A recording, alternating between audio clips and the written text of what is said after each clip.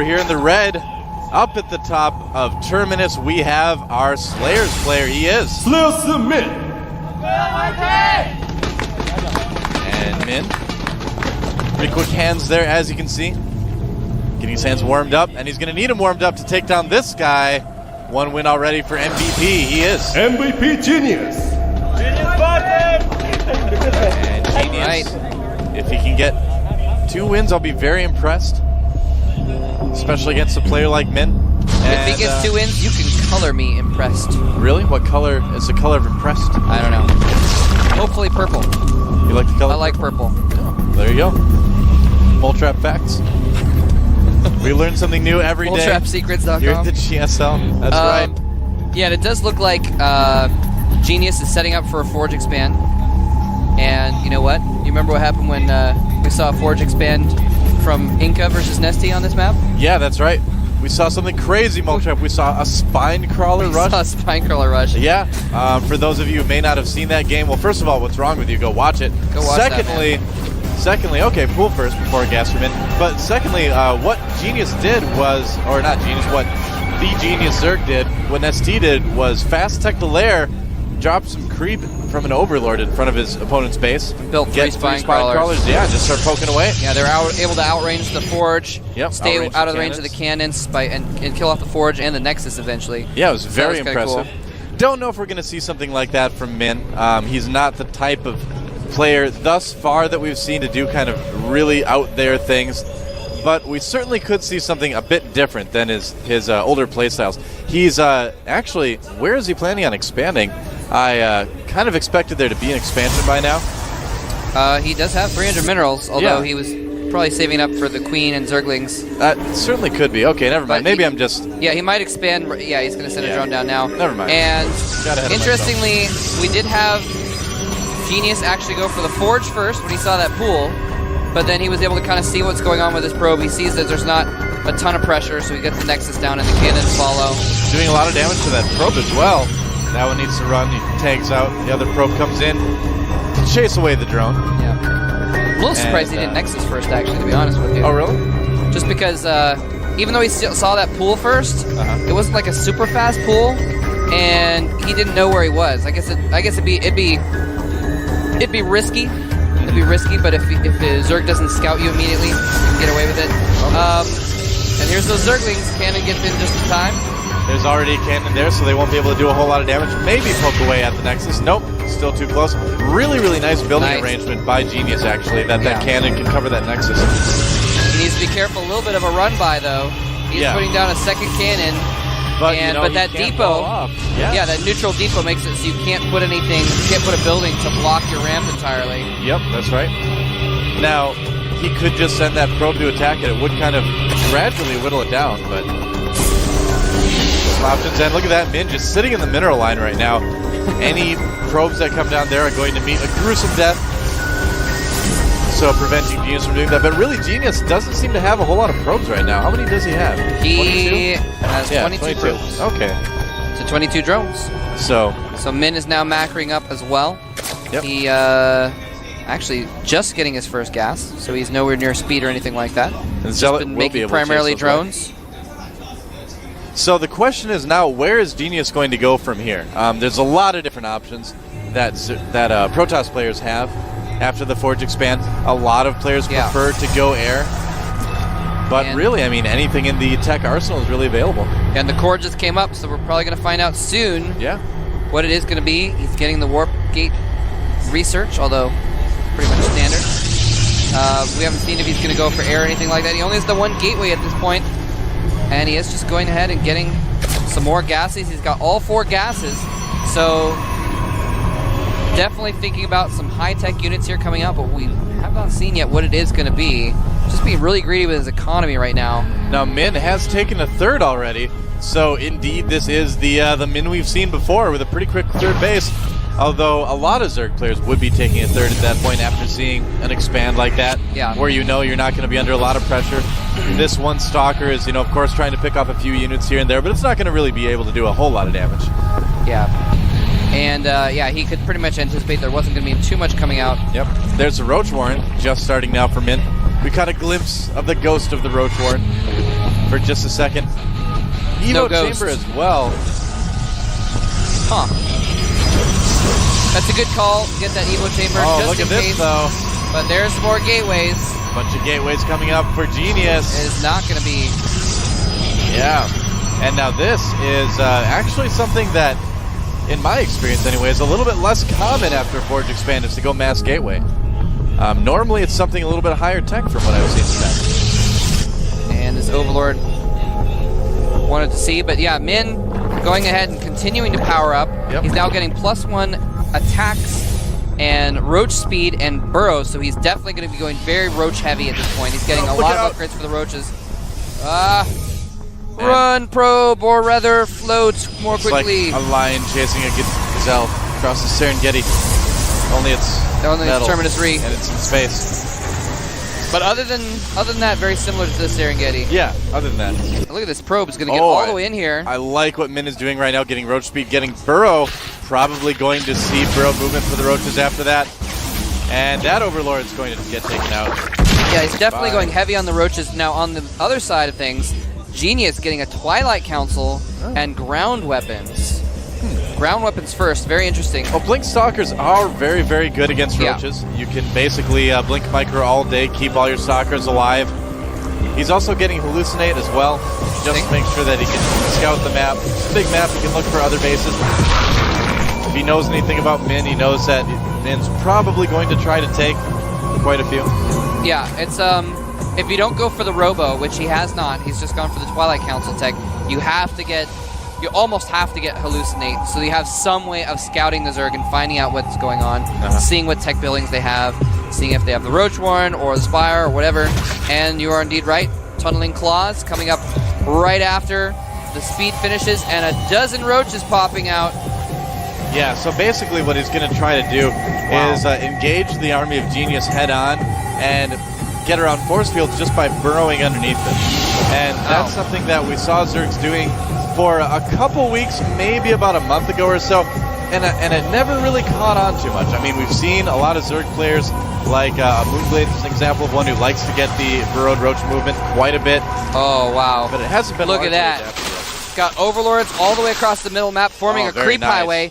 He is just massing roaches. He basically got exactly enough drones to almost fully saturate all three of his bases, and now he's just massing high-tech roaches with speed. He's getting Tunneling Claws. He's getting +2 attacks. Yeah, is it going to work, though? And I don't know exactly what Genius has to deal with this. Blink just finished, but he does not have a ton of Stalkers yet, and there are currently 44 roaches. Look at the supply count right now. Oh my goodness, 165 to 103.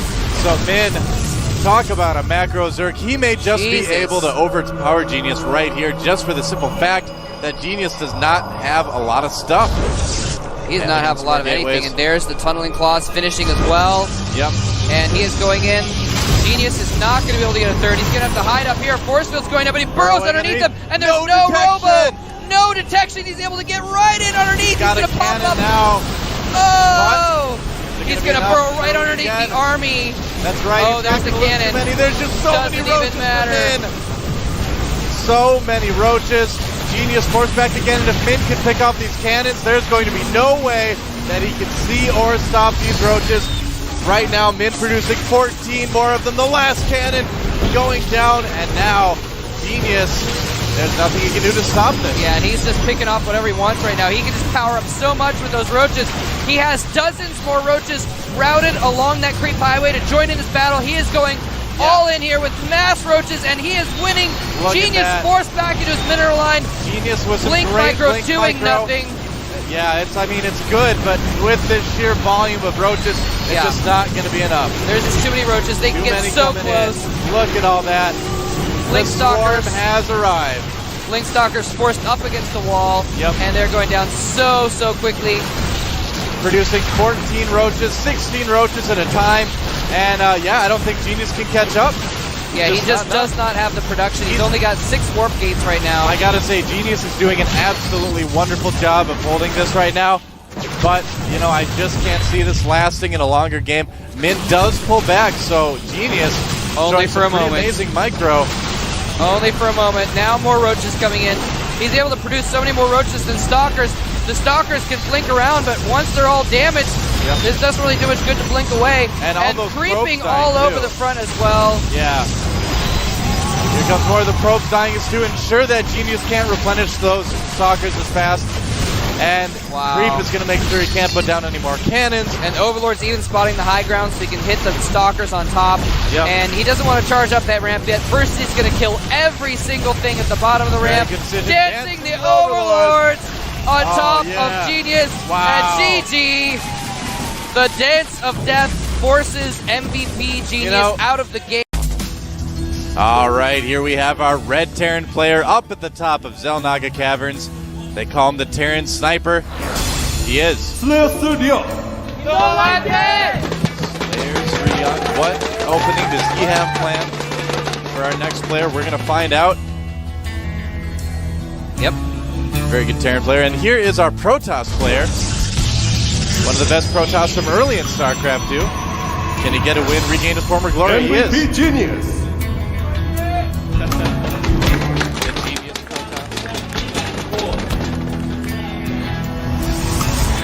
Sorry. And I'm laughing at some fans. We'll hopefully get a shot up here in a minute.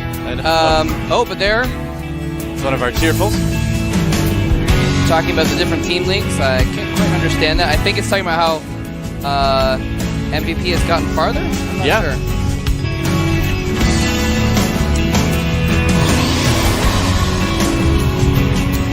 The third team in March won.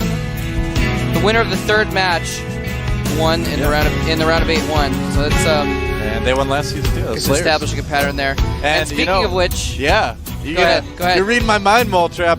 One thing we were going to mention is that for some strange reason, be it mystical powers or magnetic forces or whatever it is, or Bakari Sweat, who knows? But every one of our winners in the GSL Team League this season has been on the left side of the studio. Yeah. And today that's Slayers. So already a bit of an advantage, I guess. It certainly seems like it's an advantage. They have the mystical advantage on their side. Yeah, the left side.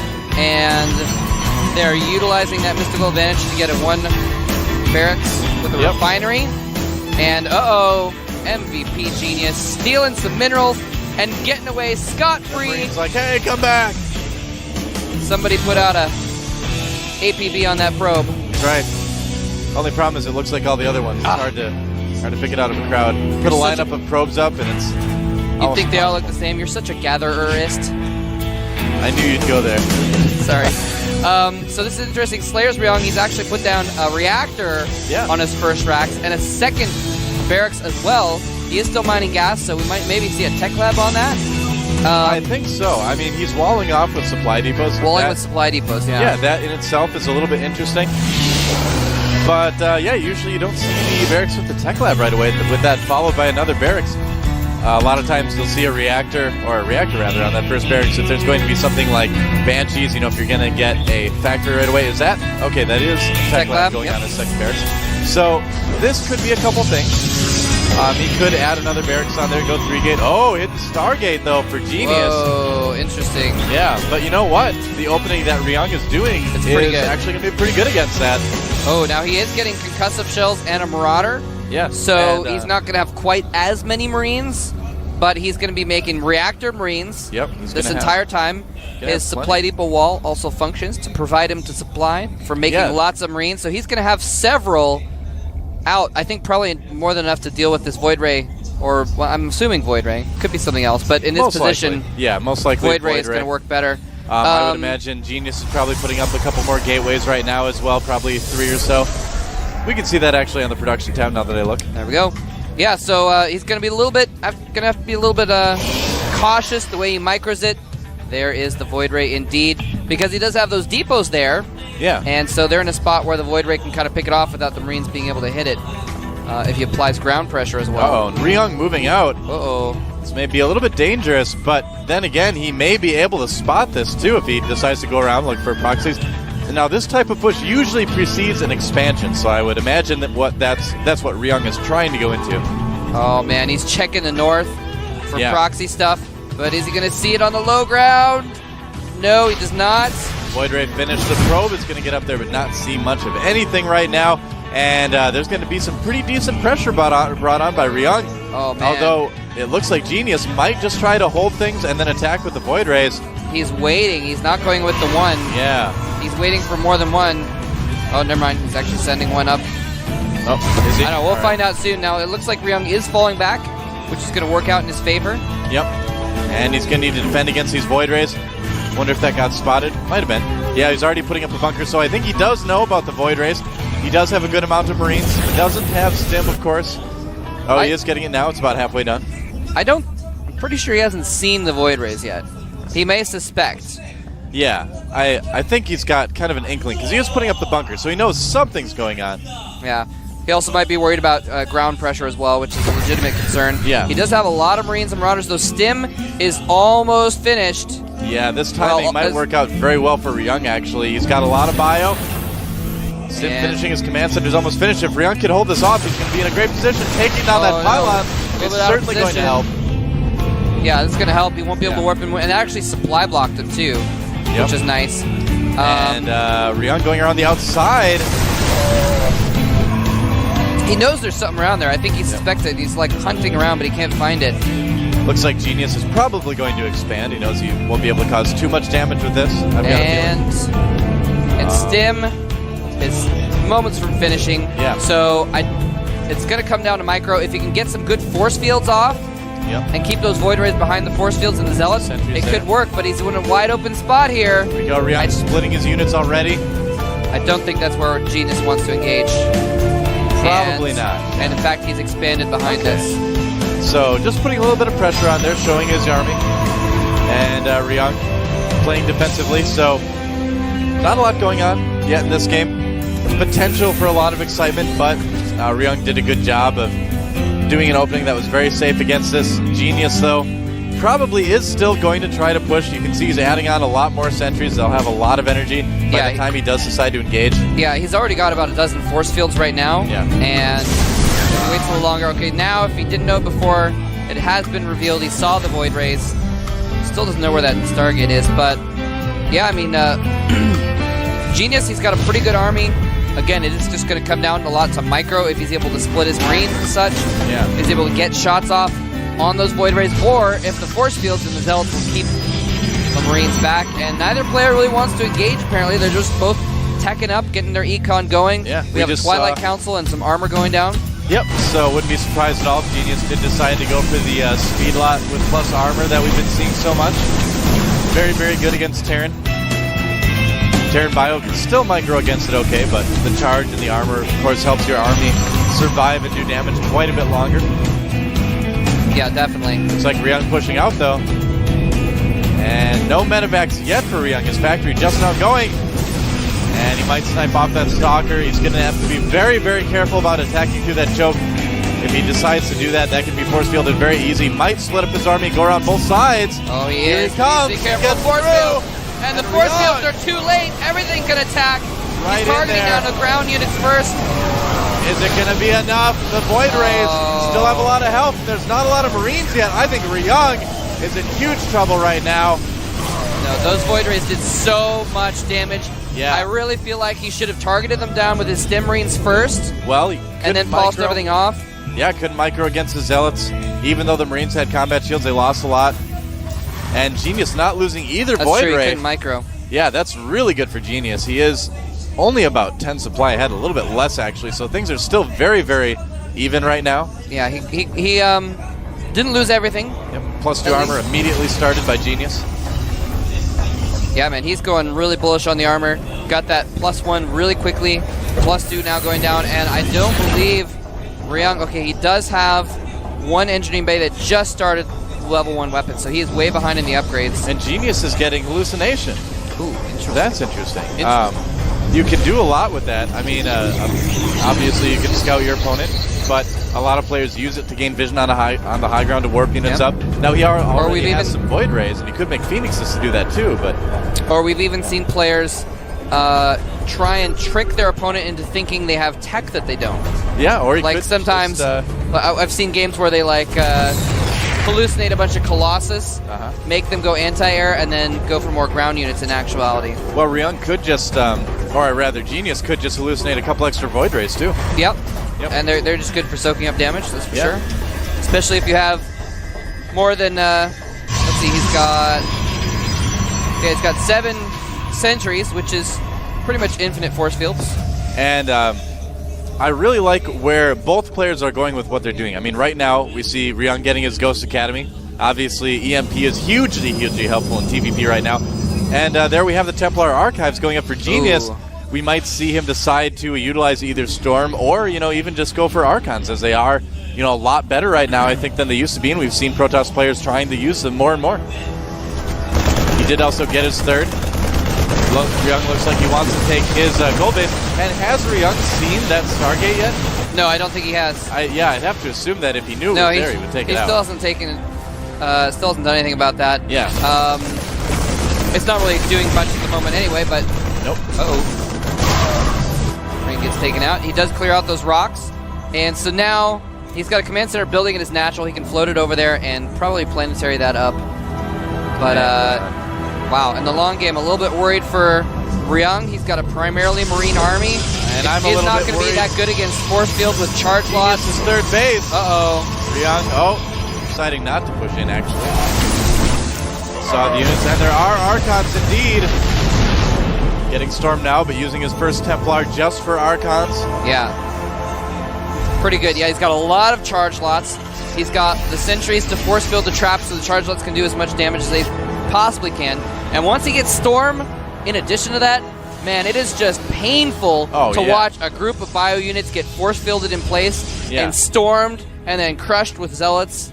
Yeah, they just get slaughtered. It could go so badly for Ryung if he doesn't maybe, he is making ghosts. So get some EMPs off that could easily turn things the opposite way. Yeah, I mean, charge lots, sentries with force fields, High Templar with Storm, Archons. The Archon just is like the bio-killing composition. I mean, that's what it does. There's going to need to be some pretty amazing EMPs by Ryung to survive a fight with that army. Yeah, EMPs are... He needs EMPs so badly. Yeah. Because he's chosen... This is kind of cool, though. He's decided to not go for the traditional Colossus route. He's going for the ground route with the Templar as well.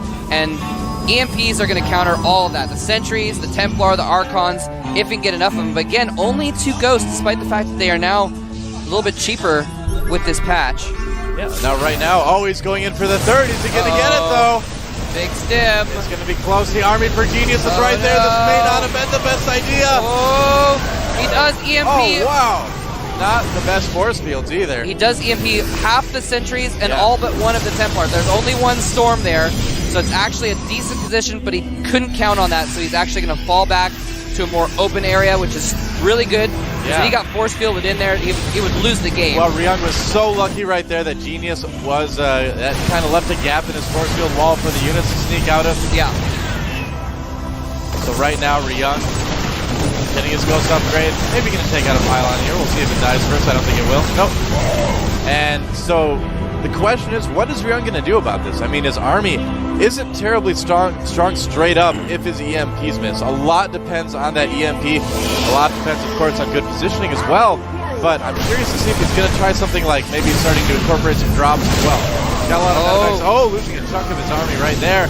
And here comes Genius. Is he just going to push out? Yeah, and look at that. That Stargate's still not destroyed by Ryung. I can't believe it. Stargate's just chilling. Yeah. And all those units have now charged their energy back up. So those EMPs from before, thing of the past, all but forgotten. And he's going to need to get some more. He has 4 Ghosts in play. Again, it is, like you said, it's just going to come down to if his EMPs land or not. Stimming in a Marine to check out where the army is for MVP Genius. Oh, wow. Yeah. That's such a good thing to do that. Not a lot of people actually do this. Oh, wow. Did he just get a huge EMP off on that army, actually? Thought I saw something. No, maybe not too big. Oh, no, there are ghosts up there. He did just EMP that. Oh, getting the ghost from the high ground. Very, very smart move by Ryung, but will it be enough? There's only one sentry there that has any energy left. He is charging down, though, and he got some, I think he got some feedbacks. No, he didn't, but he got some some damage on those medevacs. He's having to kite back. There's just too many units there. The charge lots and the stalkers chasing things down, taking out the medevacs as well. The Archon's doing so much splash damage to these injured bio units. Ryung is on the run. He's on the Ryung. He's on the Ryung. Back to his base. Genius's army just way too strong.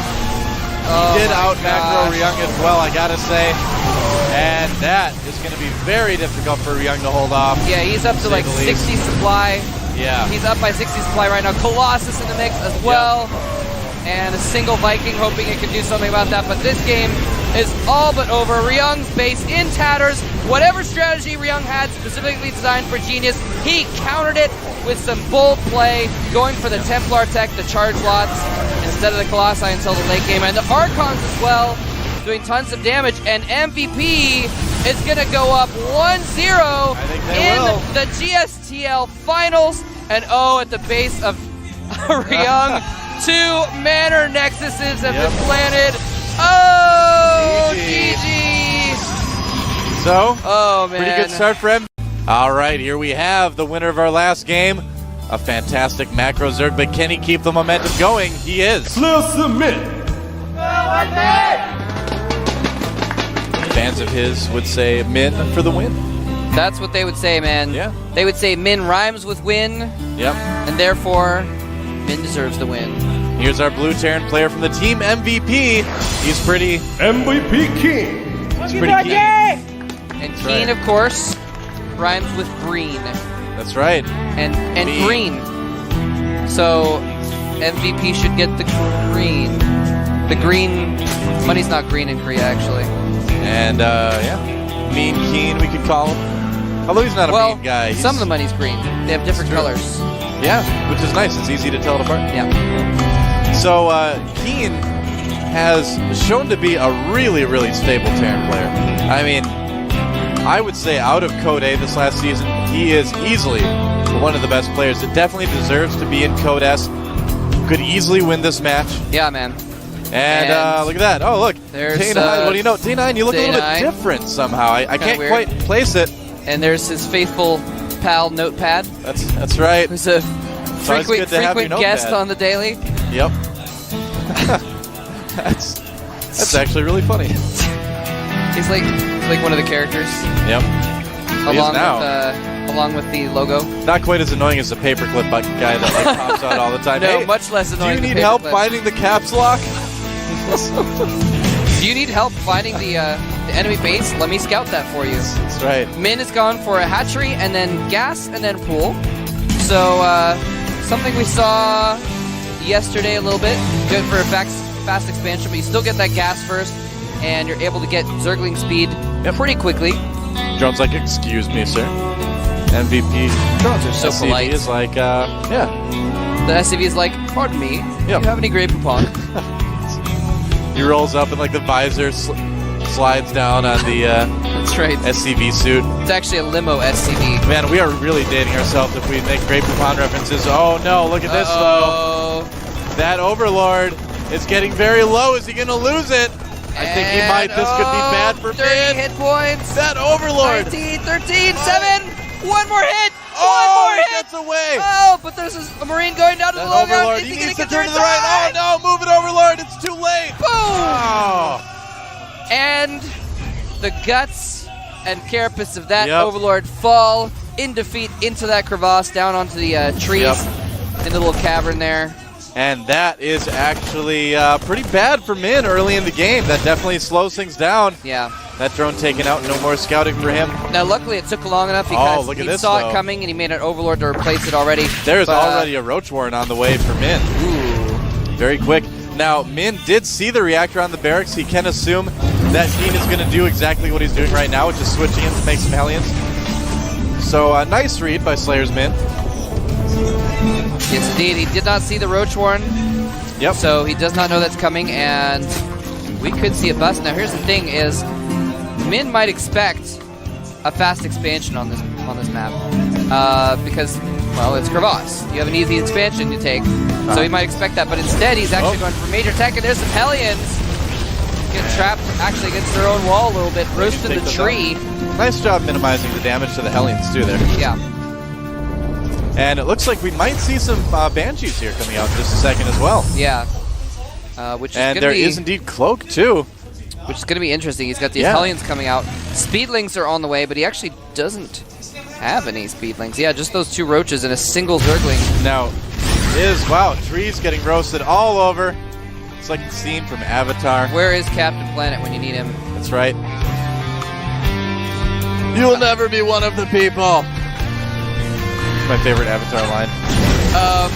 Wow, so Hellions coming in here, doing some damage to these Roaches, and just soften them up a little bit. And what Keen is doing is so smart right now. He's getting Min to try to overreact to the Hellions by making 4 of them, making Min think there's more on the way. And Min, in regards to that, is probably not going to be too prepared for these Banshees. Now, he is getting a lair, he is getting an Evo chamber. If he kind of can tell something's up, we might see him put down a Spore Crawler. We're about to see just how perceptive Min is in this game. Min is on the way. Yeah, he has just enough Roaches to block things, and he's gone back to making drones. And he is making Spore Crawlers, 1 in each of his supply lines. That's right. I don't know if the Overlord saw that. He only has 2 Queens. There they both are. And the Hellions taking the opportunity to run in and pass the Queens into the supply lines. Spore Crawlers can do nothing against that. Can get a lot of kills. Roasting the drones at the natural, but really, Min doing a pretty good job of handling this. He did lose a lot of drones, but here comes the Banshee now. How far can it work in before the Spore Crawler is going to go after it? Min has to work against 2 very different kind of attacks right now, Banshees and Hellions. Yeah, and the Banshee, of course, with the Cloak, makes it much more difficult since he just got his flare. He gets it! Oh, wow. You know, Min lost some drones, but all in all, did a pretty good job of handling that. But here comes the second Banshee. It's going to be impossible to hold that front with Roaches right now with the Banshee out. Yeah, he's lost a total of 11 drones from all this harassment. Yep. And an Overseer finally morphing. I'm surprised he didn't morph that earlier, just depending on his Spore Crawlers. For detection. Keen doing a good job of staying just outside of the Spore Crawler range as well. The vision range, of course, does extend farther than the Spore Crawler can shoot. Yep. So if you can lure your opponent into it, your Queens can clean things up. Now, Keen went for a little bit less of an Econ build by going for the tech first, but he did enough damage with all the Hellions and Banshees that he's actually even in Harvesters, and he's got his second base up as well, so their economies are about the same, although, of course, with the Mules, Keen's a little bit ahead as far as his mineral intake. Now, Min's getting a Spire. That's going to do quite well against Banshees, of course, but Keen is already producing a Thor. Ooh. So if Keen plays this right, those Mutas may not be able to do a whole lot of damage. So far, Keen just doing a really, really good job of switching things up, keeping Min on his toes, making his opponent react to him instead of the other way around. Yeah, and that's the other great thing about doing Banshee Harass is you also end up scouting your enemy a lot. He's got 2 Banshees still floating around. They can, of course, come on the sides and try and pick off Queens or wayward drones. And Keen already getting +1 vehicle attacks, too, so he's planning on going into the mech plate, looks like, in a big way. Banshee out, or rather Viking out right now, and it's going to do exactly what we see doing right now. Taking out some Overlords. Making sure that Min doesn't have quite as much advance notice if there is going to be anything flying across the map. Yep, very smart move. Viking pays for itself pretty easily. Yeah. And Min getting Roach speed as well, so he may try to do something a little bit similar to what we saw in last game, only adding some Mutas on as well to that. Now, the ramp is very, very wide. The rocks don't have a lot of health, so if Min can break those down, he can get into Keen's base pretty easily. Getting a Baneling Nest as well. Banshees still causing damage. Yep. Total of 7 kills between the 2 of them. Yep. Not horrible. Not as much as we've seen other Banshees do, but yeah, Mutas are now out, man. So they are heading over towards the base of MVP Keen, and he has turrets up. He's got that Thor in the background as well. These Mutas aren't going to do a terrible amount of damage. Yeah, they're doing a little bit. Got the turret to cancel right there, but there's just not enough to take on that turret. And look at that, 2 Thors already moving out for Keen. Whoa, but actually, the Thors are in the middle of the map, so the Mutalists kind of have free reign here for a minute. There's only a couple Marines in the base. They can take out the gas. Going to take out a gas. Maybe take out a couple SCVs. That is going to slow him down. Yep. But Keen going in for a push. And there are only a handful of roaches at the top of that ramp. Yeah, this could be pretty tough for Min to hold off. And all these overlords might get caught out in the open too. Wow. Yeah, those Thors are going to need to soak up a lot of damage and kill those roaches off. Falls back. Queens for transfuses and to go after the Banshees as well. It's going to be pretty difficult for Min to take, but I think he's got it. He's targeting down the Thors. Going the down Thors right go now. down. It's just the Marines left. He transfuses one of the roaches, but the Banshee doing so much damage with the Queen's gone. Yep. And it looks like he will clear up the Marines. So Keen's push will be thwarted, but the Banshee is going to get some more roach kills in. And Min pulling back there. Second Thor on the way. Yeah, another round of reinforcements going for an attack, though. Yeah, it's going to take a while for Min to reproduce those Queens, too. He is making more mutalisks. And yeah, he doesn't have as much production because he only has one Queen right now. Yeah. That's going to cut down on the amount of larva Min has as well, of course. And Min not really able to expand. Thor's being dropped on the high ground as well, some Marines. Keen trying to take control, but that is a lot of roaches for Min. The Banshee goes down at least, and he's actually forcing him to fall back to the low ground. That Thor was not in the best place. Yep. He's going to get surrounded by roaches, so nice evacuation there, and he just does not actually have much to counter this, and that Thor is probably going to get picked off because there are no Marines here. Picking it up, trying to switch it between the medevac and the ground with the medevac. Oh, there's another Thor there, and all the mutas get eventually taken out except for that one. He's the lucky muta. Wow, he's taken out so many units just by killing the medevacs while they're holding Marines. Yeah. And forced the Thor to drop out, killed off the Roach as well. Keen is on the run. We could see Min push him all the way back into his base. And the supply depot getting up just in time. Although it only hold for a short time, and he doesn't really have much to put out damage to take out those roaches. He's gonna try to repair the Thor, but that's a lot of roaches. SCV's coming from behind. Does Keen have what it takes to hold this? It's going to be so dangerous. He is only fighting with SCVs and a handful of Marauders. One Thor, he may be able to pick off these roaches slowly and steadily, but more Zerglings coming in to take out the SCVs as well. And Slayer's Min. Wow. May just take over the base right now. The Roach is doing so much damage, so buff. Yeah. Oh, the Thor had 20 hit points.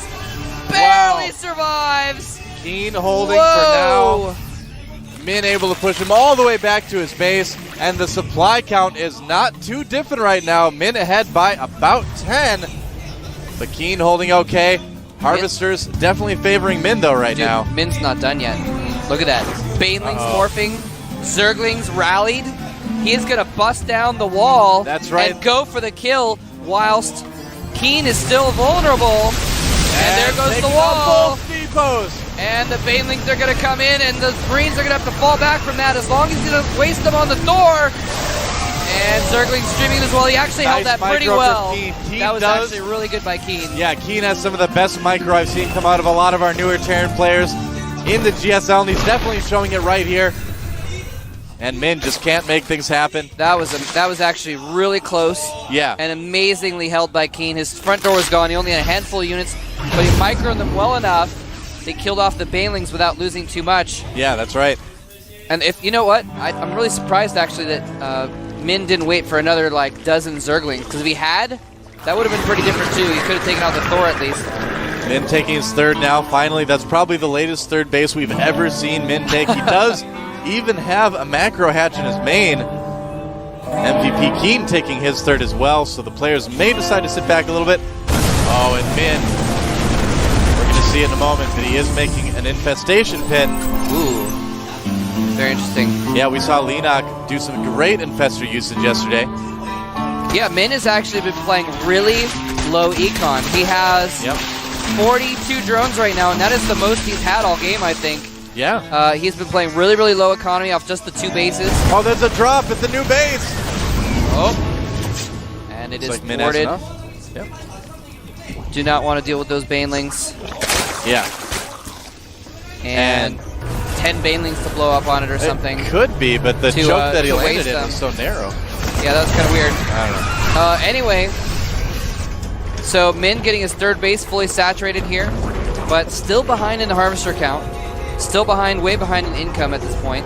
Hive on the way. Actually, He hasn't even made any new harvesters. Min is just powering units right now. Yep. And getting his tech up. Yeah, Infestor's coming out now. Well, his main is mined out, so he can just transfer those drones over to the third base. Yeah, that's what he did. So that's what he did. Okay. Doesn't really need as many, but you know he's gonna wish. Oh, I guess he isn't out of gas quite yet. Getting that Spire, and it's a bit of a drop. Doesn't do a whole lot. Just a couple Marines getting liquefied there. Now he does have the pathogen gland upgrade, so all those 3 infestors that just came out do have fungal growths. Yep. And fungal growths, when you have very few medevacs in play, can be very, very strong. There's only 3 medevacs right now. If he catches a group of Marines off guard, they are dead. Yeah, he's gonna have to be very, very careful to hold off this attack by Keen. If Keen's able to siege up on that high ground. Speaking of which, Bailey's coming in. Oh wow, he kills the Fungles Baneling. everything. Can he follow up to Paul? Yes, all the Banelings. Oh man, that was so close. He almost lost all of his Marines, but those Marines are so badly damaged right now. But he does have 4 tanks coming in from behind. This could be pretty bad for Slayer's men. Wow, those roaches need to get in there and start cleaning up those Marines. There's not enough medics in the backs to heal them, but the tanks siege up and start doing massive damage. Yeah, between the tanks and the Marines, it's going to be difficult for Min to hold this. He does have some good roaches there. Thor getting focused out, but there is another one behind, and it looks like Keen might just take this game. There it is. GG. Min loses his 3rd. He was mined out at his natural.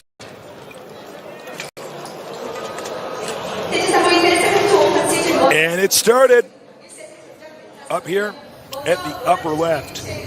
We have the one, the only. And that, of Fruit course, Dealer. is Fruit Dealer. Audience going crazy right now. Down Rightfully here so. at the bottom right, formerly known as Into the Rainbow, he has changed his ID. He is Hope Torture. And I have to say, I'm a little bit excited because these are the best spots that Fruit Dealer could possibly hope for. He's as far away as you can get, and that's actually a pretty good distance away. When you're in closer positions, if he's on either side of you, then he can get into your natural extremely fast from his own natural, and that gets extremely hard to deal with. But as is, it's already looking pretty decent for Fruit Dealer as far as Delta Quadrant games go. Yeah, definitely very far away from his opponent. He will probably be expanding here unless he does take out the destructible debris over here. Hope Torture, known for having very strong harassment. He is really good with medevacs. If you're a Zerg player and you get to the mid to late game, you've got to hang on. Yeah, and you know, there's a few ways you can deal with medevac harass. Of course, having your creep up everywhere so you can scout is very important. Having your overlord space correctly is quite important, and getting a lot of mutalisks or infestors is going to be the best way to deal with that really mobile threat. Now, we've seen Fruit Dealer likes both of those. He likes to open mutas and go into infestors, which is fine, but there's going to be a timing in between large muta numbers and infestors having that presence that if Hope Torture takes advantage of that, it's going to be very good for our Terran player. We do see Hope Torture going to finish the refinery and the barracks. Pretty soon we're going to see what kind of build he's actually going to go for. That's right. And our Zerg player, Fruit Dealer, he's going to go ahead and probably get speed first. Yeah, but I think so. Sometimes he does open Roach first, and that can be a pretty interesting opening on this map. You know, if it's close positions, he can get right over there and harass the depots at the wall, or if there's no depots at the wall, and sometimes just walk up the ramp. But it looks like he's going to go for speed. Sending the scouting SCB. He is going to see exactly what his opponent's up to. Note he did get an extractor first. He only has one drone mining Vespian gas right now. And he is indeed, as you predicted, Artosis, going for link speed. That's right. Now, if he gets a second queen or goes ahead and goes straight to lair, that's going to be the next interesting thing that we're going to have to watch for here. He's only mining with one drone, which makes me think he's going to pop out a second queen. But he's got to get that hatchery up first. Here's the hatchery. And it gets planted. Meanwhile, the SCV is chased out. Well, obviously you didn't see the hatchery get planted. This SCV will get picked off. Meanwhile, we have the tech lab here coming up and the factory. What are your thoughts, Artosis? Well, it's pretty standard. Not sure exactly what strategy is going to go for. Maybe blue flame Hellions, because that is pretty good on this map. The natural is very open, especially with the speed first build. You're not going to have your spine crawlers up by the time it gets there. The SCV has actually managed to stay alive this entire time. I predicted it would have been picked off. So that means he did, if I can just grab the Terran structure here, spot the expansion. That's right. Now, a second queen is being made here by Fruit Dealer. He's going to want to use the extra energy to lay down a creep tumor pretty quickly here. He's got to get his creep up. That is actually the most important thing in Zerg vs. Terran nowadays, is having good creep coverage. That is what ZVT has evolved into at this point. Well, when you got a lot of creep everywhere, your units move so much quicker. You're going to get surround your opponent a little bit faster. Hellion actually pops out. I didn't expect him to actually sneak out of there. He's got to be careful, though. Yeah, it's already in the orange. Drawing the Zerglings over to his Marine. Meanwhile, we have the second command center on the way. So this Hellion basically is going to clear all the ground out here and allow him to get an expansion up. This is very interesting, too. He's getting siege tanks with siege mode right now. Now, this is going to allow him to do what we saw him do against Czech Prime, which is just go 3 base, huge timing push, and that is so deadly on this map. The Hellion has managed to get inside the base, but the creep tumor was up. These links and get over there a little bit quicker. Takes out the Hellion. And the crowd going wild at losing that first Hellion, man. It is just electric in here. We have a siege tank on the way now, and he is going to be upgrading siege mode to keep this expansion safe. We do see a lot of players get the orbital command before lifting, dropping that first mule here, but he will have that expansion up very soon. Now, Fruit Dealer has got his lair already, but not doing anything with it quite yet. There we go. Starting a Spire, as you see on the production tab. Right up here, Spire on the way. This could be pretty strong against Hope Torture's expansion build, because there's a lot of area that he's going to have to defend. His buildings, as you can see, pretty spread out. Meanwhile, he's getting a second factory, so we're going to see some more mech-oriented play. But he does have the armory up. Oh, take a look at that. Definitely going to have some Thors out here pretty quickly, just getting the initial siege tank or two to set up. They're going to, of course, help clear the rocks first at the expansion, but then they're going to be set up, and he's not going to be very attackable, especially if he has a couple Thors out. With a couple Thors, you can cover both mineral lines quite easily against Mutila's Grass. Looks like he's actually going to expand to the back location. He gets this up a little bit later, but honestly, it's going to be a lot safer, at least if he gets attacked by ground. You know, this is pretty interesting. Look at this, attacking those Zerglings, make them back up. Nice positioning by Fruit Dealer to watch everything going on and seeing what units are popping out.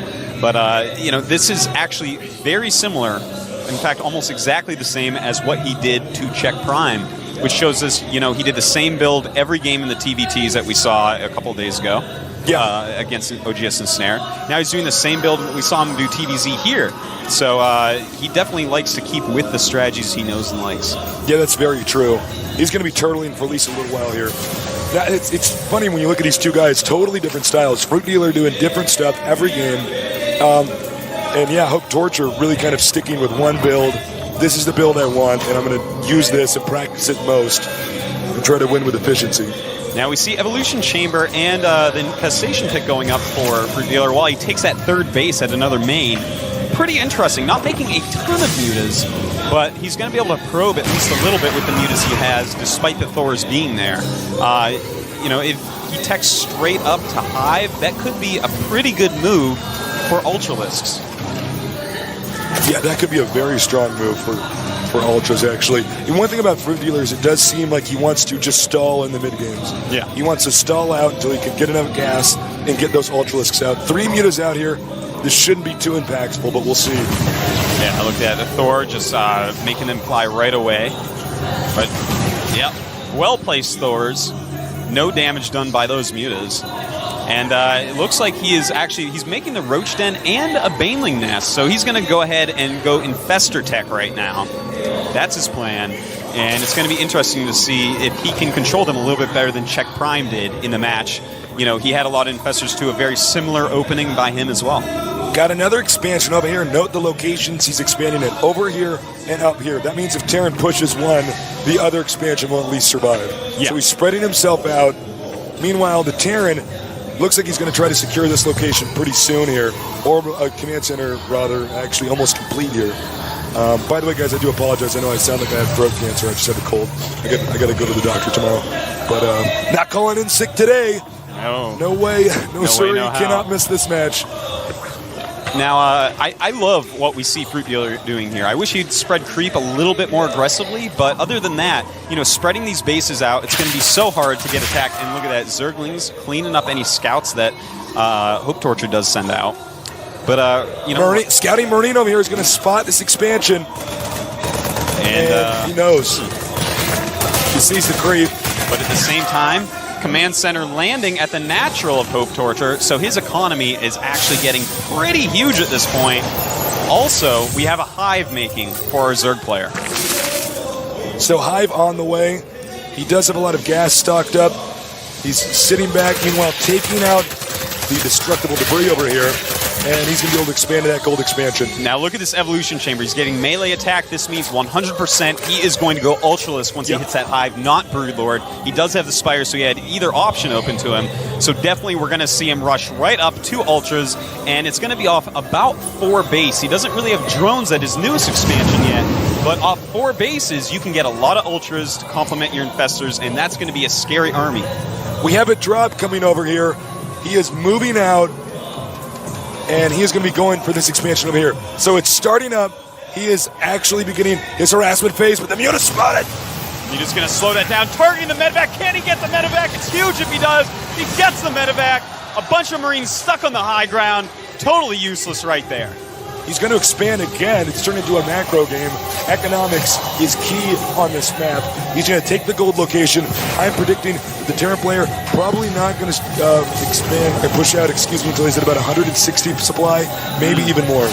Yeah, in fact, he may even want to max out before moving out, but that can be scary because as we've seen from Fruit Dealer, if you let him get a bunch of bases going, he will get like 80, 90 drones. He'll lose his first max, but the second will be almost pure Ultra, and he will roll you over. Now we see that he is also getting Overlord speed, excuse me, and I'm expecting to see Ultras pretty soon here. Yeah, he's getting Baneling speed. He's just basically upgrading everything. He has a bunch of Ultras making right now. Roach, Baneling, Ultra, Infestor, and Zergling.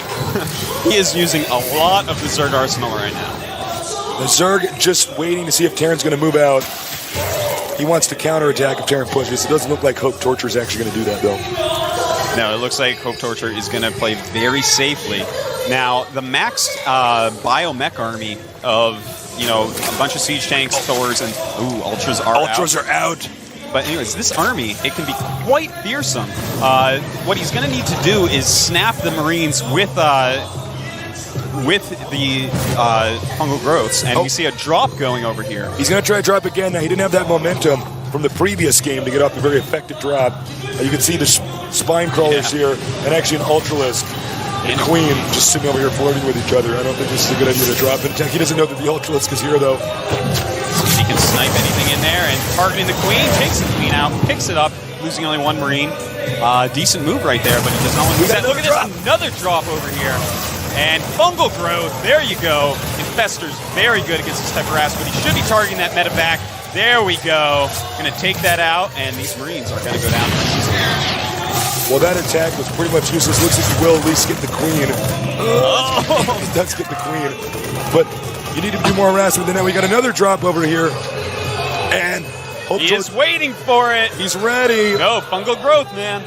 Is he not going to do it? He's not going to fungal growth? Gonna wait till they're all out, perhaps? That must have been a miscontrolled move there. He does fungal growth. It cleans that up. Drop those infested Terrans, take that out. This Marine's actually still alive, by the way. Very annoying Marine over there.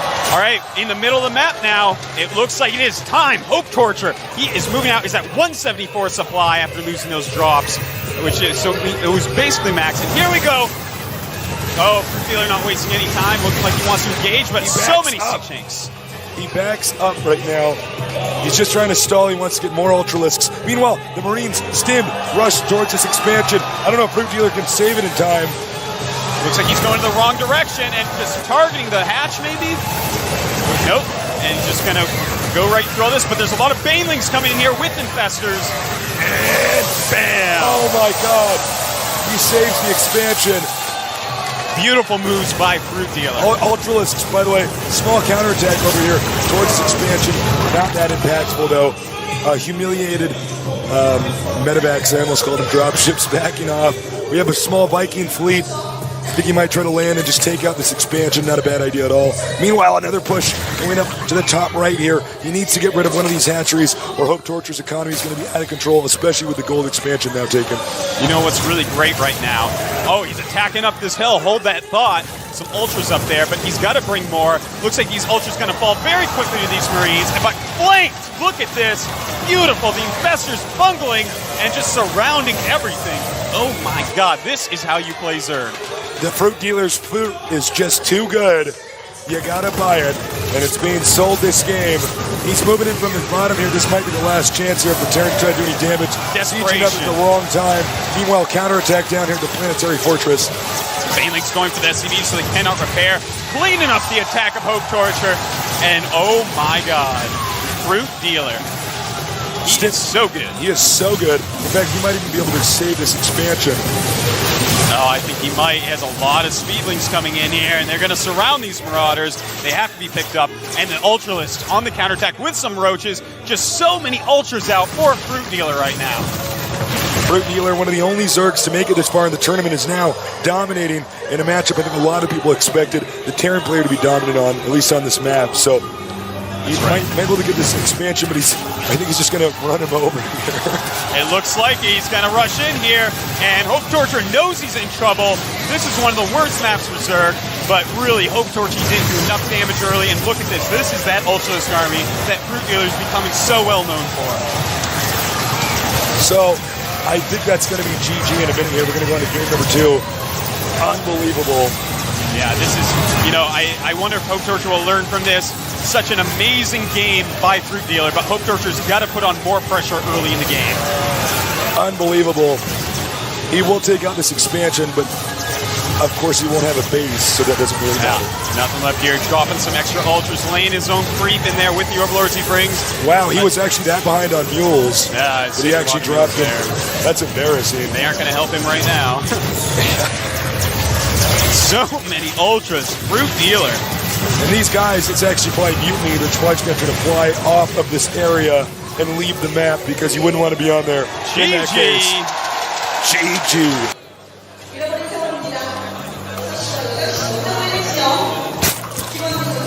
Over here at the upper left, or lower left, rather, excuse me, the Fruit Dealer. Whoa, so many fans for him. Down here at the bottom right, formerly known as Into the Rainbow, he is none other than Hope Torture. There we go. Got to get those timings out right. Now, it's close positions by air. It's kind of interesting because the ground route is quite far. It's going to make Mutalisks a really great choice. And it could make something like a Banshee Rush very effective, but that is not really the style that we've seen so far out of Hope Torture, so I don't expect to see anything like that. But I would definitely like to see a Mutalisk opening by Fruit Dealer here. As you can see, they're just out of vision of each other.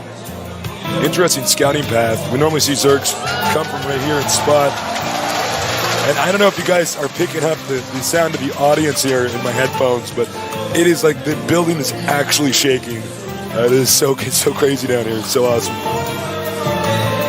Here comes the drone. Going to expand. Yep, he's going to go ahead and take a hatchery first. Now, this is pretty cool. If you go hatchery first and you skimp on the ling speed, you can actually get mutas out to stop the tank drop. So, if that's what he ends up doing, but again, that's quite risky because without ling speed, you really don't have anything to stop other early attacks. So, there's a lot of gambles that could take place here. Gambling, of course, illegal in Korea, so these guys are quite risky. More risky than we even thought. Scouting drone here. Now, he actually got his Overlord over here. He's not going to use the Overlord to scout. He needs to get position over here and see if the Terran's going to expand. So he's going to send a drone out. And this is an interesting path he's actually going here. Yeah, he actually... Does he actually not know? Yeah. He actually doesn't know. Oh, my God. This is so bad. He didn't see any buildings as he went over. I thought he saw the SCV go by, though, which would give it away. Well, he clearly wasn't looking, so this is going to be awkward. This might mess up the build order that is planned out here from the Terran. So he's going to go up here. He probably assumes the Terran's actually north. Yeah, we'll see with where he sends this drone next. Now the hatchery is up. Will he make single queen or double queen? Throwing up that spine crawler right away. The Marine's on the way. He's got a lot of Zerglings making, though. Starting his first queen now at the natural expansion. Looks like he just wanted to feign pressure. Force the Zerg to make some extra Zerglings instead of drones early on. Which is a great move, a very high-level move. As long as he's making Zerglings, he's not spending that money on drones, and that affects the economy hugely. But there's a lot of Zerglings out. No walling up right now for Hope Torture. This actually could be pretty dangerous. So he's sending the links. Looks like he's going to try to kind of MacGyver a wall in over here. Last second He does wall. get it up. Very nice save.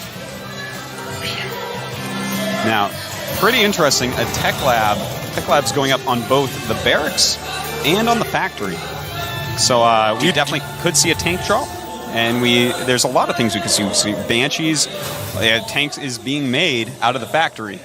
You know, one thing about this tech lab is he might have just made that to block the that's wings, quite true. so that might actually not. But then again, you know what? He could just get a Banshee. I mean, it's pretty convenient to swap right now. Yeah. Is he going to do it? I think we're going to see a drop ship and a tank drop. That's my best guess. And sadly for Fruit Dealer, his layer is not even half done. Dropship on the way. This is very hard for Zerg to stop. If they get the tanks up in this region, just like in StarCraft I, it's a nightmare. Now, there's a few tactics you can use. You can throw some spine crawlers at the ledge, spot with the overlords, and stall a lot. You can actually stall for quite a long time. But with siege mode, they actually deal damage so fast that you should eventually lose the hatchery if the Terran executes this correctly. He's going to have another queen out here.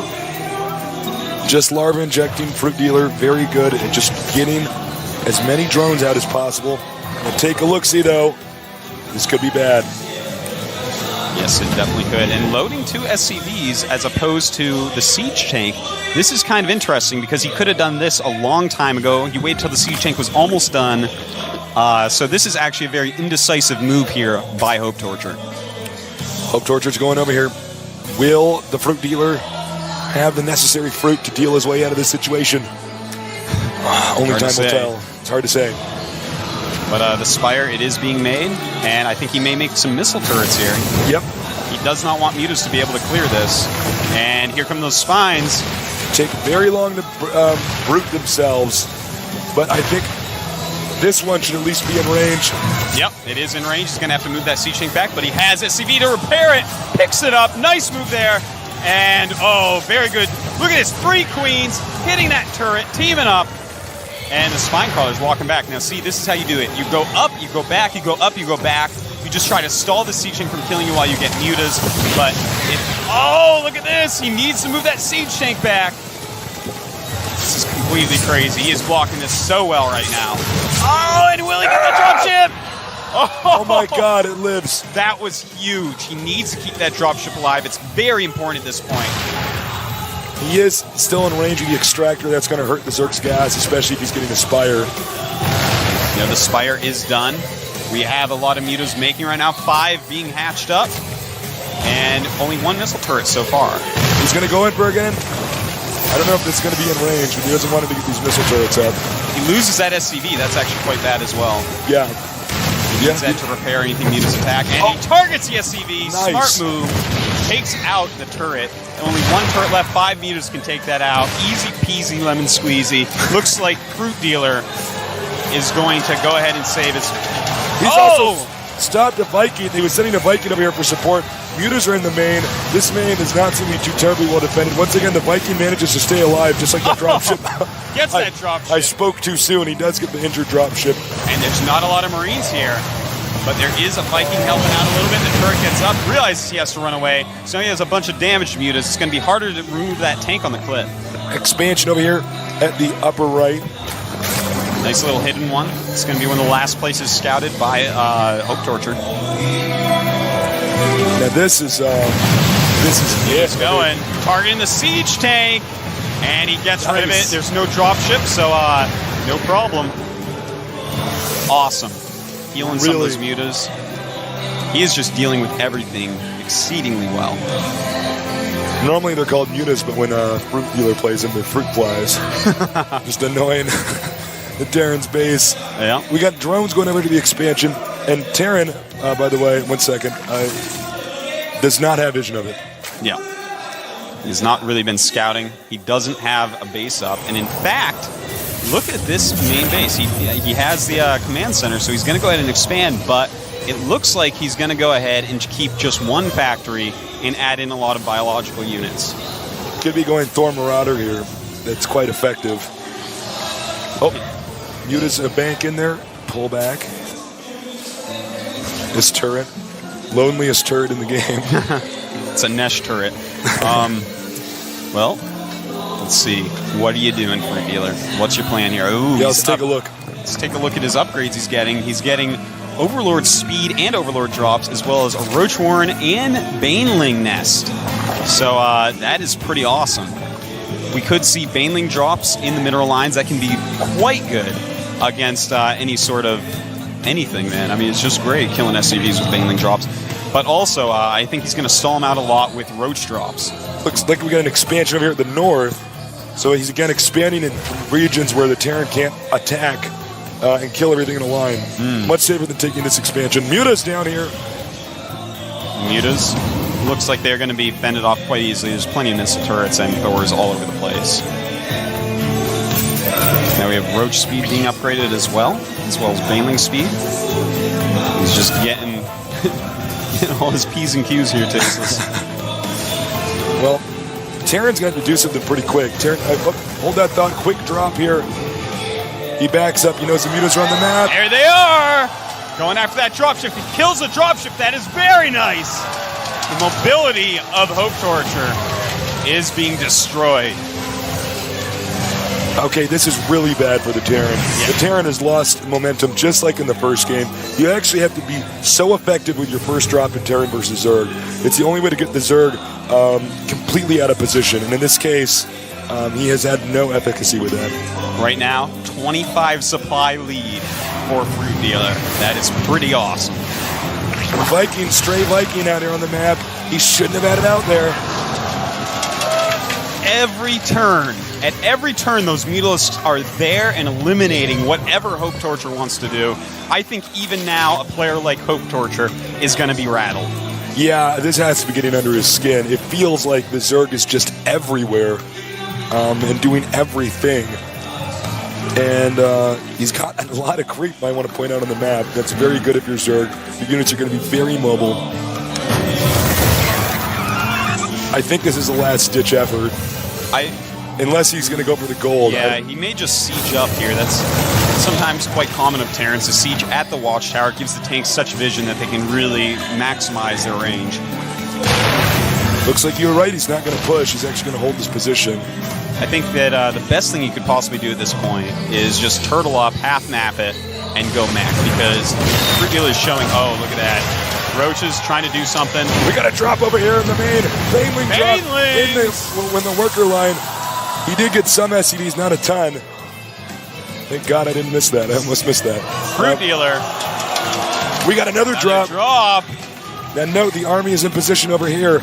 This is how you take out Terran, just like in StarCraft 1. You just wait for the Terran where his slow, immobile, but very powerful army is, and attack him where he isn't. It's such a good move. Now, if we take a look at the unit counter real quick, we have 78 drones against 53 SCVs. So he's doing great. And the drop is now coming. Here we go. This is actually going to be huge. There's nothing there to defend. It's such a single missile turret. And Hope Torture, he cannot be happy with this. A lot of Zerglings, a lot of Roaches coming out. And this is going to annoy him severely. A lot of SCVs dying. He's just doing so much damage. Meanwhile, another army's moving in over here. He spots the other drop. Oh no, Hope Torture being peeled apart by Fruit Dealer, just like an orange. Fruit Dealer taking him out right now. And he's actually going to have another attack over He's here. going to drop on the army, engaging the main army. This is how confident he is at this point. And the Roach-based army leaning up, killing siege tanks, killing Thors, killing Marines. Fruit dealer. Unbelievable. Fruit dealer. The Terran hasn't even taken care of this drop in the main yet. There's still Roaches killing SCVs. He's not taking out the destructible rocks over here, so it's not like he's going to be able to get an expansion. Fruit dealer is unbelievable. He is so good. He's got 4 bases right now, just running circles around Hope Torture. Fruit dealer is out of control. I don't know if the Terran's going to even stay in the game for much longer. Oh my God. Wow. That is a lot of Banelings. He is morphing That is so 38 many Banes. Banelings. That's the kind of... You can actually like right-click on a planetary fortress and blow it up. Yeah, he's got about 35 of them right now. This is going to be the killing blow here to an already almost dead player. His economy is in shambles. And here we go, drop. He's got infestors out. He didn't even have to wait until ultras. And this style of play that Fruit Dealer does, I have not seen any other Zerg do it. He opens Muta, he gets into all this other tech suddenly. We got a drop over here in the main. Oh, well, looks like he will kill a little bit, but Fruit Dealer is going to get angry and counterattack. So I don't know if this is a good idea. You don't want to make Fruit Dealer angry. You've pissed off the Fruit Dealer. Here he comes. He's going into the main. A lot of siege tanks up there, but the Overlords dropping Banes all over the place. Up come the Zerglings. And here are the Infestors. What are they going to do? Oh my God. Fruit Dealer. Expect GG any second. This game is over. Terran doesn't have a snowball's chance in hell of coming back from this. Oh, infested Terrans all underneath the fungal dropships. And that is it. 2-0. On the map, Kulas Ravine down here at the bottom right. We have our Zerg player, the Fruit Dealer. That's clean for the Fruit Dealer. I don't know if you guys can hear the cheers, but people are going crazy. People actually did bring fruit like I asked them to, by the way. Yeah. Down here at the bottom left, we have Hope Torture. Now, one quick thing I would like to point out is this Overlord. Notice how it's floating to the left. Now, if you are one of the 7 Zerg players that has not X'd off Kulas Ravine in your map pool, always scout to the left or right with your Overlord versus Terran, because it gets over the ledge at their choke point before a Marine is out. Really? Yes, so that is very important. It's like a free scout to that position if they're there. Otherwise, you can't get that Overlord there because the Marines will be out and just catch him. That is very interesting. Looks like our Terran player going to go for Bear. Oh no, that's not Barracks first, excuse me. Going for a Barracks, but at the entrance. Now, I'm excited to see if Hope Torture is just going to do the same thing he's been doing. A lot of harass space play. It's very good here. Ooh, hatch rate wait a first minute. at the goal. That is risky. Now, this is very interesting. Yeah, he's got a lot of cool builds on this map. Really, it's very hard to predict exactly what he's going to do because he is the only player that plays Kulas Ravine in 48 different ways, and we've only seen like 3 of those 48 so far at Tasteless. A lot of this is going to come down to scouting. If Hope Torture is smart enough, he's going to count all the drones and say, wait a minute, you should have an extra base. Even by the spawning pool health, he should be able to tell that something is up. And out goes that drone. In goes the SCV. Getting his feet all sticky on that creep. So we're going to have to see. Does he go look up there? If this expansion's spotted, it's going to have a way different outcome than if he manages to get away with it. And very nice. As you can see, the Overlord does get over here. Artos' prediction was correct. Uh-oh. Uh-oh. Oh, no. He builds... There is an Overlord to watch this now. If he builds a bunker, though, and the Marine just goes straight up there, I don't think that there's any way that Fruit Dealer is going to be able to stop this. But he backs off. He does have drones, though. He smartly sends drones right away. Those could have definitely harassed and perhaps even stopped a bunker from being made. All right, Fruit Dealer.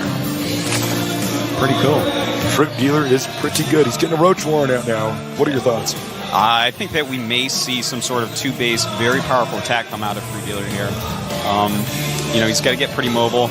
The problem is that, any sort of tank drop or something can still take out this hatchery. There is high ground above it. Yeah, that's true. And roaches aren't going to range to hit that, so you need layer tech to deal with it. Basically, I just want to see when he wants to go for his layer. Tech lab over here. And what is he going to get out of this? Possibly, because he doesn't think he's going to go for... Oh, no, he might actually go for a drop. He's getting a tank. He's going to do it again. Yeah. Now, remember, this area is pretty small. Yeah. If you have a spine crawler or two here. It's going to be very hard. The ledge is much smaller than Lost Temple. It can be quite hard to take it out then. And if Hope Torture starts to lose momentum, it's going to be disastrous. Layer on the way, halfway done. Yeah, he's getting a well-timed layer here. And this is pretty cool. Those spine crawlers are actually going to have range of almost the whole ledge. And if he could actually spread creeper on the other side, that would be the ultimate coolness, but we aren't going to see that here today. One tank, drop ship. He's making Marines. I'm curious to see what he puts. Okay. The Marines will snipe the Overlord that is sitting on the ledge, and he won't have any vision. You need vision in this game to shoot things that are shooting from the top of the high ground. So that, I think, is what we're going to see. Just suicide the Marines into the Overlord, and if he doesn't have another Overlord in the vicinity, it could be quite deadly. Well, I guess he's hoping that they won't have anything else there. He gets 2 Marines and 2 SCVs. Uh-oh. I don't know if this is going to work. Yeah, I don't know. And notice the roaches. We take a look right over here. He does not see it. Look at those roaches right there. They're actually sitting behind. So the area which can't be hit by the spine crawlers, the roaches are going to cover. This is actually quite brilliant. I had not thought of this till I saw the roaches sitting there. Here he goes. He's going to drop. We have spine crawlers up here. Now here we go. It's sieging up. Here come the roaches. Here come the roaches! He's going to get the tank. Beautiful move. Nice. Saves the tank. Wow. Wow. Just wow. Oh, my God. Fruit Dealer had some elaborate plans. I don't even think Hope Torture knows what to do with this dropship now. He seems to be kind of moving it around like, Yeah, this is too bad he can't get up here with the statue. The roaches maybe can't reach him there. It's too high up. It's just too high. We only have 3 range.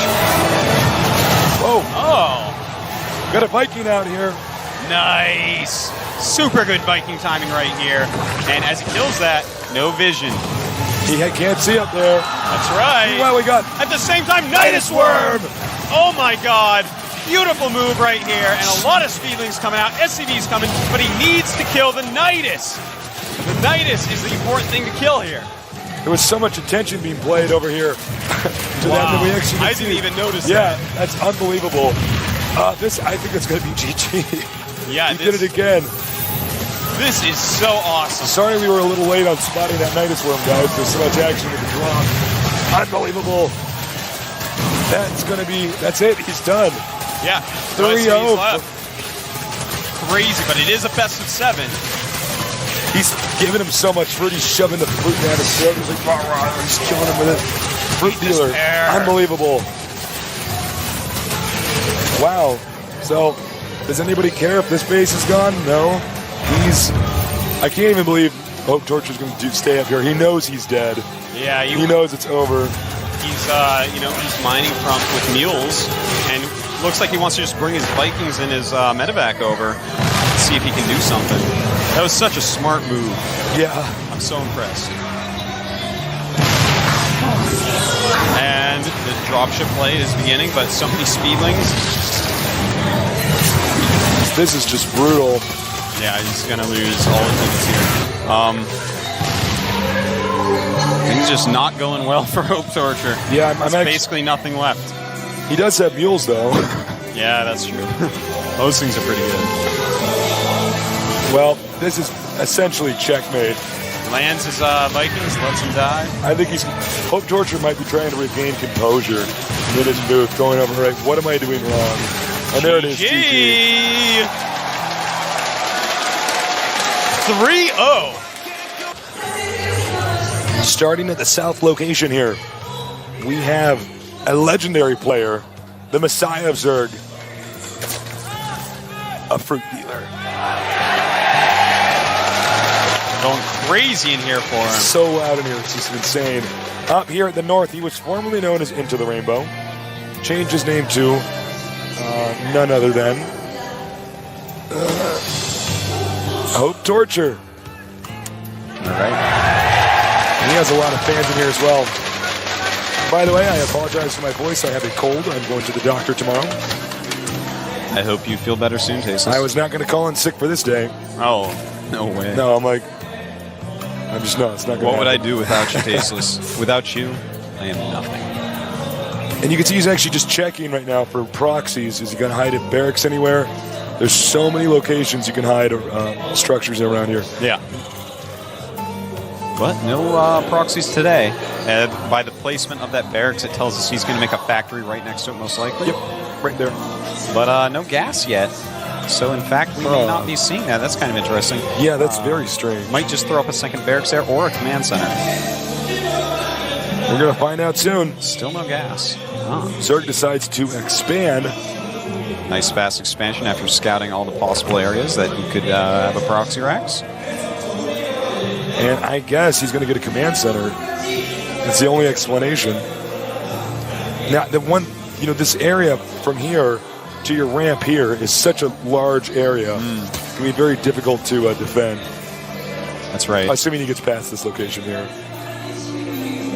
It's a pretty cool strategy that we're seeing here. But a very late scout here by Hope Torture. Looks like no gas yet from Fruit Dealer. He actually wants to make the command center over here, but he's blocking from doing that. Gonna move the barracks down there, though.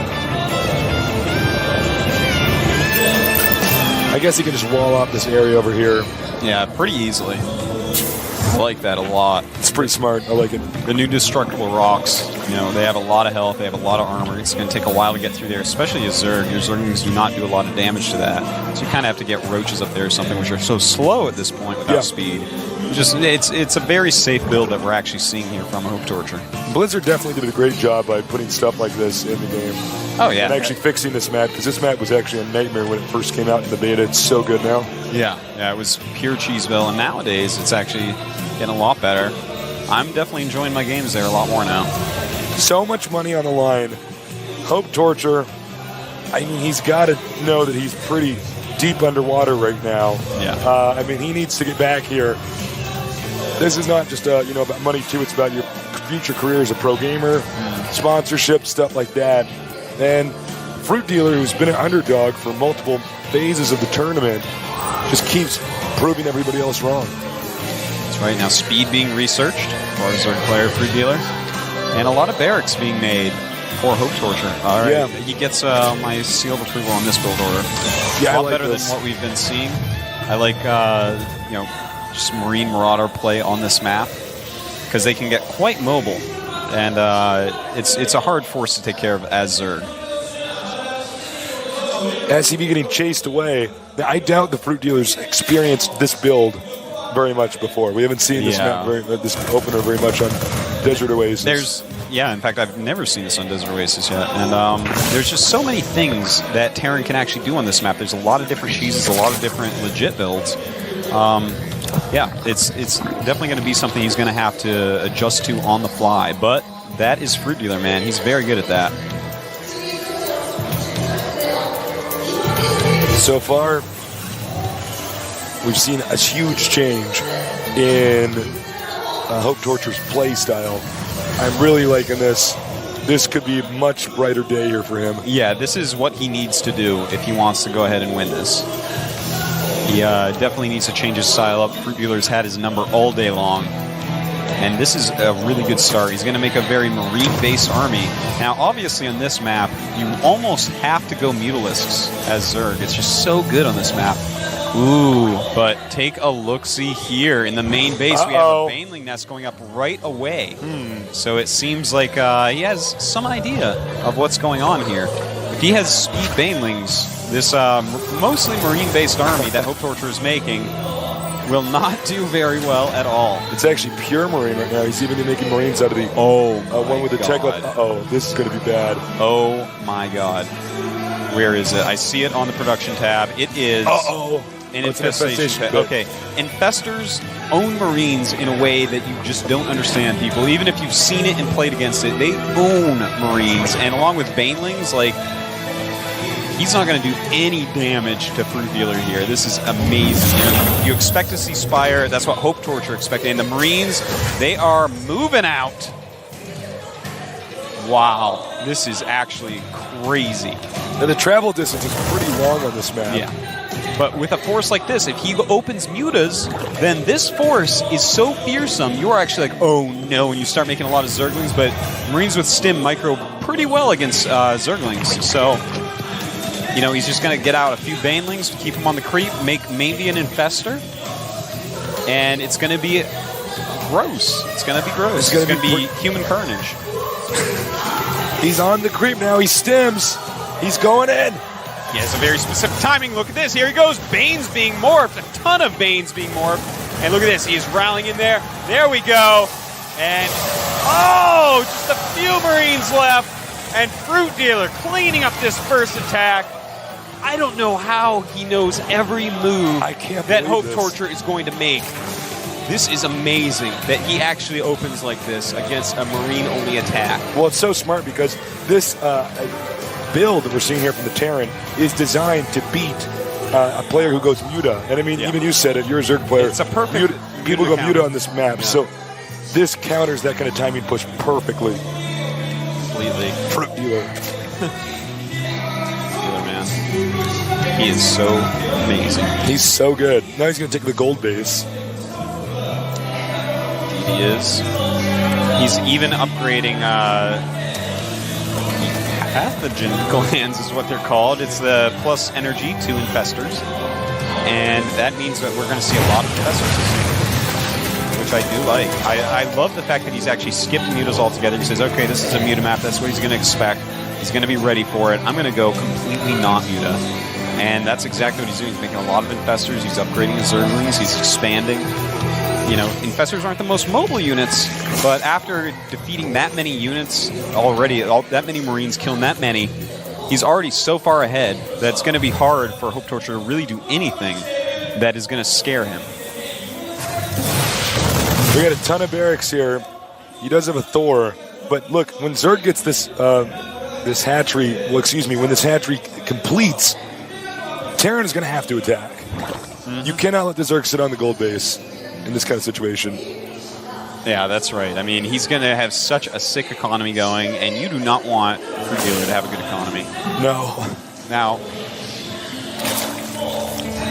if we take a look here, notice he's making medevacs right now. He may want to go for some sort of drop. He's either going to do a strong timing push with Thor Tank and Marines, or he's going to do a drop. Now, if we look down here in the Zerg main base, notice 2 Spine Crawlers and 2 Banelings. You know what that says, Tasis? And an Infestor, actually, as well. That says, yes, please drop me. I would love to. He's completely prepared for that. I would like 100 million won. Please drop me. Doing little scans, doesn't want to run into Burrow Banelings. Those are, of course, scans that could have been mules. Kind of a funny little army composition here. Looks like he might try to set up and try to shoot the extractors, maybe? No, he's actually going to occupy a gold base. Yep. But I don't know, man. Fruit Dealer looks like he can just go ahead and take another base right now. This army is not the most mobile thing I've ever seen from Hope Torture. It's getting Hydras. Cool. Expanding the creep. As you can see, he's doing a great job of that. And I got to say, Fruit Dealer's looking very strong. And we have a drop in the main base of the Zerg. Oh, excuse me. I'm so sorry. We have a drop over here, and it's in a location that's hard to spot. That's right. And look at this. He's actually done decent damage so far, but here comes the Infestor. Bam! Bungled, but no more units to clean it up quite yet, except a few more Infestors. Just shoot some Infestor Terrans. Oh, I love it. And he's popping out as well. Infested Terrans, own Terrans. Yeah, man. They were pretty good. Oh, it's just, it bungles that and drops this over here. Man, this is unbelievable. Now Terran on the move. Terran's going to try to push. Zerg has to be prepared. He has Hydras and Lings. I don't know if Hope Torture can do this. And another excellent fungal here. This just slows down Hope Torture. Also wastes a lot of energy on those medevacs. He's got to be careful here, though. Here come the Hydras. Hydras on creep. Very scary. And look at this. Going to engage. Doesn't want to lose all this, though. Marines and tanks, very good against Hydras still. But the right fungal growths will take out those Marines. And here comes a drop into the Terran main. Into the Zerg's main. Oh, yeah, into the Zerg's main with the Terran units. And this is going to be a distraction. That's going to allow him to push forward. Oh, from the low ground. Very nice. Awesome move there. He's going to want to pick these units up immediately. Picks them up. Time to run. Doesn't quite fungal in time. Oh, these are the guys who got left behind. Oh! Okay. Terran trying to get into position. He's going to reinforce his army here. Meanwhile, the gold expansion is up for the Terran. Zerg expands again. But I don't know if Terran is safe in this position right here. Yeah, this is a scary place for everyone. He's so close to attacking the Zerg, but Fruit Dealer gets so many units, and look at this. Looks like we got a drop over here. Looks like he wants to hit the Terran main, and there is nothing in that Terran main. So this is actually something that's going to be so deadly. But at the same time, a push coming. Is he going to push? Some Marines running in. Fungled. Gets fungled, but here comes the Zerg drop. Here we go. This is going to be deadly. Hope Torture in a lot of trouble here. He has almost no units anywhere near his main base. And his other units are just still streaming down here to this point outside of his opponent's base. He has to whip. He's going to lose a lot of depots. Terran may try to just go in here and try to smash and Zerg finish him off if he can. I don't think it's going to happen. No, he's losing everything. All of his links over here on the tanks. Oh, beautiful moves. And all that has to happen now is this push has to be broken. Can he break it? This is Hope Torture's only chance is to win with this push. Right. Targets those Banelings, does a ton of damage, and beautiful fungals all over the place. Pushes back the first wave of the Zerg army, but still, there's so many hatcheries here he can reinforce. That is the strength of the Zerg. Zerg is getting chased down now. He's dropping a mule for repair. I like it. Not a bad idea at all. But I don't know if it's going to matter. Many dead hives. He does have a ton of units over here.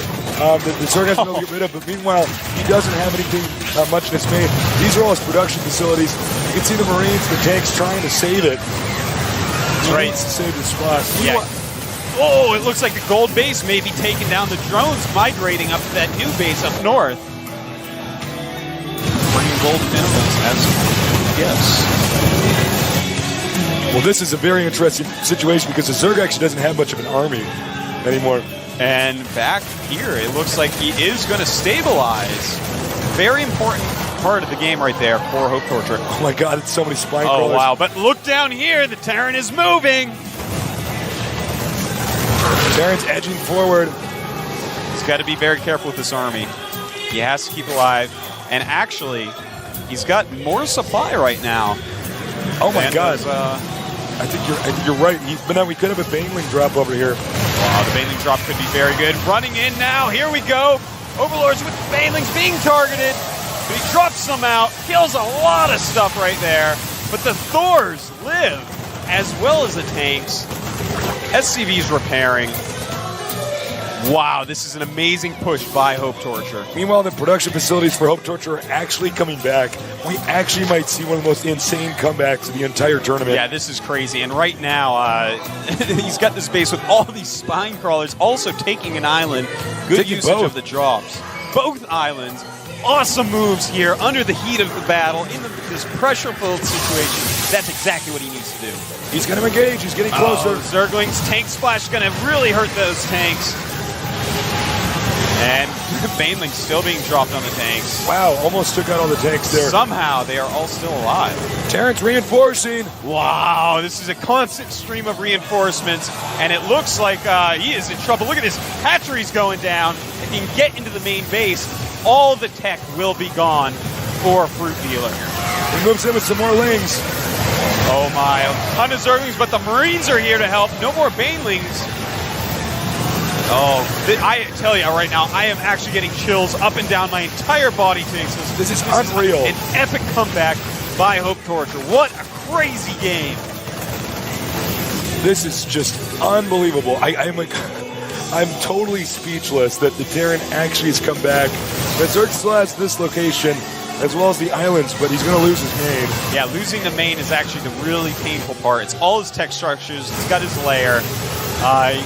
I don't know, man. He's going to have to choose which tech structures to rebuild before that layer goes down and throw them somewhere safe.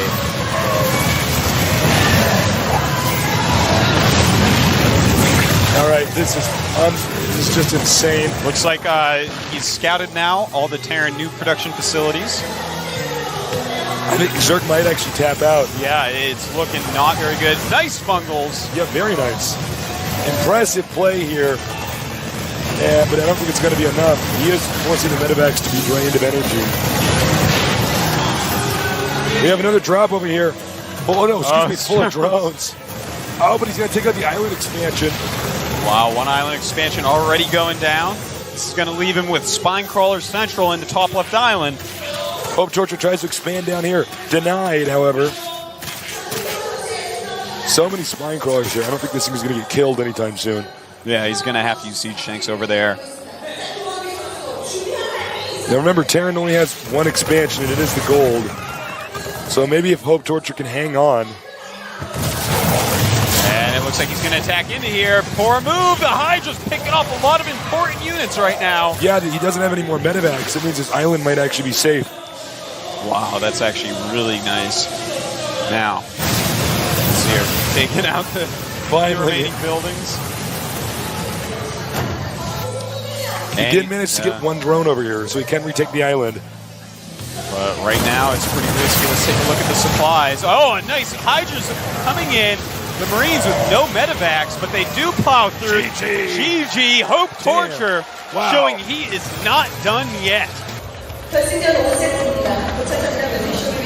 Over here at the top center, I guess you could say, we say left side of the map, is the fruit dealer. Down here, on the other side, as you can see, by the way, tons of fans here showing up to show their support. We have, formerly known as Into the Rainbow, he is now known as Hope Torture. Now, Hope Torture likes to torture people by giving them hope. Proxy's a barracks. Oh my God. He knows that this map is the best map for 14 commands, 14 hatchery rather. And that is something that, of course, our Zerg player Fruit Dealer loves to do. So if he chooses to do that, this is actually going to be just a build order win. And in fact, he's getting a gas. So this might even be it's Reaper. Proxy Reaper. That's very interesting. This is just... Now, remember, there's going to be a small amount of time when the Zerg can spot and be like, wait a minute. Uh-oh. A lot of Zerg players don't wait for that Overlord to finish scouting because it actually doesn't get all the way across the main base before you have the minerals for the hatchery. So I think Fruit Dealer's just going to blindly expand anyways. Looks like maybe. Yeah, he does, in fact, go for the blind expansion without scouting all the way for the barracks. So of course, that barracks could be anywhere in that base. So he's got vision over here. He goes, wait a minute. Wait a minute. Something's going on here. Yeah, this is...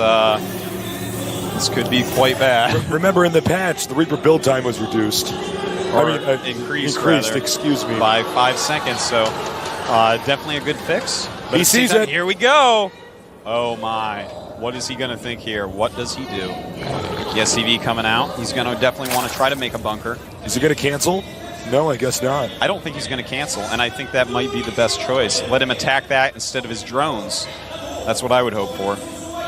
Reaper. Almost out. A second one will be made soon. There it is. Now, no gas going out yet for our Zerg player. And also Nitro Packs going up for the Reapers. I like this. Going right to the main base. Hit some drones. That's what you want to do. Oh, this is so bad for the And Zerg. he's got to control this perfectly. If he gets surrounded by drones, it's going to be very, very bad. Good moves here by Fruit Dealer. 2 drones down. 3 drones down. We're waiting for the Queen to come out. Lings are on the way. Oh! Is he going to get it? And no. Gets away escapes. barely. barely gets away. Only 2 hits left to the Zerglings. It's micro time, Tasteless. It's micro time. Micro wars here. These kids are micro machines, man. I used to play with those when I was a kid. Me too. Excuse me. He's just going to go for the hatchery here. There's nothing Dealer can really do about this when he goes down here. Zerglings coming down. They want to kill that SCV. Will they get it? Yes! Yes, they get the SCV. Oh, wow. He's going to have to send another SCV over there for sure. And this Reaper may get surrounded. No. Microed out of there. Very nice. Zerglings going for the counterattack. The Reapers have to chase. So those Zerglings, oh, they turn right around in the smoke. Beautiful move. Using the smoke. That is so amazing. That is what that smoke is for. Ambush. Amazing play here. I can't believe that. I cannot believe you turned around. I was positive he was just going to go for the counterattack, but that was such... Oh my God, that was so high level. Of the smoke, that is something we don't see a lot yet. That is why Blizzard put in the game for moves like this. Unbelievable. I cannot... Look, frankly, if this is rock, paper, scissors, this is supposed to be this builder that Terran's doing is just supposed to win automatically. Reaper chased out by a Roach. This is so crazy. He's going to try to intercept the Reaper. Does he get it? Ah! And he does manage to escape, going past the utility bot, formerly known as the Automaton 2000. It's still known as that version. Is it? Yeah. It's interesting. Not really, but thank you. So the Fruit Dealer's still in this. He did lose some drones, but he seems to be bouncing back. Remember, Terran had to sacrifice some SCVs to try to get ahead. In fact, it's 20 drones versus 17 SCVs and a mule. But there are 2 hatcheries up and a queen. So he's going to be able to really use so many units, so many drones rather, and get his economy way ahead. Right now, making a lot of roaches. I think he may just try for a counterattack here. And if all there is Reapers, it is going to kill. Reapers are out. Nice positioning over here. Meanwhile, we have more drones being pumped out here. The Fruit Dealer likes his economy being strong. Right now, let's take a look at these supplies. It's kind of scary. 44 against 27. Fruit Dealer way in the lead. I cannot believe he held off that rush. That is actually so insane. You can see the Reapers jump down, try to get around. There's more roaches over here. He's sending just a ton of roaches. He's going to see if he can't just break them. Now, Reapers can outrun roaches, but they don't win in a one-on-one fight if they're forced to stand their ground.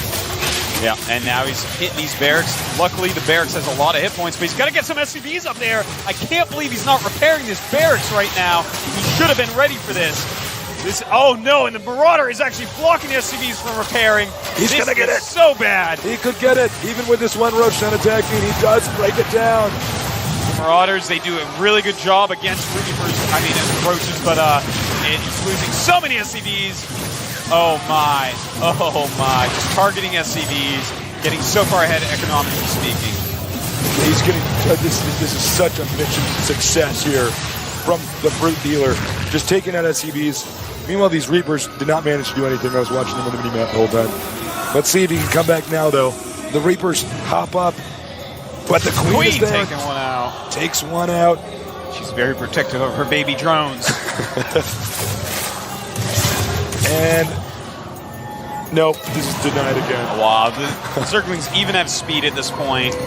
He's got 2 bases going very well, and in fact, adding a 3rd hatchery at his natural. He's going to hardcore 2 base. Yeah, he's just going to try to take him out now. Which is just a perfect choice right now. The Reaper Ass really didn't do enough. Terran takes the island over here.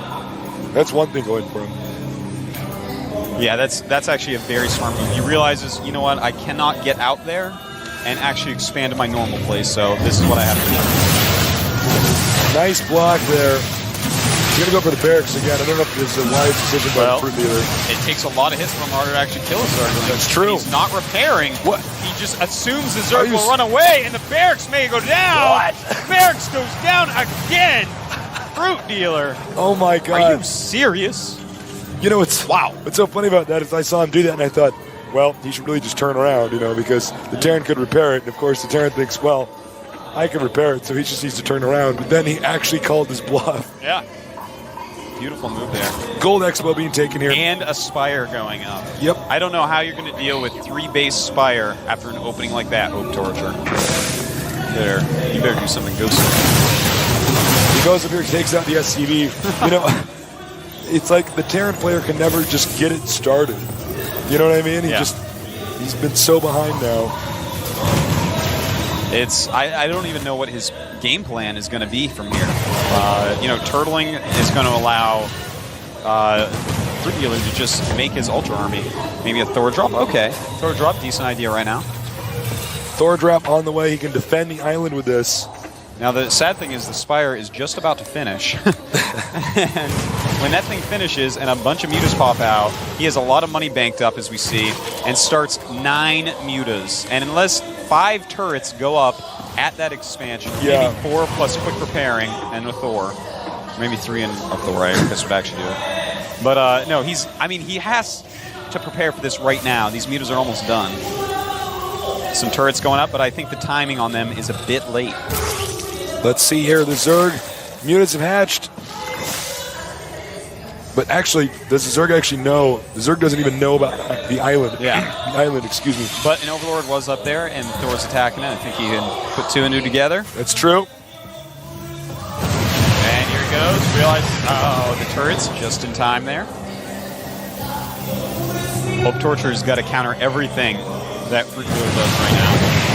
You're just going into the main base. Mutas, just going to see if there's any holes here.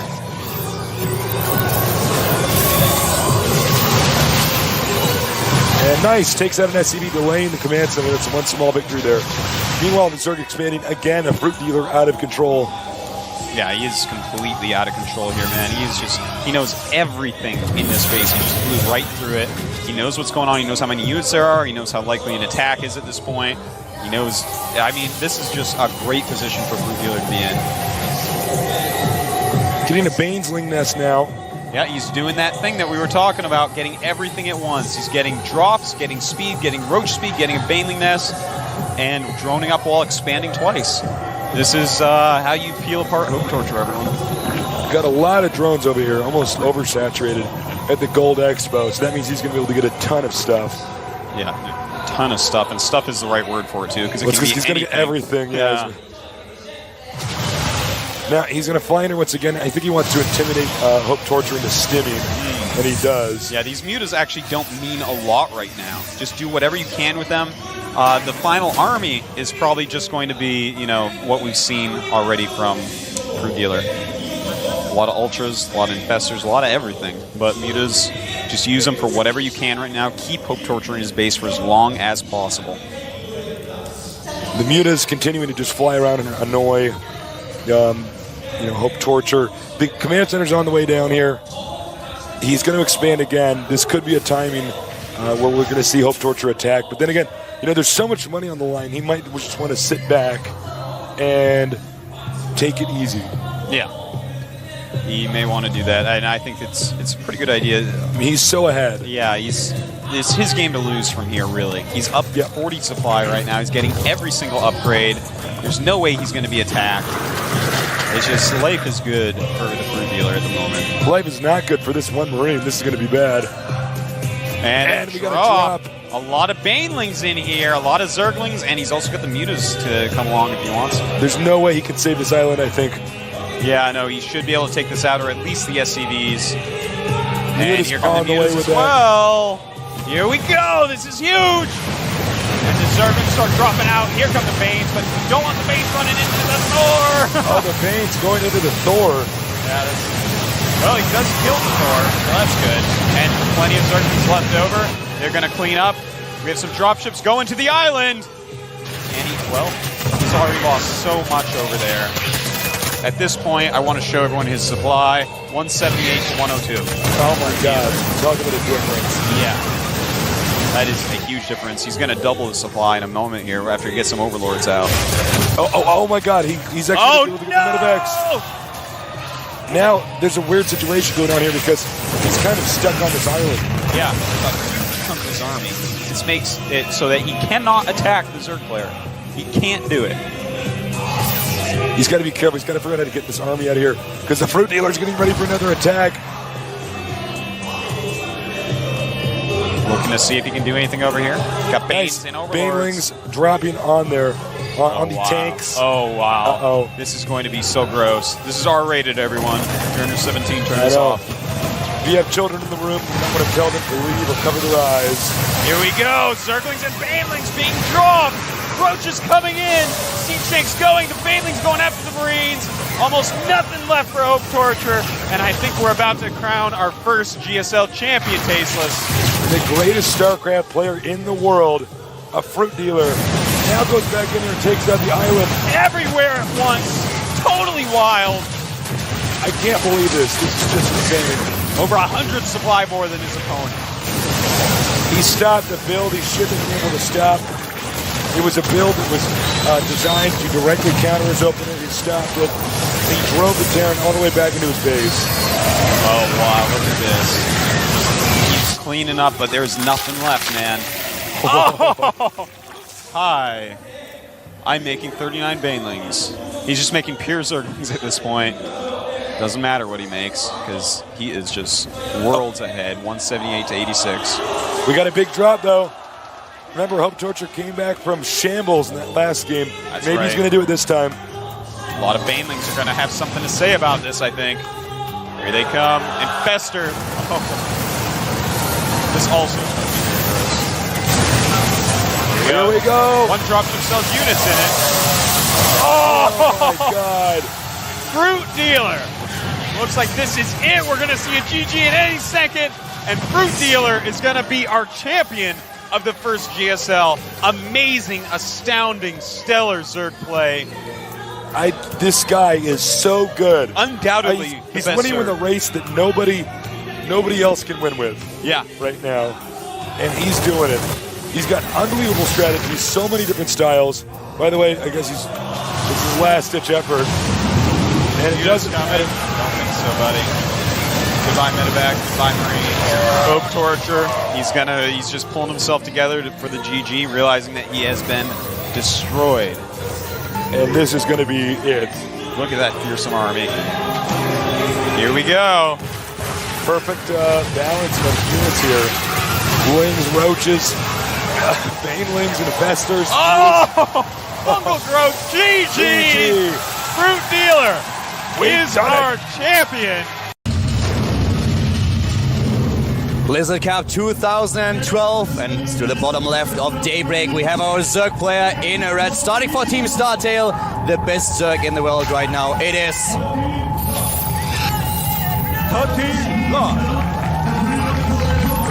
We all knew that life is good, but we didn't know that it was that good. Yeah. So I'm going to get this guy an LG sponsorship. The top right, in the blue, another StarTale player. You call him the Pink Panther Protoss. He is... Everyone says this guy's got unlimited soul. Without a doubt, he's the best Protoss in the entire world right now. He may be the best player in the world, man. He's trying to prove it here. This is a match between two titans, and it's going to be epic. What are they going to do? Are we going to see a standards game between the two of them? Is Parting going for the immortal push? Everyone is waiting for it. Everyone wants to know, will Life stop it? Does Life have the answer? That's what we're going to see. You know, Life is showing his trademark 11 cancel, but he's going for the 11 pull here. Exactly. The trademark cancel and then the 11 pull, and Parting, of course, is going to scout it, and this will also change his... Yeah, this will change his timings, and you know what's really interesting here? Parting is scouting on this map. Yeah. This is something, it might sound a little bit silly, but this is something that he did not do on Daybreak at all. Yeah. And Lenok was a player who tried to capitalize on it. He went for double hatch before pool without even scouting it, because he knew exactly Parting doesn't send out his first probe. He sends one out a little bit later, but only to the Zalnaga watchtower. Yeah, this is a different scheme. And he now has to go Forge before Nexus. He can't go Nexus first. It's impossible to hold with that. You know, this is so cool because this already shows us that they know each other so well. And Live was probably a little bit shocked to see this probe in his face. He's like, what? You're actually scouting? I mean, I'm still fine. I have an 11 pool. I can pressure you a little bit. Your timings are going to be ruined. But at this point, he did not really expect his opponent to go for the scout. You know, at the very least, when you go for an early pool like an 11 pool or a 10 pool, force the Forge first. And you may not actually do physical damage, but you're going to force their ability to be shaken a little bit. It also shows how much respect Parting has for Life, because it shows him immediately that he knows that this guy has no respect for anyone, and he could go for a 6 pool even on this map. So he's like, okay, usually I don't do it, but against him, I have to. Yeah, he's got no choice. There's the photon cannon going down, of course, and the gateway is going to need to make potentially a second gateway here to block. There's a pylon, or probe hiding in there. He's not going to make a pylon, but he will go and check to see if any gases have been taken. The Lings are already on their way. He's actually just splitting them here. He doesn't need the second gate. He's blocking with a probe, and this is something that Life spots immediately. So it's like, okay, well, there's nothing that I can do at this point. The probe's still in the main base here. The hatch now at the natural for Life. Yeah, he wants to see if there's any gas going off of one base that he might need to be worried about. Probe is on its way. And speaking of which, he's going to see it. He's going to see that gas, and there's no third hatchery. Sees the gas, no third hatch at this point. And he's going to be able to see that too. Yeah. Oh man, Life is going to have to alter his build here. He may have been thinking of a speedlink follow-up to put on some pressure. You know, the Zerglings were just not in a position where they could intercept the probe, so all the scouting information that the Parting has, it's all there. All the pieces to the puzzle, he has them, he knows no third base, but you go for gas. Look at that. Yeah, he wants to be very, very careful here. There are different styles that you can play. Life could go into mirrorless play. We'll see very soon when he starts his tech, if he adds the additional gas, if he even builds a few spine crawlers to just wait. If he goes into a faster build because he wants to be safe against an immortal push and decides to take the third base with the safety of the infestors. He could just go into speed and then play it safe. These Lings have an opportunity to run in here, but he doesn't realize it. Stargate. Stargate is the choice. No immortals on game number 1. And here comes the lair tech for his opponent. No scout on the Stargate. He doesn't know about it. So at this point, Life is really in the dark. He doesn't know what's going on. But with how fast he techs, he should be able to be completely prepared for this. Yeah. With a third gas going up, it looks like we are going to see Phoenixes. Fourth gas goes down as well. Probably not Void Ray into Phoenix, but just straight hidden Phoenixes because he knows Life is not seeing a Stargate at all. There comes the additional gas for Life now, and he has he's up to 4 extractors at this point. We don't see a third base for him just yet. Oh, that's Sentry. Interesting to see what exactly his tech transition is. That was a scary moment for that Sentry, but he pulls back in time. Now, what's it going to be? Phoenix first, I assume? And yeah, Phoenix first, he's going to hide him. I want to see what Life is going to do, because he could go into Spire, but the Infestors are the much safer option.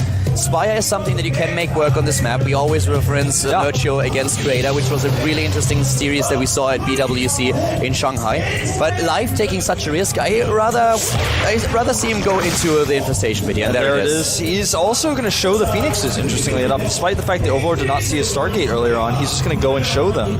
Rallying across the map, starts the second Phoenix. He's going to be able to scout with this, the Infestation pit, and we'll be able to alter things accordingly. He's probably going to start his Robo very soon.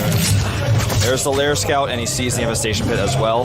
With the Phoenixes, you have not only the option to just take down Overlords and kill a few drones, maybe even a Queen, but you can always get the scouting information, and they are important. He needs something to see what exactly is going on.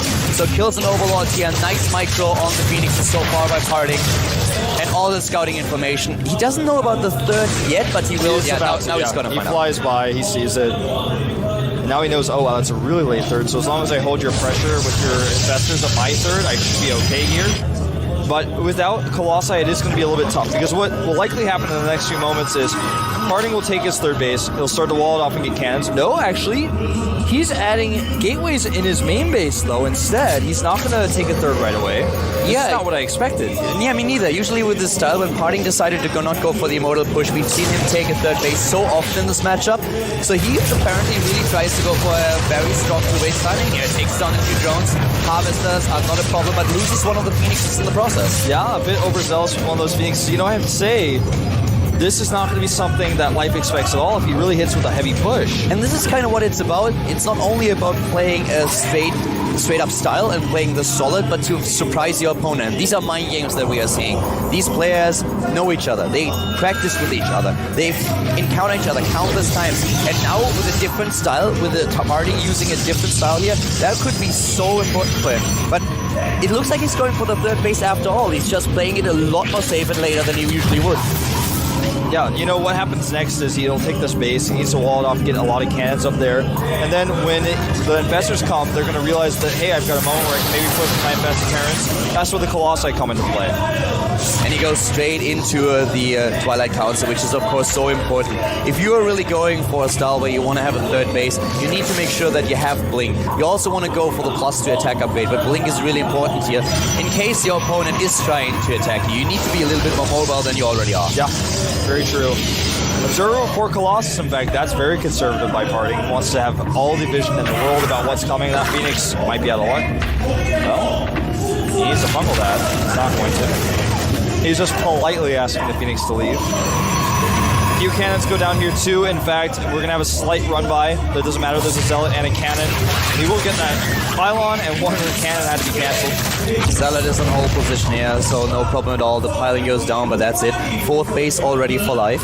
And you know, Life at this point will be pretty confident in what happens here. We talked to him after Parting was able to win against Sniper, and I asked him, what exactly do you think about the Immortal push? And he said, oh wow, it's really, really strong. I actually think it's too strong. So that was the one thing that he was really worried about. I feel, even though Parting is like a boss in the end game as well, in the late game, this is a scenario that Life is much more happy to encounter. You know, it feels like, to be perfectly frank here, it feels like when you face Parting's Immortal push, it's in the hands of Parting's sentries, whether you live or you die. Yeah, and this is why we saw this different opening for Life.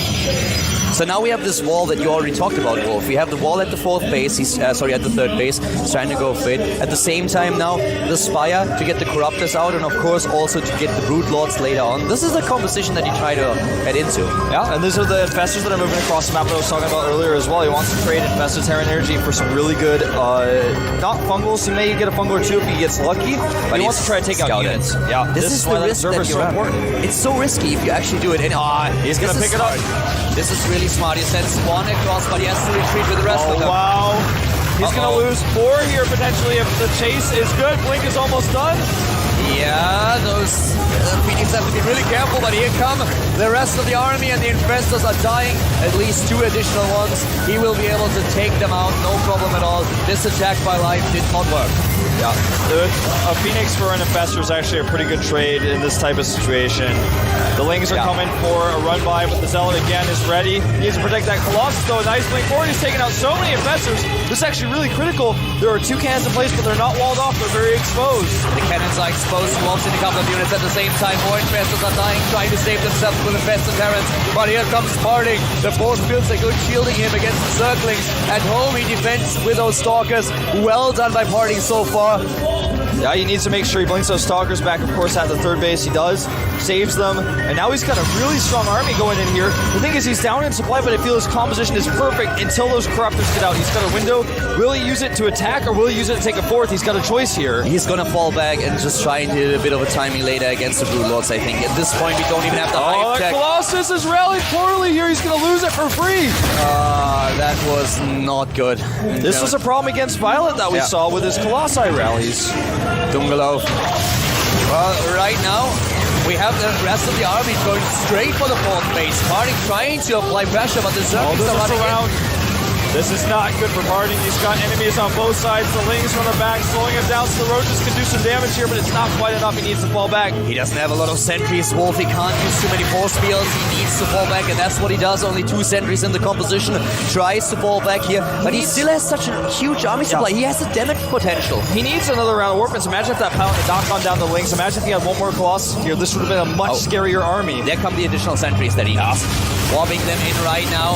The Corruptors are all that Life really has to hold here. He can force field the ref. He's actually killing the rocks, but if he wants to go for the fourth base, he had a chance to just force field the ref and go in. You know, he could even go into the natural and then force some units out, but he decides to blink in. This is actually a really good angle for Life, but does he have enough units? That's the question. Harding is funneled, but he's fighting like a lion here against those corruptors. It's not easy. Being funneled, he can't use his Michael to save the Colossi, but a lot of Life's units are already dead, and Life is dropping in supply. Harding taking a supply lead. He's got that forward pylon as well. He's got a great position here. He needs more stock as he warps him, and he needs to protect that pylon. He blinks back. Looks like the pylon is barely going to survive. 6 infestors, that's all that Life has right now, and here comes Harding. He has so many stalkers against this few spike colors. It's not a problem for him at all. GG! Harding takes the lead, takes game 1. It is the Blizzard Cup 2012, the grand final. We have a Zerg versus Protoss, and starting at the bottom of the map is our Startail Zerg player. It is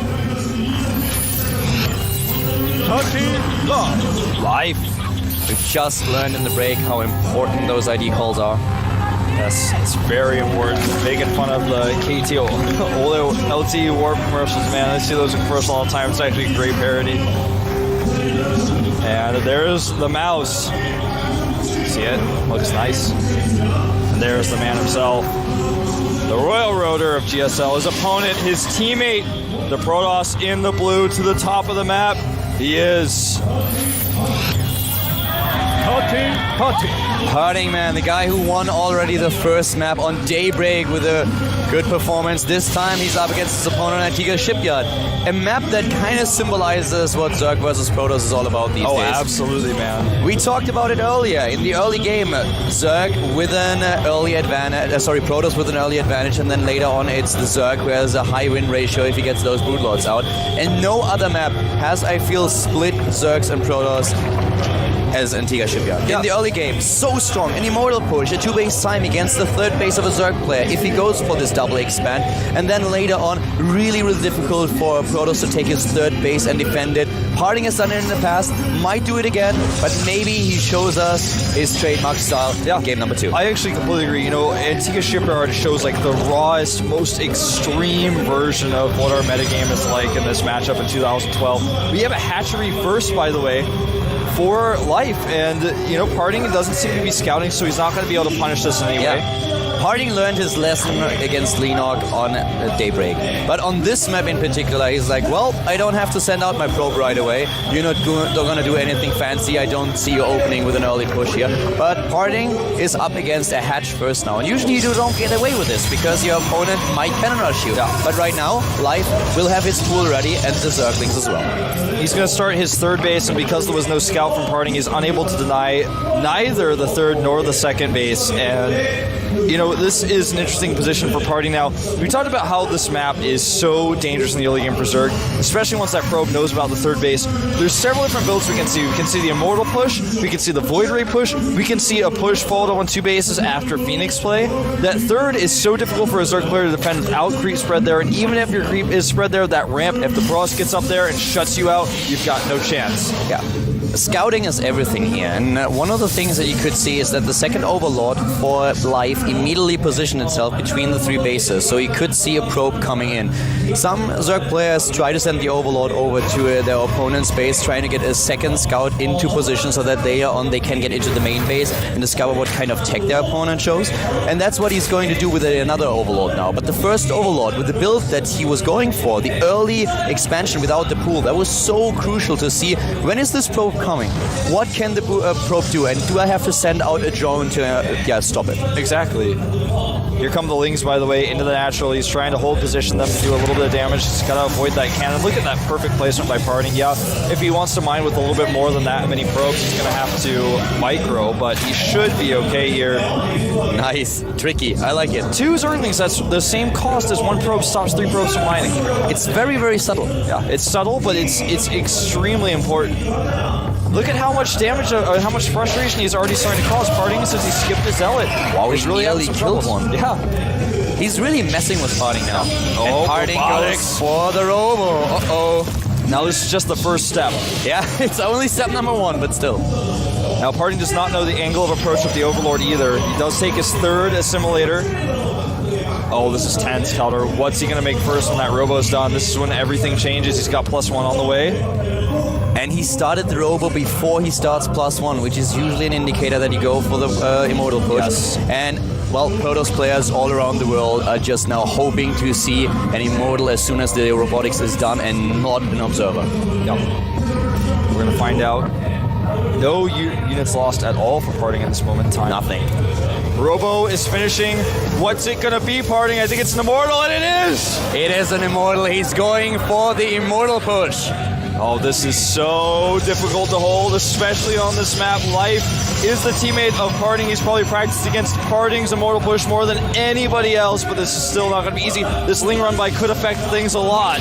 The Ling run by trying to affect the gas here, but what is Life doing against the push now? He's already spreading his creep at the third base. Very important to make sure that the Protoss can't place a pylon in the vicinity, that he has to rely on the Warp Prism, can't use it for the micro. This is something that Parting has shown against Sniper, and Sniper really struggle against this. So spreading your creep, making sure that there is no close pylon is really important. Yeah. And also it gives you the speed advantage that you need to set up your flanks, that you can just delay the push for as long as possible. This is actually really cool. This is what you need to do to limit Parting's sentry count. As long as he can't mine his gas, he can't build the sentry count that he needs. He may have to use a force field. No decides to pull back. Again, right now, he doesn't know though. Life doesn't know what push he's about to face. He's about to find out. That's what that Overseer is for. The Overlord is in, and for his opponent, we have now speed. Life is starting with the circling speed, with the roach speed. He's getting the roaches. He has all the pieces in position. He sees the immortals. Those sentries better turn around right now. He's got no time to lose. He needs to go ASAP, setting up the double wall. Look at the creep spread here. Third immortal is ready. Wolf, I certainly hope that you have your ticket for the Parting Express, because the Soul Train is about to leave the station. It's moving out right now. He's got the triple pylon wall, so even if his natural is breached, the main base will be safe. This He's is very guys. committed. He's got no turning back now. That group of Lings is not enough to turn him around. He cannot waste time. He needs to protect those sentries, but he needs to keep going. Sniper lost against this. Sniper did not have an answer. Does Life crush Parting's push, or will he also die? We will see the 2-0. Parting is on the move. Sniper is preparing. Life is a genius, man. He knows that on this map, you can't actually stop that assimilator from being killed with the normal cannon placement that you have on this map. He's going to lose a Stalker here as well.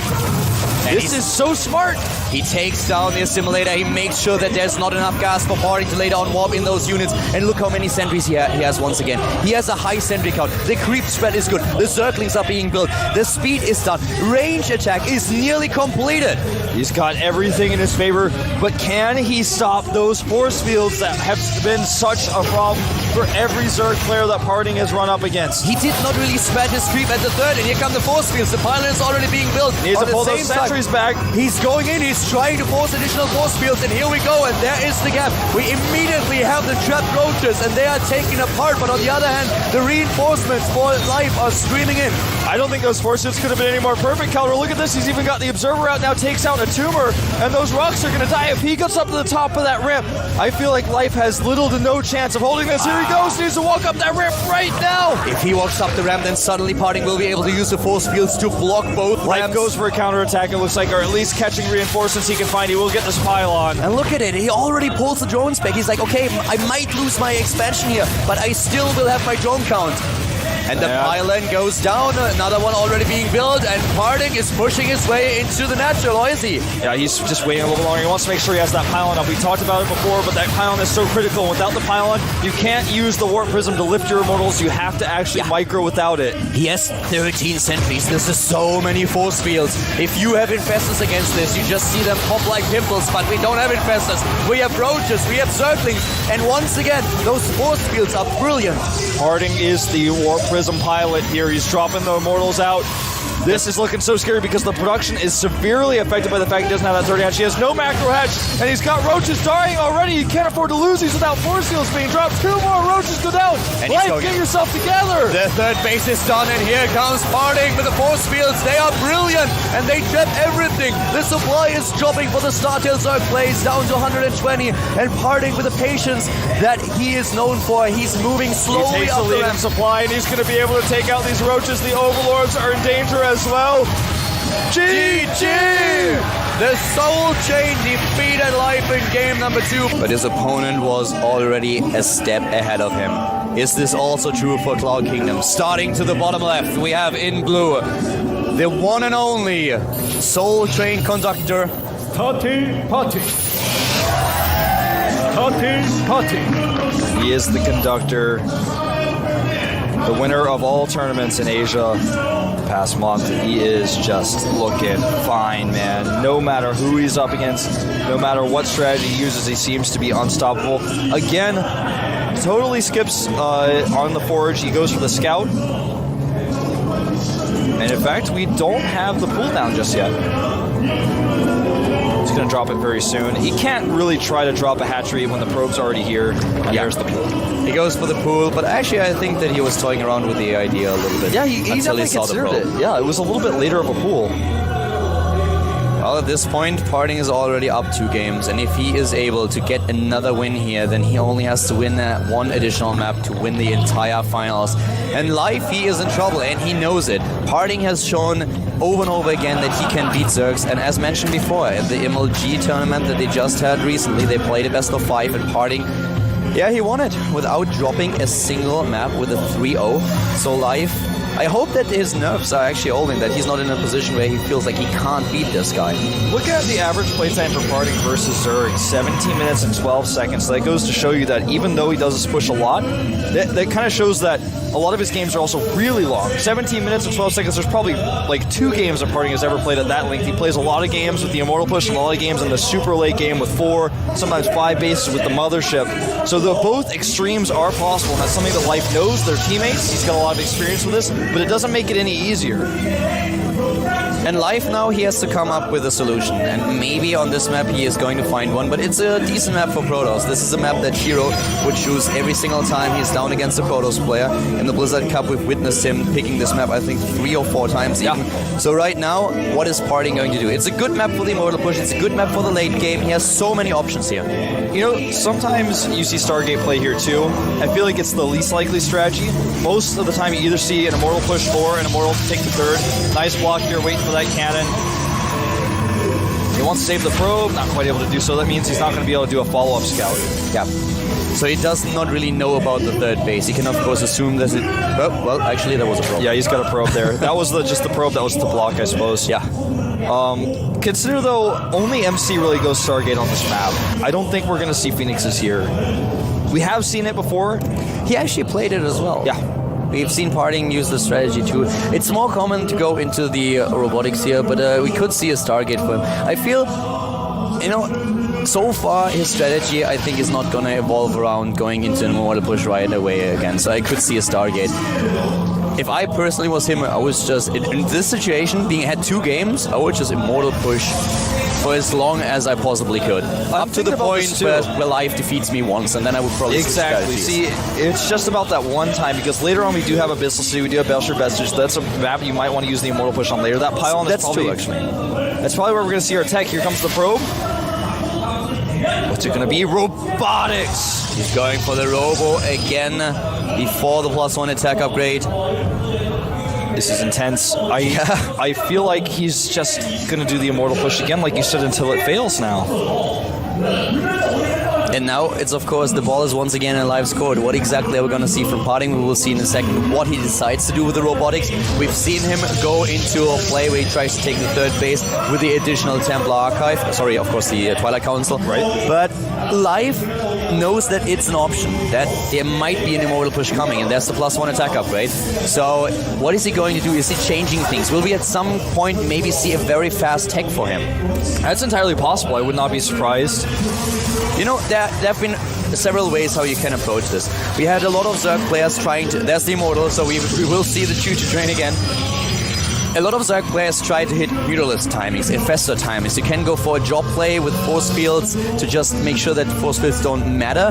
Most of the time, Protoss are pretty happy about that because you just drop the units one by one into the army. And players like Mana, for example, pointed out several times when they were playing in the GSL that this is something that they're really happy with, because then they can take their opponent's army down quite easily if they do it correctly, if they target well. So there are a lot of options what you can go for. And these days, what Zergs try to do do is flank and counterattack.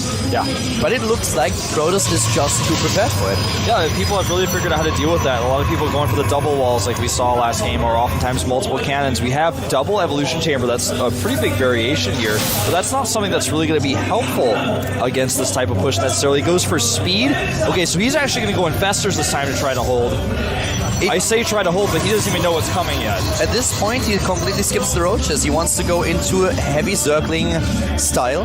And this might be the answer that he needs here. He will be faster with his units. He can bounce between flanking and going into a counterattack. And he knows, of course, that with this strategy, he needs he needs more lava. So he goes into the macro hatch as well. And as you pointed out, the Infestors. And let's talk a little bit about what we've seen in the last game against a sniper. Massive amount of sentries and a double funnel on the sentries, and as I said before, they pop like pimples. You can take them out and all of them will die. There's so much resources lost. If he gets a double funnel, Harding cannot continue. Color, I think that this may work, and it's not going to be easy, but this is the first Zerg brave enough to try it in this entire tournament. No one has tried it. He's trying to buy time for his upgrades. He needs the 1-1. He's trying to bait force fields, but Harding is patient. Harding is super patient, man. Look at those links. 30 links being built. He has so many already. Here comes the Pathogen Glance upgrade, and he's buying time. Every second counts. Harding knows what's going on. He knows this is a link-heavy play where Infestors are going to be the choice, so he knows he needs to hit this timing. Those Lings not trading very efficiently, but they do slow some of the Zealots down. And Harding plays with a lot more Zealots than he usually would because he sees what he's up against. But the +1-1 upgrades are going to be done soon, and so far Harding has not moved in. The Infestors are already on the production tab. I feel like Life might be able to take this. He might be able to do it, man. He might do the unthinkable. But can he defend his third? I don't think he's going to hold the third, but he's got the macro hatch, so he can let this go. He doesn't even want to take save the third. He already built all those spine crawlers at his natural. Yeah, he's just going to let the third go. And the Infestors already will. Look at how beautiful this timing is. Pathogen Glance finishes, and a second later we have the Infestors. Harding needs to walk away. If he actually tries to walk into those spine crawlers with Infestors, he's going to watch his Immortals flash before his eyes. He needs to walk away. This is Life. He has everything. Oh, what a beautiful funnel from the high ground. He needs that Warp Prism for vision. The spine crawler finishes, Infestor pops. Those Zealots are actually not going to really accomplish too much. He wants to target down an Infestor. Nice micro. Can he get the second funnel? He needs more funnels. Here the spine crawler is doing the damage. One funnel hits. He is ready. Those sentries, they pop, and now suddenly Harding is in a little bit of trouble. He's still at the same supply. He has a lot of units on the high ground, but can he deal with those Infestors? He is losing Zealots to the spine crawlers in the front. He's not microing as well as he could be. A lot of invested energy has already been used, though. We only have 2 of them left. I think he may hold here. The Zerglings have to take down the Immortals, though, before they kill all the spine crawlers. That's the scary part here. He's trying to get more units in. The supply lead is for Life, but for how long? Yeah, for how long? The spine crawlers are going down. The Infestors are exposed. More Zealots warping, and he needs them for the Zerglings. A great choice here. But those things have 1-1. He needs to fight for the Immortals back. Where's the Warp Prism? The sentries are gone. The sentries are gone. And now suddenly there comes another bundle. The Queens are trying to move in. Where are the Zerglings? They close the distance. The Zealots, they die. And Harding, he might lose here. He only is at 70 supply. He needs to pull that Immortal back. He does not really have anything to reinforce those Immortals to support them. Finally a round of 4 wins. But is that enough? He doesn't have that many hit points left on that Warp Prism either, so he's got to be careful. If he loses it, the Immortals can't be microed like this anymore. Harding knows that the follow-up is going to be very, very difficult for him. Oh, this is so smart. He's just going to avoid. He uses the elevator trick here. He just avoids the spike crawlers. He goes to the main. He goes in the main, which opens him up against the surround. Here comes another There's too many roaches, I feel. The roaches now finally joining the battle. They can take down the Zealots and the Immortals. There are 2 left, but can they close the distance? He doesn't need to be fighting that Queen. He needs to be fighting the roaches. The big problem for him is there are no sentries anymore. He has 2,000 gas right now. Oh my god, the Immortals, they survive. But now we have a lead in Harvester supply for Life. He has pushed his opponent back. He has the tech that he needs. And Harding is trying to transition. He's in a position where he realized, I can't kill him. I cannot kill him. I have to transition. Robotics, Spay, and Twilight Council. He's trying to transition here, but I feel like this is an uphill climb that's going to be impossible. The macro hatch alone gives him so much production. If he gets these Immortals lost at all, he loses everything. That hatchery survives with 29 hit points, by the way. The macro hatch here important for him, and now is the time of life. He tries to move in, and he tries to, of course, deny this third base. He will get his own, and there it is, the hatch being placed down. Wolf, this is so close. This is tense, and Parting he's got no real advantage in this game to hold on to except his gas. But at the same time, Live stopped the Immortal push, but he hasn't won the game yet. Yeah. And those Immortals are still doing work here. Life actually has to turn around. Also, armor is on the way, and we have Blink now. He's going to try to hold the third base using these Colossi. Is he just going to go for a follow-up attack? That's also a possibility. I mean, he could. Life is even double expanding here. He knows that at this point, he has the lava, he has also the drones, but he needs the additional mineral patches. He needs to saturate more bases. That's so many sentries, but he's got the gas to afford it. He actually warped in so many zealots in that fight to fight the Zerglings. He built up the gas. The big problem for Parting is, let's say for Life, is that he doesn't have a Spire. He doesn't have an answer to Colossi just yet. He needs to rely on those roaches and then on the fungals. So if Parting decides to push, he needs to be careful that he doesn't get fungled, especially with the sentries. But the big advantage for him are the Colossi. On the other hand, this is also true for him just defending the third base, which he tries to do here. He's got those pylons to do a little bit of harassment as well. For example, I feel he could have, if he wanted to, warped in some units to attack that fourth base, but it's a bit too risky at this point. He can't afford to throw minerals away like that, not until he has his third base. You know, with those extra bases for Life, if he gets the gas count up, he can transition into the hive tech. He already has the infestation base. He has 10 infestors on the map. He does not have to kill it now. Moving in now would, in my opinion, be taking too much of a risk, because if the force fields are good, he might lose his army. I don't think he expects there to be this many sentries up here, but there are so many, and he can't break up against. It's not with the cannons finishing as well. The observer sees everything. He wants to try it though. This is a big risk. It's a huge risk, but he takes it. He wants to take him out now.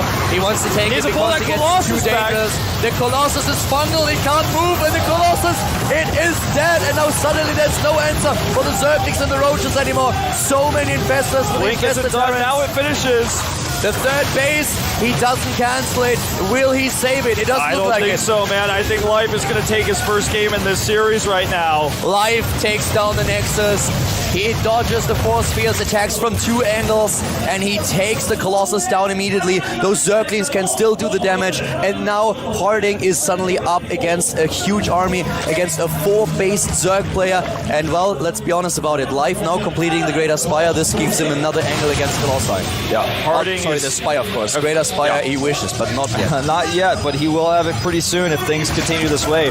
Parting is actually just trying to do his best to stay alive. He's hanging by a thread of a thread right now in this game. He loses, of course, that Roach. Life does to that Blink, but he's up 50 supply. He has all the bases. He's got all the tech. Still could see some Warpins. Arcan's, of course, now a really good choice against the Zerglings. This is just so important for him to make the right choices now.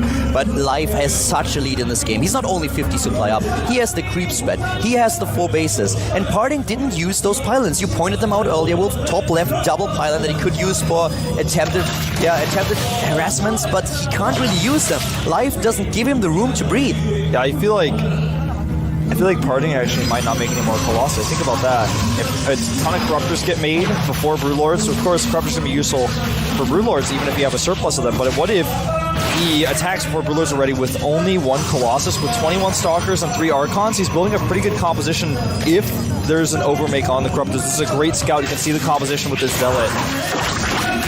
And call me crazy, but there was no hive tech just yet. So Life is not going into the Broodlords after all. He's just, there it is. I was already worried for him. I was like, okay, are you really trying to take him down right now? I mean, he has the army, don't get me wrong. But the follow-up, that's something that he also needs just in case. The Infestors are so key because even though there's only 1 Colossus, that means he has an over-saturation of Corruptors. He still has those Infestors, and without the Colossi, how is he going to deal with those Infestors? And here we go, the Lynx closing the distance, the Blink away, the Arcan exposed, a lot of infested Terrans, the Colossus is gone. Pulling back against the infested Terrans, but you know, the damage output here for Life just seems way too much. Oh my god, this is such a huge amount of damage output, and there's the GG! Starting to the top left is our Zerg player in red, starting of course for Team Startail. The hope for all the Zerg players out there, yes.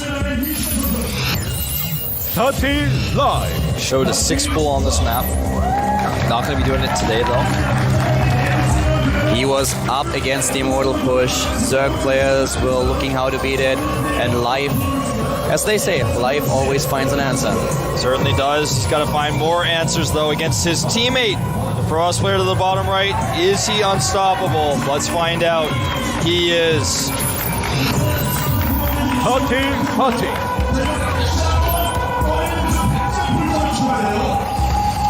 Not invincible, as shown in last game. Not invincible, but still in the lead. Still in a position where he is ahead, 2-1. This fourth game might change things, though. It's a big map, and it's cross-position. This is like... Okay, well, if anyone in the entire world can pull off an Immortal push against Zerg on cross-position and Whirlwind, it's Parting. Yeah. But I think not even he is gonna try it. I don't think so, man. That would be crazy. That's like the worst map and the worst positions ever to go for an Immortal push. He goes even Forge first here. You know, if he goes Forge first on this map, it's a little bit scary if you don't scout your opponent right away. It's hard just to see what spawning location your opponent's at, and also if he scouts a hatch first, which is a little bit more common on this map, he might be able to punish it. And while we have those build orders just evolve in front of us, unfold, let's once again give a big of a shout out here to the players, and I want all of you guys, all the Zerg fans out there, all the Protoss fans out there, to add them on Twitter or at least send them a tweet. Their accounts are for Parting, ST_Parting, and for his opponent for life, it's actually StarTale_life. So add the two of them. They definitely deserve your support, and send them a tweet. Tell them that you cheer for them. Also make sure that you add the two of us at ProxyWolf and at Calder, and tweet at StarCraft, the Blizzard account, that you really appreciate this tournament. Yeah, and also, of course, hashtag the GSL. It's the easiest hashtag to make. It's the shortest one. It's one we always use for these finals. Hashtag it, talk about it, get it trending, and make sure that all your friends who follow you on Twitter who are non-StarCraft people know this is going on. You can even post on Facebook about it. It's the finals, guys. It is indeed, that much is for certain. Now, you can see the win rates here for Parting at certain intervals in the game. The late game is one of his strongest, as is the early game. That's what I was talking about earlier. That's why he kind of has that middle ground where he wins most of his games. Third base now coming up for life. And Parting, well, he has to change his build a little bit on this map. We've even seen a Stargate on this map, which is usually something that a lot of players try to avoid and rather go into the third base right away. Reason being that the map is just so big that it takes an eternity for you to arrive at your opponent's base, at least if it's cross position. Yeah, very true. Probe scouting away. And, you know, at this moment in time, we have to wait, of course, for that quarter to finish. It's just started. We don't have any gas for life yet, so right now he's playing a bit more this really heavy economy style where you want to get into the macro game and then overwhelm your opponent later on. And this is exactly what we could see here. If Parting isn't careful, he's going to be up against a Zerg player who's not only on 3 but soon on 4 bases. Will have a massive economy, getting his tech up, getting a huge amount of units.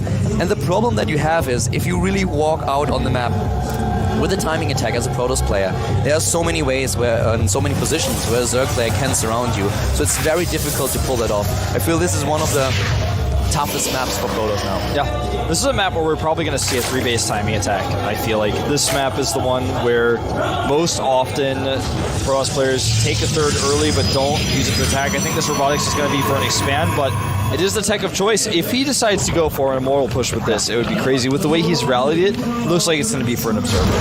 A lot of Zerg players actually argue that on a map like Whirlwind, especially with the cross position, it's already a little bit too big, especially when you try to go into, for example, Broodlords. It's really difficult because your Broodlords are so slow, and if your opponent plays it well, then suddenly he can harass you with a Warp Prism with speed. He can try to just run around your army and hit your base, and you have to kind of find out if you want to defend or attack. So one of the plays that we could also see are, for example, Mutalisks. Not that common, but still an option. Yeah, it's more common on maps like this, like Tal'Darim Altar, like Whirlwind. They're big and open. We have Observer first. So don't be alarmed, Zerg fans. This is not going to end early. This is actually going to be a third base for parting. We don't see him here with any kind of immortal shenanigans. This is something that he just can't pull off here. We have him straight ahead. His opponent, by the way, that's the immortal after all, but this is going to be a third base.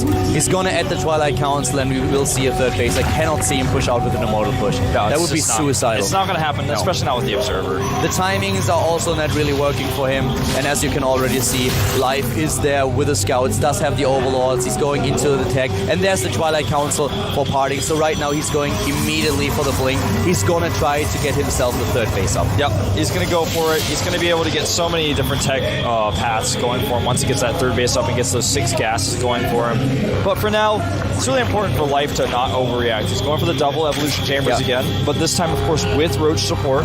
Exactly, he has the Roaches right now. He skipped them on Cloud Kingdom because it was a very different strategy that he was trying to hit there. But now we have the Roaches for him. He has speed as well, and there's the third base. Third base for parting. To the left, something that he scouted, of course, he saw with the Zergling, not the structure itself, but he saw the move out, and he will confirm with the rest of his units. Yep, here they come walking across the map. 5 Roaches. He wants to put a little bit of pressure on while he gets that infestation pit, so he keeps Parting's attention off of him, but he's not going to really commit to this attack because he knows it's a little bit of a risk, especially with this many sentries. He actually runs all the way in here. He's going to get out, though, as soon as he sees those sentries. He runs in, and here come the cannons now, trying to secure it as fast as possible. 61 harvesters already against 55, and the infestation pit nearly done, but Life's still applying pressure here. Yeah, he snipes a cannon without a cancel there. And the Roaches are actually coming in from another angle, so he's trying to hit this attack where he really throws Parting off, but with an Immortal here, it's not going to be able to work. Yeah. He tries. Yeah, nice. Yeah, he goes for it. You know, he just is like, okay, well, maybe you leave your main open. And if you do, if I can get into your natural or into your main base, then I have such a nice momentum going for myself. I can just macro it up behind this, and you suddenly have to deal with this aggression. Tyler, we're seeing a third evolution chamber, and this is not for Vipers and Heart of the Swarm. No. This is so he can get 3 upgrades at once. That's a lot of gas, but it's going to pay off in the long run, especially because the Broodlings, he's got the ability to use the Broodlings. Yep. He's got the Zerglings, and then later on, of course, the Infestor can drop the Infestor Terrans. He'll get the missile upgrades with the Roaches. We just have him this time going into the fourth base. He has the economy, and he really tries to play this very, very upgrade heavy, as you already pointed out. And on the production tab, we now have all these upgrades that we just talked about. Armor +1 attack for the Roaches, the +1 attack upgrade for the Zerglings, speed, pathogen glands, Infestors. He is really in a position where he knows, Parting, you can't move out. You're taking your third base right now. There is no option for you to be aggressive. So I get all my upgrades. I skip a little bit on the units. I only get the energy units out. And as soon as I see that you really attack, then I can build the units that I need to defend. Yeah. So you have 4 gates at the 4th base here. You know, is he really going to try to make this one work? I don't think that he's trying to attack right now. He will wait for his Colossi. Yeah, well, he's adding 2 gates. I think he is going to attack off the 3 base, though, for sure. It's just, you know, he has shown crazy late game on open maps in the past, but on this map, he's just asking for trouble if he really wants to take that 4th base. I respect his decision to go for the timing attack here. I would go for a timing attack if I was him. I would be very uncomfortable playing against Life in the late game when he has all the options and all the tech up. So hitting before there's an option for the Zerg player to get his Hive and everything up, I think that's the right choice. But Life is now pushing out. He has a lot of units and he wants to claim the middle of the map. He has already the Lynx and the Roaches on their way. Parting with a lot to defend here, though. Yeah, and I feel like with that Fleet Beacon, well, he starts Stargate first, of course. With the Stargate coming out, it indicates he is very willing to go into a 4th base on this map, which is pretty crazy to me. That's very brave. +3 coming out here. He's got that Colossus. Try to help zone out here. A good funnel, though, on those sentries. Needs a few more. Nice trapping one of the Infestors. And you can just see how Parting prepares for everything. The Spire is up, but as already mentioned, the Stargate is not only on production tab, it's nearly done. And the Fleet Beacon will follow soon. So Parting on those 3 bases, already going into the Mothership again. This will help him later on. He can get the energy out earlier, but he has to defend here first. Yep, and the force fields are pretty good here. The Roaches can't quite get through, although invested Terran energy is just going to be dropped pretty useless. Really good force fields here, and he forces Life back. Life is now on the retreat, and Parting so far has done a really good job with his defense. He has the 3 bases, he did not lose too much here, and now we have suddenly the fleet beacon. The fleet beacon up, exactly. With the fleet beacon now, he can get everything that he needs. He can get the mothership out, and this is just so cool for him. Both of them playing really, really well in this game. That Overlord finally taken out is actually going to supply block Life just a little bit here. Another pylon going down here as well. Now, Parting just needs to keep his cool until that mothership is out. If he really wants to take a 4th base, he is really going to have to make sure he has observers like he does right now. And there it is. Scatter across the map, and he's just going to do it. Yeah. On this map, he is going to take a 4th base on Whirlwind. He takes the 4th, he is happy with the defense at his 3rd base, takes the 4th now. We have him with double Colossus, a lot of Stalkers. He already has the Colossi as well. And now we have him with a mothership on the production cap. Well, Life just now starts his own high tech. Yeah. Trying to snake around here with his Roaches. A few Roaches get trapped on the left side. Roaches are not the concern. They're just a temporary annoyance for him right now while he tries to get this 4th up. He loses 3 structures without a cancel, but it's worth it to keep his Nexus alive. Good force fields, trapping a lot of Roaches. Again, this is kind of what we see from Parting the entire time. Blink forward, he's trying to chase them down. He's trying to get them right now, blinks after them, but then does not want to overcommit here. That's always the risk of running into infestors and being fungal. Exactly. Now that mothership is halfway done, there's a big Ling force. He continues to produce Lings. 24 additional Lings coming in here. He actually runs to the left side. But everywhere, Parting has such good cannon coverage. Parting is everywhere with his observers, with his cannons, just with the structures in general. He has such a good defense, and Life lost so many more resources than his opponent. He has the better mining in general because of his earlier bases that he has, but this is just not easy for him to pull off. He's running against the wall every single time. Yeah, Templar Archives coming up now, and of course this means that he will be able to get those Archons out for the Archon Toil. The mothership itself is not just there to look pretty and to cloak units, it's there to get that Vortex off, and you need that AoE damage in the Vortex to make it worth your while. Great Aspire now on its way. Charge. Twilight Council is already done. All the pieces of the puzzle. Exactly. It's just both players are just trying to set their chess pieces into a position and go for the checkmate. And this is a pretty good position for Parting. He starts to clear up some of this creep. This is really important on a map of this size. He needs to make sure he does not get flanked. Beautiful force fields. Never a wasted force field. Look at those hexes. They're perfect. Yeah, they are really, really perfect. They are fantastic force fields, a fantastic micro by Parting throughout the entire series. Just both players, you know, even with the good forces, he still grabbed those Stalkers and tries to grab them again. Parting is on top of it, immediately pulling back. And both of them just working at this bank now, going for 3,000 minerals even for Life. I'm a little bit surprised that we don't have an extra base for Life. He wants to stay on 4 at this point. Another base would open him up a little bit against aggression, against harassment. But I feel that at some point he has to decide to go into a 5th or just for a massive aggression. Yeah, I mean, the bank is starting to get really scary for Parting. He's also adding all these gateways, getting a second robotics, getting armor. He's getting all the tech upgrades, so as soon as he's got those, first 5 broods. The Brood Lords are now just being off 8 of them. Mothership has been spotted as well. He needs to make sure he has some extra Corruptors out because he just morphed a ton of his Corruptors now into Brood Lords. This game just gets, the economy for both players just gets bigger and bigger. Parting takes the 5th base before Life does. That is pretty telling. He's actually going to throw these sentries away. That's fine. He needs more supply for damage-dealing units. Even the armor upgrades are now being started. The speed upgrade for the War Prism. There we have the Robo, another on the tap. Both of them gearing up so hard now. He's getting +1 for air. This and is 3 additional Stargates. 3 Stargates, man. Those sentries are going to die here, but I feel like Parting is moving into... He's actually just a step ahead in almost all aspects of this game. He built the Stargates against Violet. I feel it was Cloud Kingdom. Yes, Cloud Kingdom. He never ended up using those Exactly. Stargates. He never used them. He gets them because he has the bank and he knows at some point might be in a position where I have to be flexible enough to just change my tech entirely. And this is something that is always awesome for Zerg because Zerg can do that so easily. But he just prepares for the game. He already gets those upgrades up. Wolf, this is going to be such a great late game between the 2 of them. Finally catches those Lings and forces them to unburrow. He's got 4 cannons finishing here, now the 5th one. And Life's Roaches are stuck between cannons and a Stalker place. he just gets rid of them. He tries to trade, tries to kill something, but he just wants to get rid of the supply. Yeah, he wants to make more Broodlords, just like we saw earlier. That Graviton Catapult coming out. He's getting his +1 shields finished up now, additional cannons going down. And from here, Parting can transition into that carrier composition when he's ready, you know, when it's appropriate. This is not a time to start making carriers, not yet. He starts the second core. He did this against Violet as well, but it never ended up coming to that. It's just like him preparing for everything, and also one of the weapons that you have, we talked about the Warp Prism and the Warp Prism speed, and he's using it now.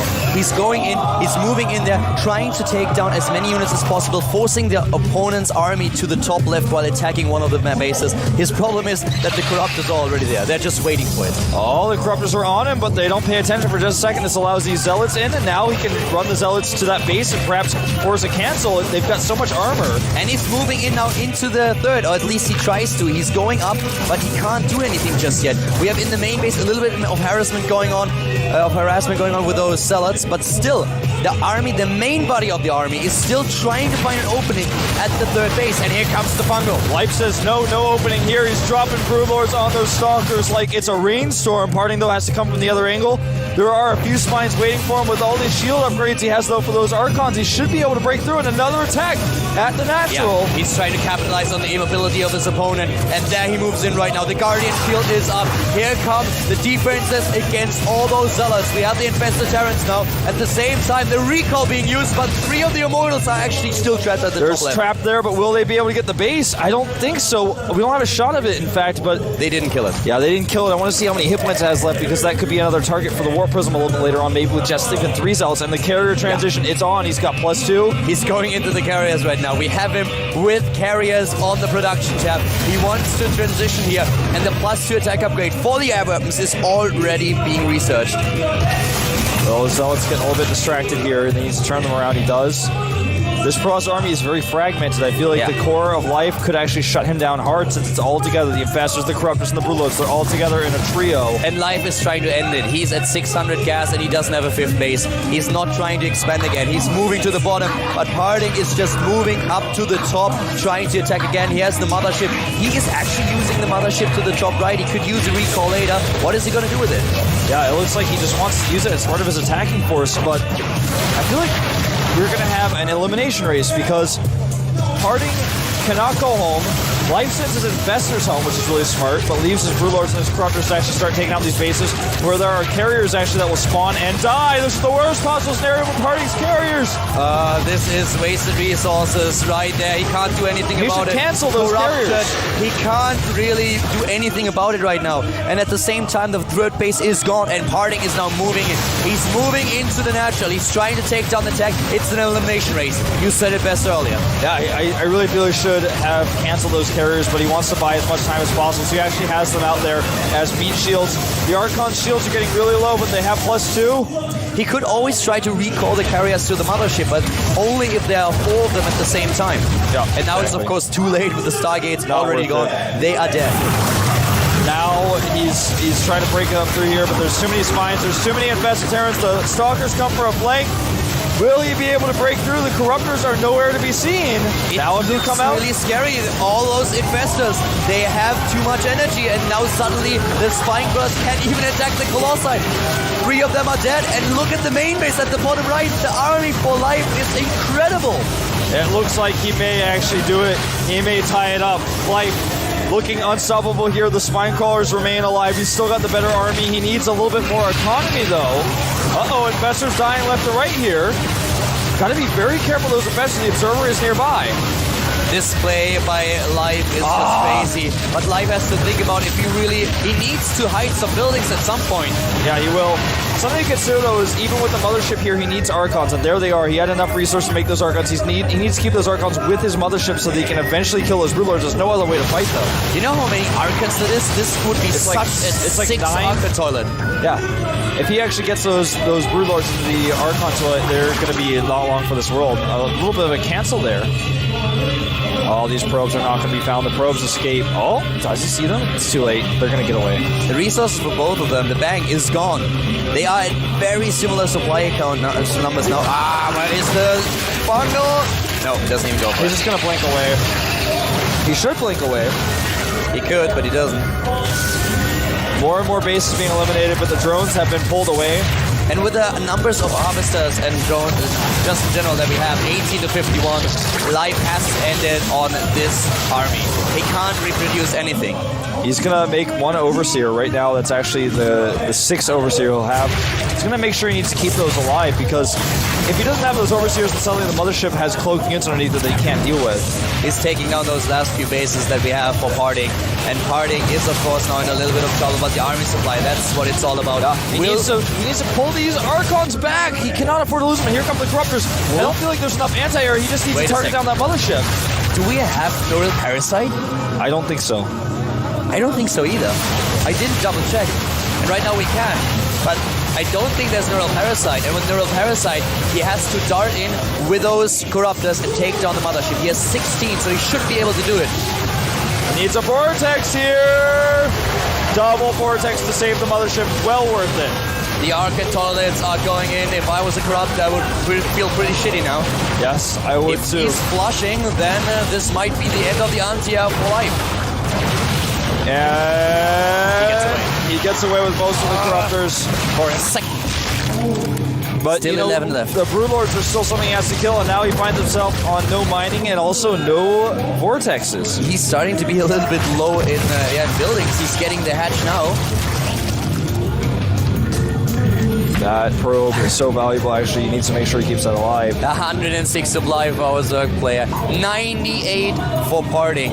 He's just going to turtle here because he knows at this moment in time, how can he approach that location with so few units? I mean, yeah, he's got a big army, but the composition is not going to really let him go up there against Infestors and Broodlords. He can't lose those Corruptors. If he cannot take down the Mothership and the Mothership gets a good bungle against the Broodlords, it's over. Yeah, you're so right. That's why he's got to make sure he knows exactly where it is at all times so he can't get that angle. Taking down Spine Crawler after Spine Crawler. They're hidden everywhere on the map. And this also opens up a weird scenario for Life, because if Life really has to defend like one point on the map, can he really move out with those Broodlords? They are so slow, it's such an immobile army, that if Parting is able to get past him, he will never be able to be back in time to save them. Yeah. He can't move with the Broodlords, I feel. I feel he has to hold that base. He knows Parting is not really mining. Parting has a base up to the top left, but it's not mining at all. He doesn't even have probes trying for that. It's not even close to mineral line. Yeah, look at those probes. They're all just sad and shy. He's going to start working on this extractor, which is pretty smart considering that that's one of the structures that's away from Life's normal army, and he's not going to bleed out. Extractors don't bleed out over time. Look at that army. 1 ling, 10 Infestors. That's so many Infestors. But 21. The Mothership, he needs to protect it. Oh, he goes in. He's trying. He's trying. Oh, he's got a few energy left, and then he'll have that Vortex available. Both of them are so patient here. This is awesome. It's all about the positioning, and here comes the Vortex again. Yeah, but I don't know if he can stick around with the Broodlords here. I think he has to leave. He can't actually fight here. The Broodlords, they can't fight. Yeah, the Broodlords can fight, but the Stalkers cannot. No, the Stalkers cannot kill those Corruptors. Yeah, there is no way for them. Not without the energy. And once again, the Corruptors are dodging those Archons. And the Archon count is getting pretty low for Parting here. They only has 2. Yeah, he lost those Archons. Now he tries to blink around, and he gets bungled. This could be the end of this game. The Stalkers are getting eliminated here. Oh my god, the anti-air is about to be done. He's moving in. He's trying to kill the hatch. He's targeting it. There's still an extractor. He is still an extractor. Yeah, there's the extractor that's being targeted. There's another extractor there. He will get the hatch. This is it. This is it, Wolf. I don't think he has enough. GG! What a crazy game. To the bottom left of Entombed Valley at the Blizzard Cup 2012, we have the Zerg player for Team StarCraft who was able to tie the series against his teammate. It is 30 live. StarTale Live. Such a great player. Showing some dates, man. That's Heart of the Swamp. Yeah. Heart of the Swamp dates in March. Now to the top left, the StarTale Protoss, the king of all Protoss players. He is Hati. We were talking about the king of the north. He is the king of the world. He is on top of the world, potentially the best player in the world. He wants to prove it today. This is such a crazy series. I love it. And I love that we are having Entombed Valley now. This is a map. It's an iconic map, you know? It evolved. The play on this map evolved so much. Vortex Valley at some point. It was all about the neural parasite against the Vortex. Then we had Seed suddenly come up with this timing attack of 3 bases where it goes into up to 11 gates actually. We had timing attacks with Colossi on this map. Then Parting suddenly starts against Violet with this early Mothership. So many different styles that you can play these days on this map. We've seen other styles even. We've seen the fast Immortal push even worse on this map. We've also seen, on this map, people will go for Void Rail runs too. You know, as long as you don't start cross position to your opponent, you can go for an Immortal push because you can take those pathways that are very narrow where you can use your force fields. Cross position, it's a little bit suicidal. Yeah, a little bit, so not really want to go for that one. But we are not cross positions. The positions do favor Life, I feel, a little bit for defending his third base, but if an Immortal push occurs, he's going to just be hit at his natural, not at the third base. This is tense, man, and I don't know what Parting is going to do here. The one thing I can almost be certain of is that he's not going to go for Stargate on this map. I feel after the 4th game, all the predictions have gone out through the window. It's just game after game for these guys. They take it one game at a time, and this is what we are doing as well. It is a really, really crazy series, and I hope that it goes all 7 maps. Starts to look more and more likely that it will, but we'll see. Only time can tell us that. And again, I really want to stress the importance of this map. This map is so important for Life. If he takes it, he's got all the momentum. It's the best map for Parting at this point. 3 bases, of course, scouted by the probe. No surprise for Life. He has an Overlord in position. He sends the Zerglings straight after the probe, wants to take it down. Yeah. Probe hides, tries to hide. There's the core. When that finishes, that's the Parting tech timer. When that finishes, we're going to find out what happens here. Just taking a glimpse into the main base, he doesn't have a pylon planted at his ramp, which is normally where you see him put his Immortals. It's possible he just makes it at his natural in vision of the Overlord. If he goes for Stargate, that's something that we'll likely see. Core is finishing. He's got 200 gas already. What's it gonna be, Parting? Everyone is silent right now. Everybody is waiting. The Korean casters don't say a word. The Korean casters are silent as well. And robotics. It's the robotics. Right away. No third base just yet. What is he gonna do? Stick with what works, man. I think he's gonna go for the Immortal push on this map. But last third one base, attack. You know, the thing is, on this map, you can take a third base with Immortals, but it's actually just not even really necessary. Most people will go for the faster third with gateway units. Oh, he sees the third base with that probe. That was so close. Nice attempt of a denial. Yeah, well, he saw it earlier that it was building, but now he has the confirmation that it's actually there. And we are close to getting this one robotics done, and then we'll find out what's going on. He's got enough resources for the Immortal. Everything lines up. Immortal. He's going for the push. And it's totally hidden. Life has no idea. Yeah, so far he doesn't. And Life is going for the tech at the same time that the first Immortal has been started. Here come the additional gates. It is the Soul Train, once again. This time, Life trying to defend against it with Evolution Chamber and also with the Roach Run. On Cloud Kingdom, where he won, he went into double upgrade Zerglings and into Fast and Fastest. Yeah. Here comes that Overlord to try to scout. That's what that probe's going to check. He's going to kill the Overlord first. He wants the Overlord, though, to see that he's killing the rocks. That kind of lets him know, oh, you're probably going to take a third. He's going to see the gateways, but that's not enough of a tell. You know, seeing all 3 gateways, though, is a pretty good sign, because normally if you make 3 gateways like that, you're going to be making them at your third base as a wall if you're making the third base at all. This is once again one of those scenarios. If you get up on the high ground at the third base, for example, the third base is dead. You can't get units in there anymore. Here come the additional gates. Parting is preparing, taking down those rocks, and at the same time, let's have a look at his opponent. 55 harvesters going straight into Ling Road. He wants to make it look like there's a third base with that pylon again. He's attacking the rocks with his sentries. But he's not going to take a third. No way. Here Great comes the scout War Prism. denial. so tense, Calder. Life Can't take a third base here, no way. Life is very aware, I feel, of what's happening. He's not taking the bait. He starts his links now. He's already got enough links on the map to slow this down. The Parting Express is on the move, but it has been scouted. Yep. One day there'll be children's books written called The Parting Express, and if you don't believe in him, he will blow you to bits, that phase disruptor. The Warp Prism is on its way. Life knows what's going on. Oh, wow, this pylon will never happen. Nope. Oh, wow. This is brilliant for him. This is awesome. Now he needs to wait until he has another probe there.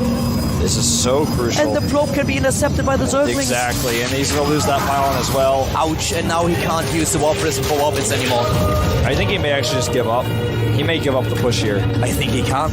It's so Against late. 3 bases, you can't give it up. You have to go through. He has to, and you know, he stepped back for a second, but he's got his wits together now. He's going to hug the wall so the Lynx can't get us around. He doesn't need force fields on that side. But he needs now the Warp Prism to warp units, and he can't use it to micro. And there we go.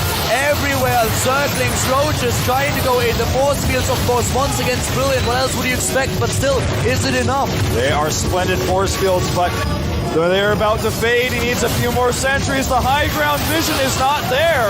Well, he has it with the Warp Now Prism. he's got it, yeah, and he's... Whoa, that was a sick pickup on that Immortal. And he takes down the sentries. He's pushing his opponent But back. he's lost so much already. He's lost a lot of ground here, losing another sentry. Oh, yeah, Parting. Yeah, of course. Life is doing a great job. Life here. has a sick position here. He's even got that high ground, continuing to pester and poke. He's getting even another flank out. He wants to attack from a different angle. He's setting 3 different attacks up against his opponent. Force fields. Decent force fields, trapping a lot of units. Yeah. Does he have the lava? Already spine crawlers. This is still scary. It's the best position for Life because he killed the probe and the pylons. But still, this is a strong push. It is strong, man, and he's going to trap these units on their retreat path, but he's got to pick up these Immortals. Where's the Warp Prism? There it is, just in time. The sentries. Oh! He saves it. He saves all the Immortals, but the sentries, they are running out of energy. Left. That's it. This is about as threatening as a light show at this point. And the Warp Prism is not able to save the Immortal. 1 Immortal down, 2 to go. And here comes the floodgates. He comes around the right side. There's nowhere to run anymore. 22 Zerglings, and of course he has the Roaches, and he's rebuilding them. He really has +1 attack upgrade. He's going for the second one. Even on the high ground, takes out the Immortal. Boom! This is it. The sentries can do nothing but sit and die. GG! He starts to the top left of Belgian Vestige here in the 6th game of the Blizzard Cup 2012. The Zerg player with 3 wins in a row against his teammate. It is Tati Live. 3 games, 1 in a row. 1 more to go to take out his teammate. To the bottom right, started off great here, but now finds himself on 2 tough maps. He is... Tati. all eyes on him now. What's it gonna be?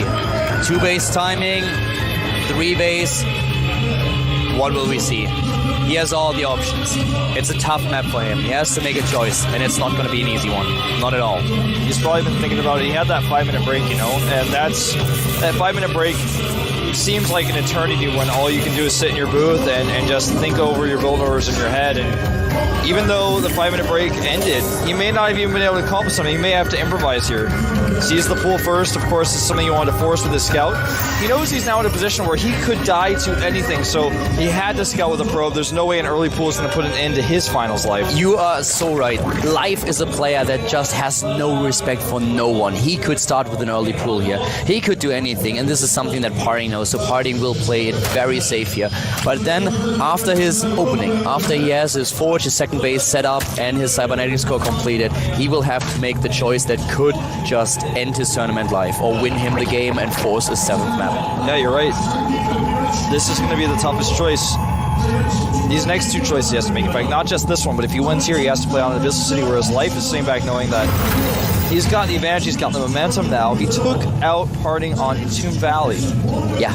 It's like it should be smooth sailing from here on out. Well, things went just south for Parting on Entomb Valley. His big problem was that he was scouted. He tried to fake this third base, but Life never really fell for it. Life was in a spot where he saw with the Overlord, okay, the Immortals are coming out, we have the sentries, and then immediately, what did he do? Position those roaches on the cliff. High ground, yeah. And the problem for Parting was that this was exactly the position where he wanted to build his pylon. Not only the pylon died, the sentry too, sorry, not the sentry, but of course the probe. Yep. And then the Zerglings ran in, took out the second pylon, and suddenly Parting was looking at it and was like, well, I don't have a warp-in pylon anymore. I have to use my warp prism. It seemed like a lose-lose situation from there because, you know, falling back and taking that third base is something he could do, but he would be so behind to do that. Yeah. It's basically impossible. You spend so many resources on gateways, then you have to wait for a third to finish.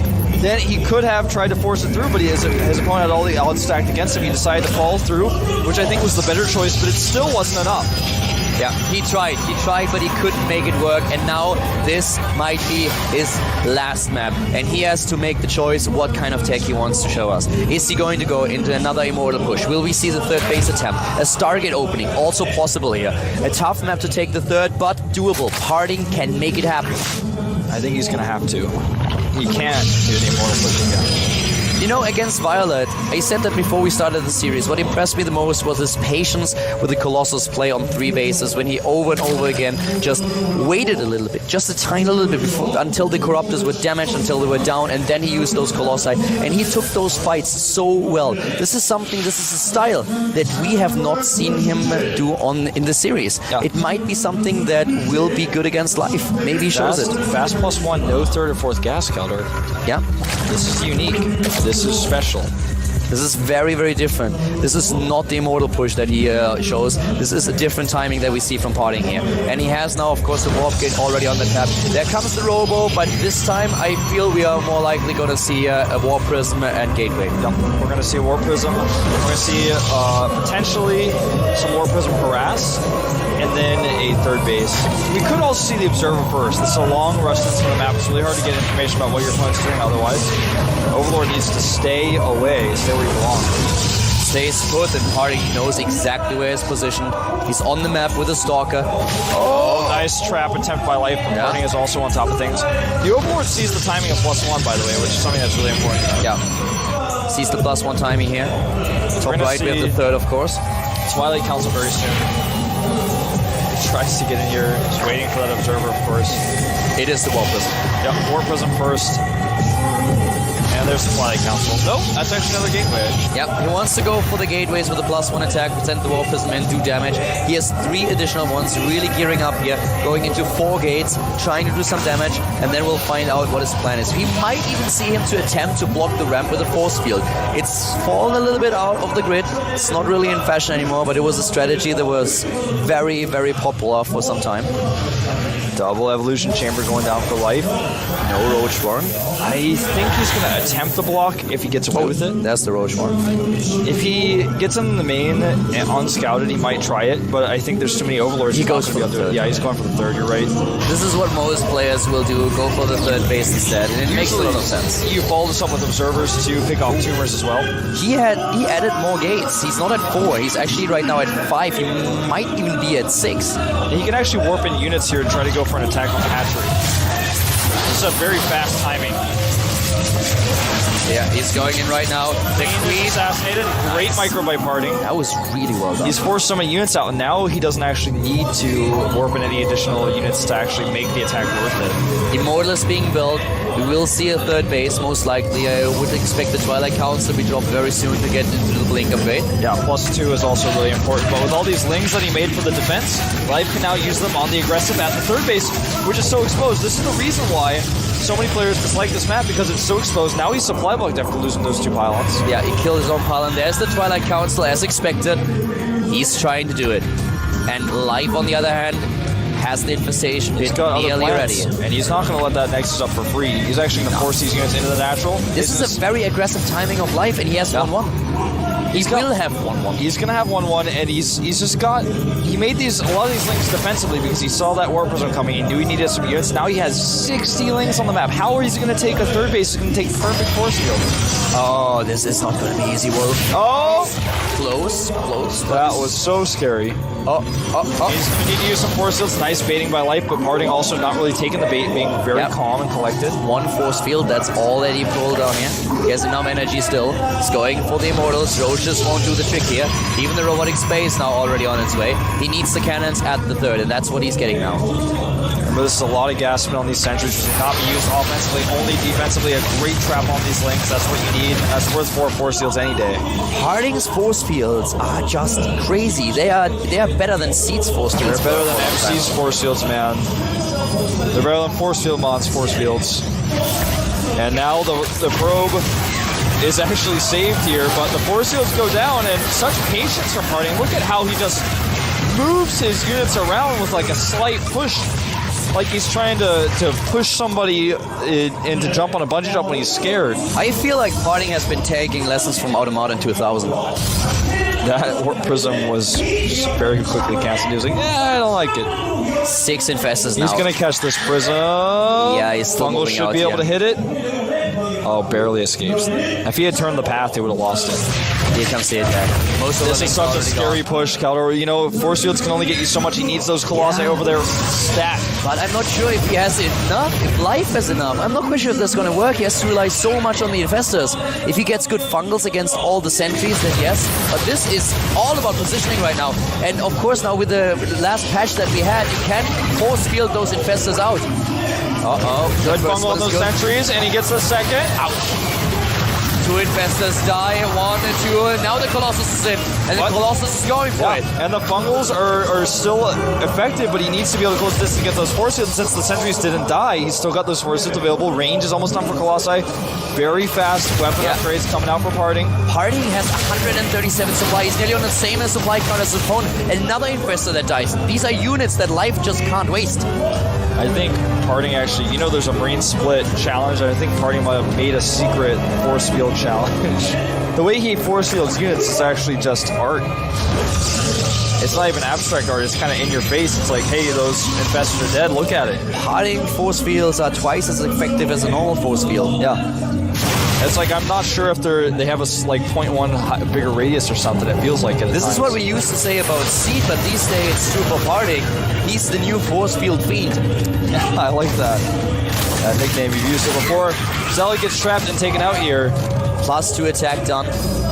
Both players on even workers, 72-72, but the tech is actually getting better and better for Parting. Yeah, he's on 3 bases now. This is the style that we saw against Violet, and this is just so good. He executes this so well.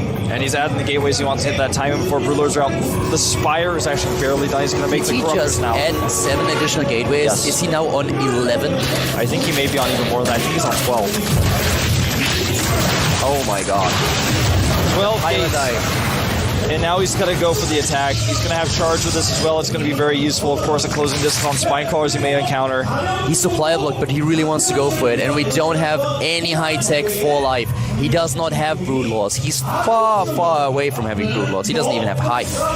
Not at all.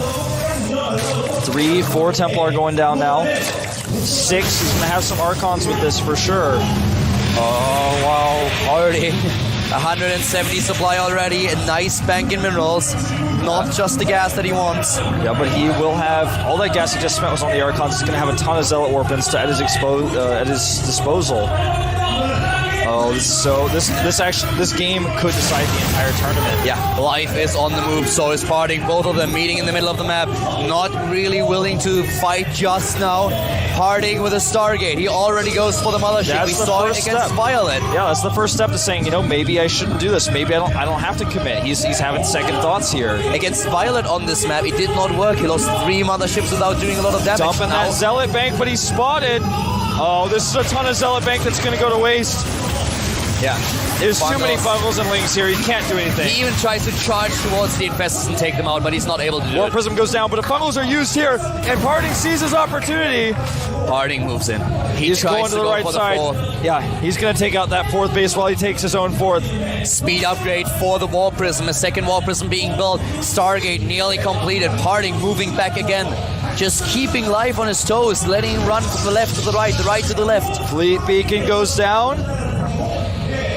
He buys himself so much time, but life, he's everywhere, defending, building up a bank. This is getting pretty intense, man. The Warp Prism speed's going to allow him to be a little bit more positional, just like he was doing in the main base, but he's got to make sure to make every single Warp in count.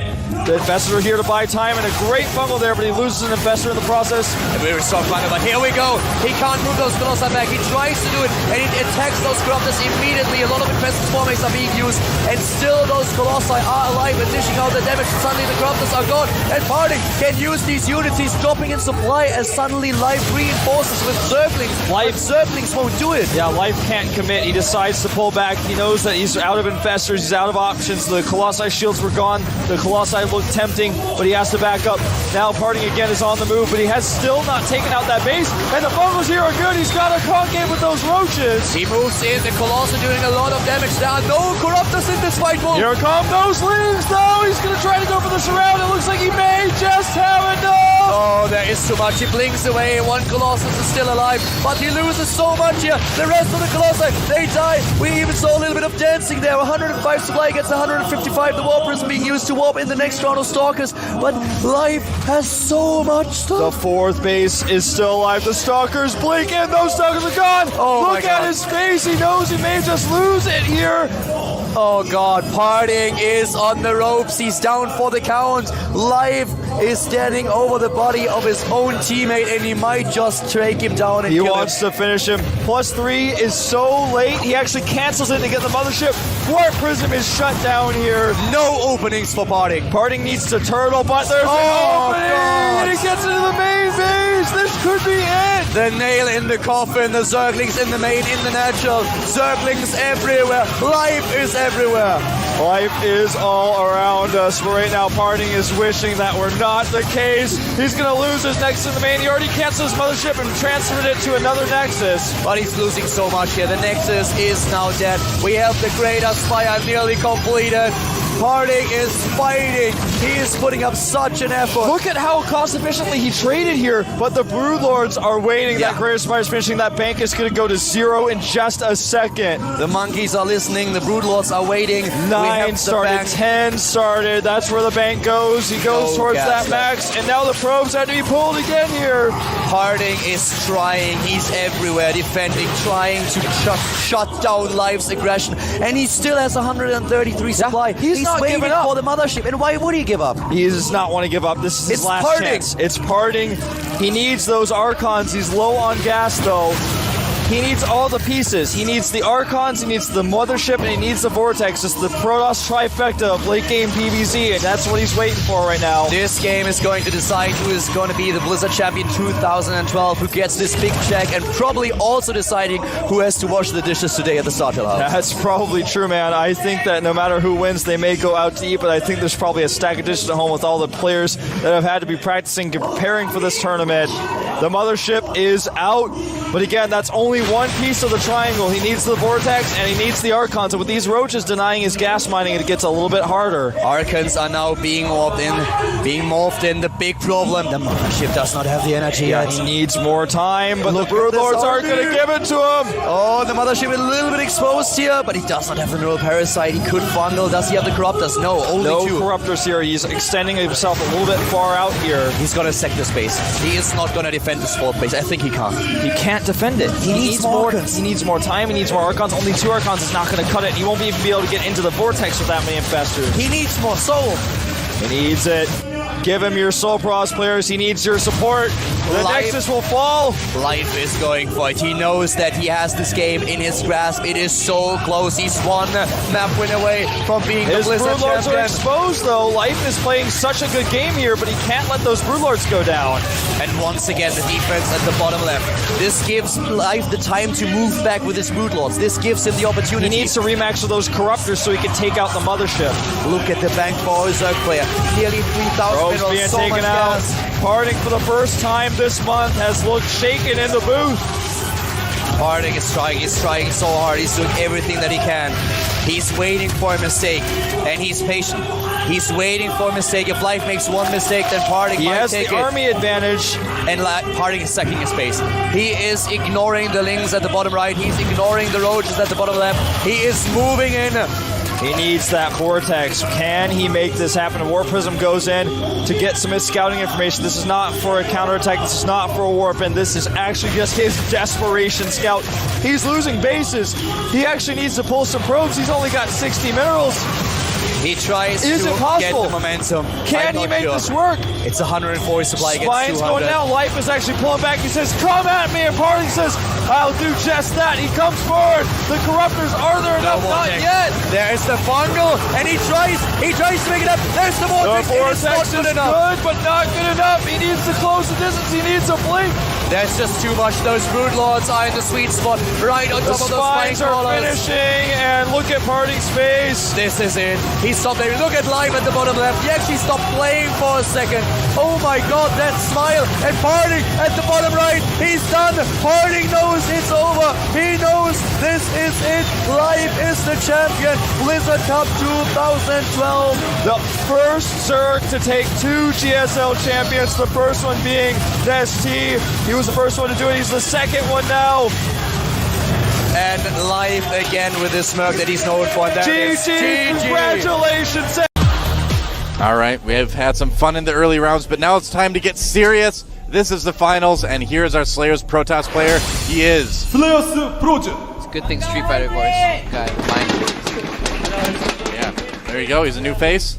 You get used to it. Probably see him a lot in the future. And here's our Zerg player, War 3 Pro and StarCraft 2 Pro at the same time. He is MVP Violet. Violet. Another one of Mold Traps and my Code 8 kids. We're so proud of him. One of our Code A-lets. Yep, getting through Code A, getting into Code S, showing the world that he is a great Zerg player. Now, the one time we did see a PvZ on this map before, we saw that the Protoss was able to just get a wall with just a pylon and a gateway in that little choke. And it looks as if Golden, I don't know why I say Golden. I keep getting his name wrong. Frozen. Gosh. The Protoss player is going to go ahead and do something similar. During the break, Mold Trap got hit in the head with a clown hammer, and he's having a little bit of trouble. Yeah, I've got these birds it's okay, guys. Don't around worry in though. circles around my head. Yep. It's just he's just dazed. Won't last very long. And there's that gateway in that choke point now. That's right. Oh, it looks like he wants to block the hatchery for a little while. Pretty normal thing, and it looks like it's going to be a speedling opening for Violet. He may have something completely different planned, but that Roach speedling push is so good against Protoss. We've been seeing it so much. I would have to imagine that's probably what he's going to do. Depending on what they do. Yeah, and Frozen has got to mention that too. What? We are real Slayers. All right. Whoa. Set in the lower right. He just put down 2 gas before his core, man. Really? He is going super gas heavy right now. Now, a Protoss that gets that much gas that early, normally, in a lot of cases, that means DTs. It often does.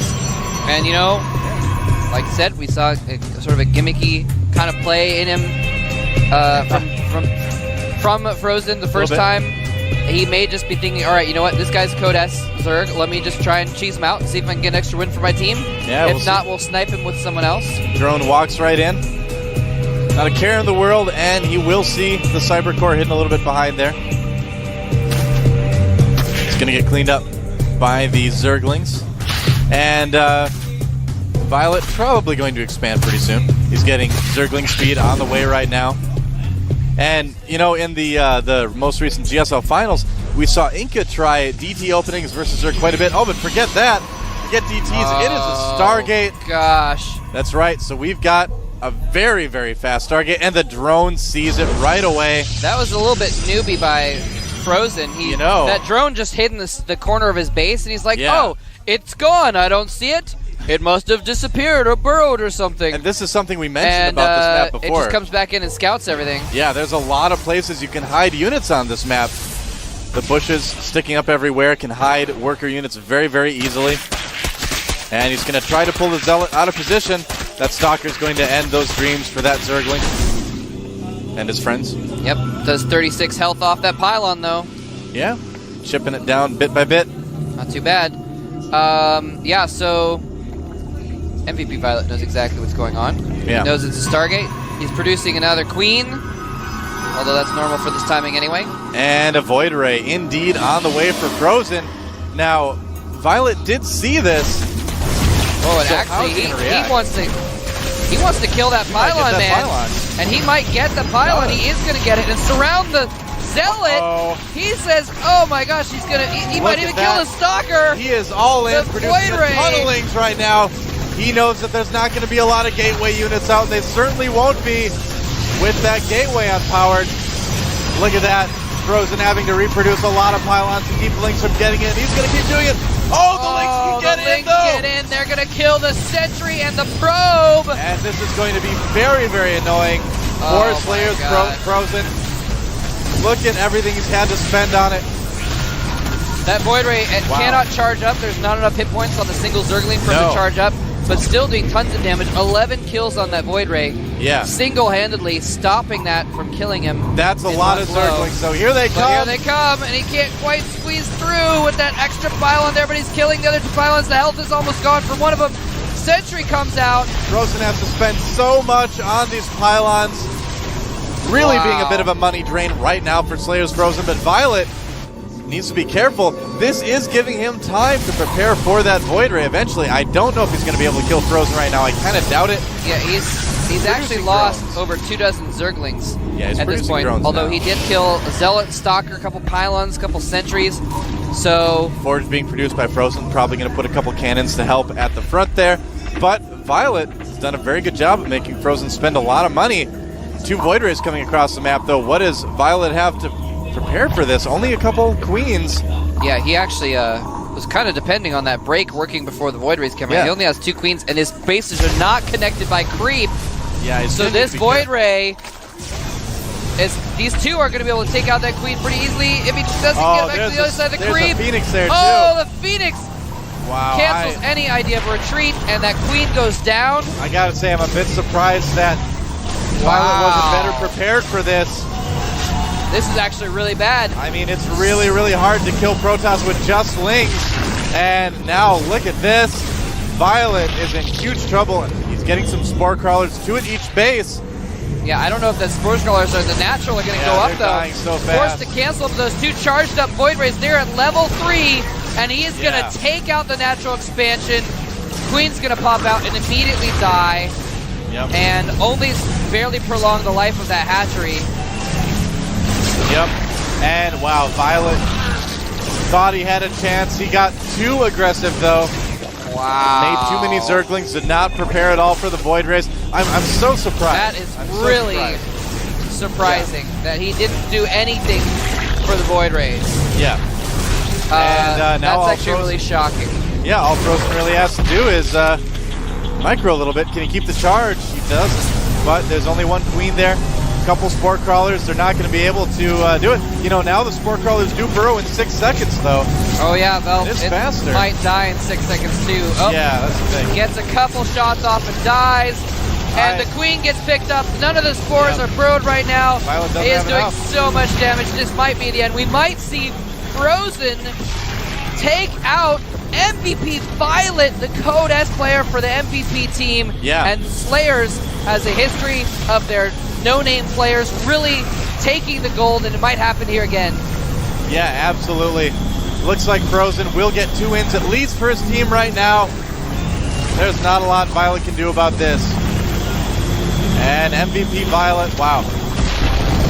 Really making a very surprising I gotta say, a little bit disappointing choice there on this map. And he's trying to get some Zerglings out to just do a last-ditch counter all-in, but there's a cannon and sentries back at the main base of Frozen, and he's actually supply blocked. That's kind of funny. Putting up a ton of pylons. Is he just walling off his mineral line with pylons? He's just making extra pylons just because he's supply blocked himself. Trying to micro quite a bit. The Zergling counter probably not going to work. All right, so Violet does more or less hold it. He is getting Hydras, so I suppose he's still got a chance. He's so far behind, though. 30 supply behind. Good old one gas Hydras. Yeah. Which is nearly impossible to do, actually. Hydras take so much gas to pump out a lot of them. Here's the thing, all right? So Violet, way too aggressive with those Lings early on. Frozen did a good job of holding that. So hard to kill Protoss with just Lings. I'm really surprised he pursued it that much. Then, on the other hand, Frozen came back, didn't macro really at all while that attack was going on. Thought he had the game won right there, so he gave up macroing, and that's a terrible idea. So now that he couldn't end the game, Violet has a chance to come back, but he is pretty far behind. Yeah, he's definitely far behind, but Frozen he's getting into the natural, but letting him get back into the game a little bit. He's getting his natural back up again. Yep. But yeah, this is, and the thing is he's actually, he might, never mind, that ground army is too big. I was going to say, with just air units, a few Hydras could hold off for a while, but with this ground army moving across as well, I don't think he quite has enough to deal with that and the air. He's got enough Phoenixes to lift half the Hydras right now. I think Frozen just kind of went a little while ago. You kind of realized, hey, I'm so far ahead, I don't need to kill my opponent right now. I can just sit back and macro a little bit. There's 4 Void Rays, man. Yeah, that's a lot of Void Rays. That hatchery's going to have to be canceled. It is canceled. He's falling back into his natural, trying to get the spores. It's a lot of Hydras, though, I gotta say, but the ground army is just going to be too much, I think. Yeah. Yeah, this is going to be tough. And even if he doesn't go in and attack right now, a lot of Lings on the way. He can just contain Violet to one base and just take his second base. He is taking his second base right now. And he can just macro up a ton of units and keep him contained with force fields even if he wanted. Yep, MVP Violet definitely on his back foot right now. If he's able to win this, it would be pretty much a miracle. That would be a miracle. There's some high ground right there. And there are no incredible miracles in this team league. Not in this team league. Nope. Just kind of posturing, taunting Violet, saying, come on, I dare you to come out and play. And there's not going to be a chance of a Link counter this time. Force fields him off. Keep him from coming in and sniping the air units. He's just got enough force fields, it doesn't even matter at this point. Yep, I mean, it's still 30 supply ahead, so Violet's been keeping up at least, but on one base, there's only so much a Zerg can do. Oh my gosh. Oh, he's cannon. He's cannoning him in as well. That's just insult to injury a little bit there. Hydra's on the high ground. And they might be able to hit that cannon. And there's a lot of Zerglings there. When those force fields fall, they're going to stream out for one last counterattack. The force fields stop them, though, from the Hydras joining in. Nope. That is not going to work. The Void Ray is doing some damage. Yep. And the cannons are warped in as well. Yep. Violet basically done for here. Not a whole lot he can do against that. He doesn't even have he needs a creep tumor there also, so those Hydras can actually micro a little bit. Just started a Nidus network. But he doesn't have any overlords out on the map, so yeah, that's the thing. That's going to be tough for them to actually accomplish anything with that. Yep, he doesn't have any overlords at all by the opponent's base. I don't know how he's really planning on using the Nidus. He can, kind of, well, he can only really Nidus into his own base right now. I mean, there's no yeah, overlords he can Nidus over the ridge. He's sending out a slow overlord to the north to try and Nidus to get something outside so he can do a counter, basically. If he can possibly take, like, a hidden base or something like that. But here's the thing. Frozen is getting a third base and Colossus with thermal lands. Yeah. So I'm a little surprised Frozen isn't trying to end the game right now, but he's going to be able to in the long run. He's actually retreating his army and just leaving those cannons there. That Overlord is heading all the way across the map. It's going to take forever to get there. That Void Ray may find it. Looks like Violet is going to break out. Maybe take a second.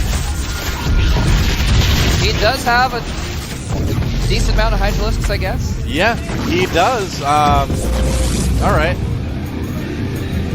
Something getting taken out there. Wow. Nidus Worm is up. This is such a weird game. Yeah, it's very strange. So bizarre. And you know, it's been a lot longer than of a game than I expected. But if you go back, it really all just came down to the fact that he's like, oh, I'll just break him with Zerglings, even though he has Void Rays, and not get any air defense. And here comes the Hydras for Violet.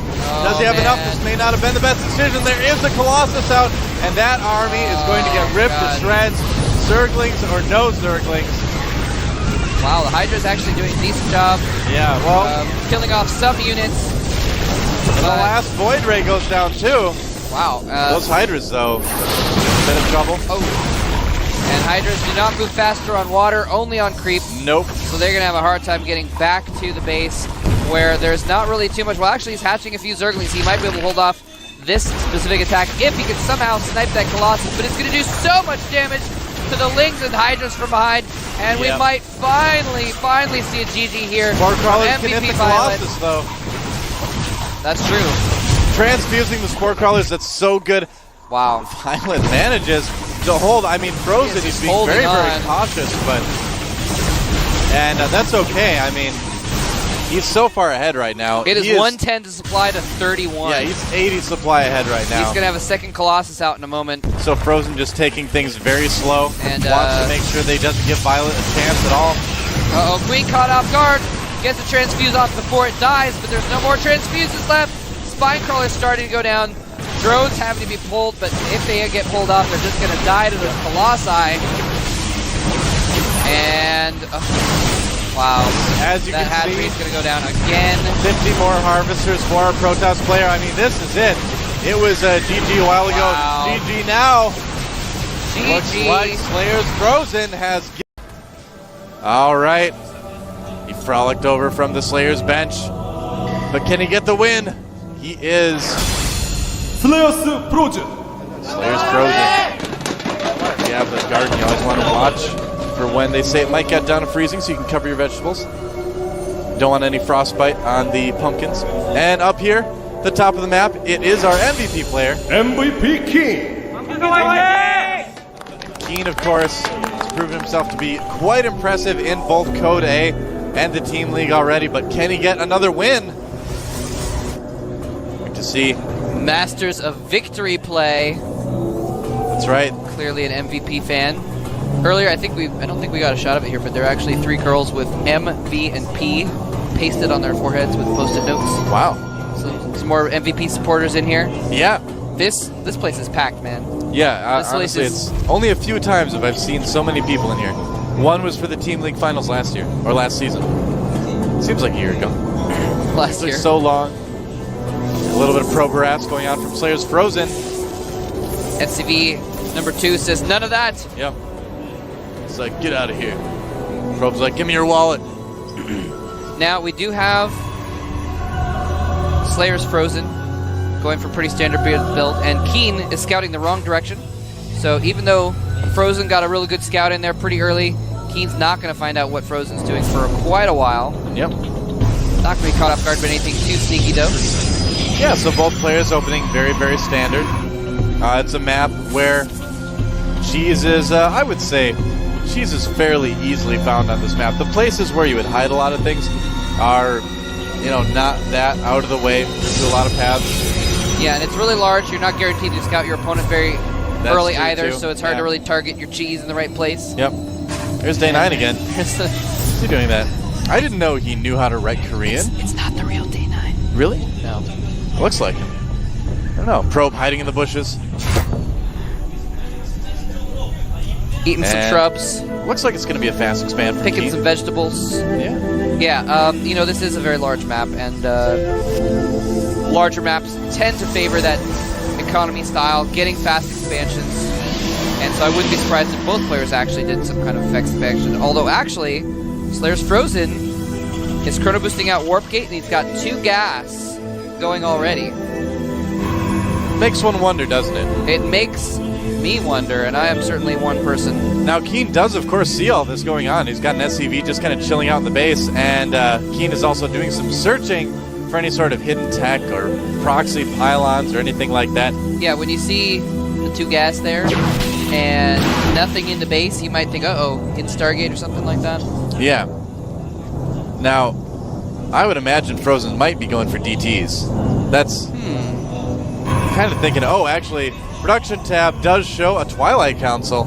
So there this you go. could be DTs. Then again, Blink Stalkers are quite good on this map. There is no ramp, so they can just walk up and hit whatever buildings are being used to kind of blockade things. Yeah, and a couple more gateways going down. Yeah. Could also be, you know, very fast Zealot charge as well. I mean, a lot of different options.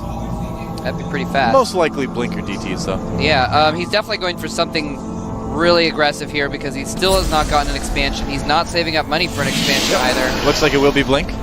And he's continuing to chrono boost out Blink. Yeah, and early Blink Stalker push like this can be pretty powerful. Yeah, especially if you can somehow get sight of the high ground. You can go in and blink on in the back or something like that if you want to. Yeah, just bypass the bunker altogether. I'm sure that's probably what he's planning. I mean, it's a nice big ramp. Sometimes players will even actually like suicide a stalker, run it by, and blink it over just so they have vision of the high ground to get the rest of their stalkers in there. Yeah. And wow, he's expecting something. Keen putting down 3 bunkers at the front. But they're not going to be too helpful if all those stalkers blink in like they're planning. Oh, he could actually blink across there. He would need some kind of way to get vision. That's probably just forward pylon, but it does get spotted by Keen. And now Keen knows that something's coming. I wonder if that pylon, even though the warp-in radius is not that big, I don't know if he can, I think he can maybe see the edge and blink. I don't think so. Well, I mean, he would need something to gain vision. That's the thing. And, well, let's see if he can get up there with a single stalker. How is he going to do this? Because he doesn't have any way to see up there. No, he does. He had vision of that edge like I thought, and now he gets all the stalkers in. He's going to actually target down the Tech Lab. Tech Lab goes down. Stim is canceled, and he can actually get away over here and killed blink quite back. a few SCVs as well. Wow. Blinking out. And wow, so I guess you can get just to the edge of that that other side, and all the bunkers are empty. Bunkers going down. Wow, what a great build from Frozen. I'm so impressed. I had no idea that you could get vision across there with a unit. And some really nice blink micro, blinking back the damaged ones. That was actually really, really good blink micro. That's so interesting that you can get a unit right to the edge of there and see across. That blows my mind, man. All right, so that bunker, it's going to go down. Not enough repairing. Yep, and now Keen's definitely in a bit of trouble here. Nice blink micro. More stalkers are going to be on the way soon. And I think Keen might get taken out. We're going to see an even score again. Frozen might be able to use this special strategy to take him out. He's warping in more stalkers to join into the battle. The Marines are slowly going down, and he has nothing left. Keen with only a few units in production. More stalkers going all the way into his main, picking off the mules as they run for cover. And this is going to be it. Keen pulling his SCVs, and it can't save that bunker. Can't save Keen. More stalkers blinking across just to spite Keen. And wow, that is it. Wow. All right, so here up at the top of the map, we have our red Terran player. Slayers has sent him out, thinks he can get a win. He is. Slayers Kanji. Wow, big cheer going up for Ganji. Crowd really getting into it. Can he get the win, though? He's going to have to beat this guy spawning indeed as Zerg. He is a random player from MVP known as MVP Guinea Pig. Guinea Pig. And this is Ganji's best matchup. He is 7-2 against Zerg. Yeah. He has defeated some powerful players. We saw him defeat Leenock. Another MVP cheerful right there. A lot of supporters for MVP. That's a very nice typesetting there, I gotta say. Typesetting, Moltrap, is the art of arranging letters in a pleasing way. I did not know that. Typography. All right, good to know. There you go. So, you know, like we mentioned earlier, slight disadvantage for Guinea Pig considering that the running paths on this map are very narrow. Not a lot of room for Mutas to fly either. As a Terran player, Slayer's Ganji can control things with tanks, things like that. And it's more difficult to counterattack. There are the lanes on the side, so it's possible. Yeah. But if the Terran keeps track of everything and they cut him off in one of those passes in the middle, they can make sure they don't go around for a counterattack as well. Yeah, absolutely. The Zerg player does have that ability to kind of run around, get a flank too. But can Slayer's Ganji take down a powerful random player like Guinea Pig? Scouts him, finds out. He knows what's going on now. And Guinea Pig did go hatch first, getting a spawning pool afterwards. So, very standard opening too from Slayer's Ganji. Didn't try to do anything crazy because he didn't know what he'd be going up against. Yeah, didn't react around that barracks. Probably going to see a Reaper come out, do some scouting. Yeah, I mean, that's again, slight advantage coming in for him being random. Yeah. You know, if he'd known it was versus Zerg initially, he might have maybe planted that barracks at his choke point, at his ramp instead, so he could have a little bit of a wall. Yep. Might have gone for 2-rack play instead of quick gas. Yeah. So maybe throwing him off a little bit here. He is going to go ahead and get a Reaper first so he can scout exactly what Guinea Pig is doing. Now, what we've seen most Terran players do on this map, and a lot of maps against Zerg, is get 2 bases, get some Marines, tanks, and make sort of a strong push off 2 base involving tanks, Marines. A lot of times they'll include some medevacs as well. Looks like a bunker started by Guinea Pig, but not going to do anything with it. He does cancel. And that was the most uneventful bunker rush ever.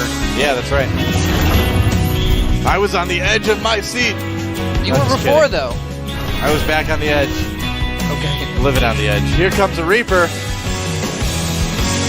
And he's going to be able to get in, at least do some scouting. Reaper. Maybe get a drone or 2. Reaper opting to save gas by taking the ramp, and almost gets caught by some Zerglings. Takes a hit. Yep. Needs to be careful of that queen, and it's probably going to go around, and there's Zerglings waiting for it on top of that ramp. Yeah, Guinea Pig doing a nice job of deflecting that Reaper. Oh, even having 2 Zerglings up there as well. He's going to jump up. He doesn't take the bait. Wow. I got to say, Guinea Pig doing a really impressive job keeping this Reaper from getting anything. This Reaper may not actually end up seeing a whole lot. Yeah, he is getting some kills, though. He's damaging that queen. He's taking out a couple Zerglings. Yeah. And he must psychically know there's 2 Zerglings waiting for him at the top there. I don't know. I mean, he wasn't jumping up. After your Reapers are on there for that long, you have to kind of assume. And it looks like Ganji is going Blue Flame Hellions. Nice. All right, so that could certainly cause some damage. Gets him set up for that push that I talked about a little bit earlier. Oh, look at that. We're getting taken out, and that Spine Crawler that was actually needs to be beautiful. canceled. In case you guys didn't know, Reapers actually have an attack that does a lot of damage to buildings. He's probably going to have to cancel that again if the Reaper comes watch in. out, Reaper. Reaper getting very low on health. Yeah, that was actually really cool. He just took out 2 creep tumors. Yeah. And forced to cancel on the Spine Crawler. That was pretty nice. Yeah, Ganji's doing really, really well. Both players actually playing very well right now. Guinea Pig doing a good job of denying any sort of information from the main base. And Zerglings, they're not going to get in, but they do see 2 Hellions. I think they saw both the Hellions. But the Blue Flame upgrade, as you can see, had not finished yet. So that doesn't tell Guinea Pig a whole lot. He did start a second Spine Crawler just in case. That is a good decision, getting an Evo chamber right now. And it looks like a couple more barracks going up for Ganji. So he is going to follow this up with probably Marine Tank as he takes his expansion. Reaper going all the way around looking for that fast third, but he's not finding it. That's a good idea. Once that Reaper's that low in health, can't really do much more harassment. Yeah. So you might as well hang it back, try and watch for thirds, and he actually is going to try and go ahead and get a scout in. Oh, he and does the Zerglings get in. have left the vicinity. Overlord's He's going like, to get right hey. in here and see Oh, but here come the Hellions. This is so good. The Reaper's going to cause damage at the main base while the Hellions coming in from behind at the main, or the natural. And he does get a few drones, but is he going to get into the main? Not a lot of Zerglings defending. He could just sneak past. Oh! But they drone. Drones trying to block. They do succeed in getting all but one of the Hellions. That Hellion is low on health, and it has 4 kills, but it's probably not going to get any more because that Queen is on the prowl. So managed pretty well by Guinea Pig. Here comes the Reaper again, trying to find a way out. But that Reaper, that Hellion is wait, trapped. actually, That's dangerous. Gets one more drone kill. All right. Not too bad. That Hellion does have 5 kills. Yeah. A lot of those are probably Zerglings. That Hellion is like immortal, man. Yeah. Now finally dead. The irony. Yep. Finally gets taken out by a Speedling. That's right. So the Speedlings, by the way, are going to be actually they're not speed upgraded yet. They're just on creep. Wow, Speed that is Speed Speed is almost done, just finishes. +1 melee attacks is going to be done in a moment as well. There's a push coming down the map right now, and Yeah. I'm really, really surprised about this. That is Now, really the news of the hour. Here's the thing, the Hellions killed a good amount of speedlings, but yeah, he is turning around. I don't think this would be the best time to push with that siege mode. I don't think it's been researched yet. Yeah, he only got 4 Yeah. drones with those Hellions, so still about even in harvester count. All right. And siege mode is complete, actually. So Baneling Nest Inspire on the way. He did get a very fast lair, wants to get those mutas out right away. Able to pick off some tanks, do a little bit of damage maybe. Here comes that 2-base push, a little bit earlier than we've seen in the past. But it could potentially do some damage. Ling's coming into the natural though. Bunker and some Marines are going to deflect that pretty easily. +2 melee attacks already going for Guinea Pig. Going pretty fast on the upgrades. Yeah, really We might fast. see... I don't think it was Guinea Pig. I don't remember who it was, but on this map the other day, someone did... Why am I not remembering it? That Ultralist build. No, it was Lenok did an Ultralist build on a different map where That he was just went... Zelnaga Caverns. Yeah, a different map. He went for very, very fast upgrades, though, and just tried to control things. And actually, now that I think of it, this is not very similar to that build at all, but Well, he because did of the get fast Mutalist. upgrades. But anyway, sometimes if they focus on those early upgrades, it is for later game units. But if not, those Zerglings are going to be able to do a lot of damage to those Marines. They do not Ganji. have very much armor. Ganji is building a ton of missile turrets right now. There were 6 in production at once Oh, wow. a little while ago. So he knows the timings for this type of build. He knows that mutas are on the way soon.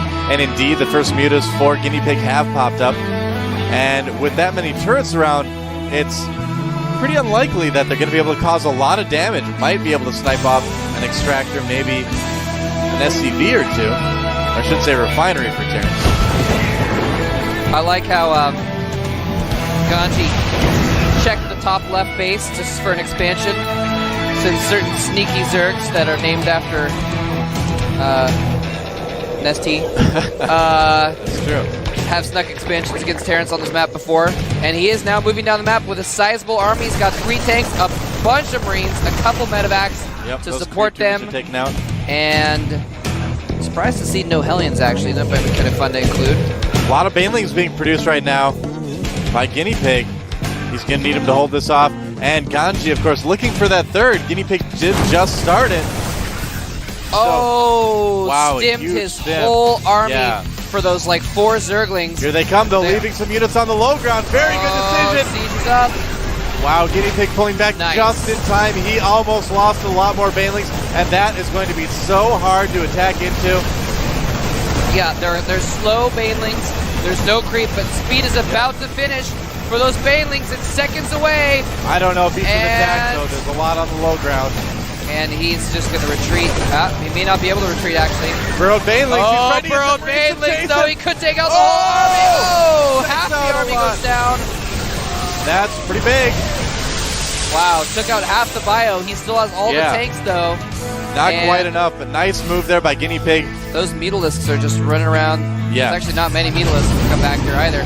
Look at this. He's going to siege up on the low ground and ferry Marines up, use the tanks to protect the Marines, and then attack things in the main with the Marines. Yeah, there's going to be forces coming from behind for Guinea Pig, though, so this push may end up being killed. Oh, yeah, lots of Zerglings. Mutas coming in as well. And not the best attack right now for Guinea Pig.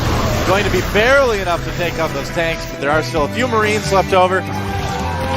And look at that, another drop in the natural right now for Slayer's Oh my gosh. Ganji. And there is nothing to defend.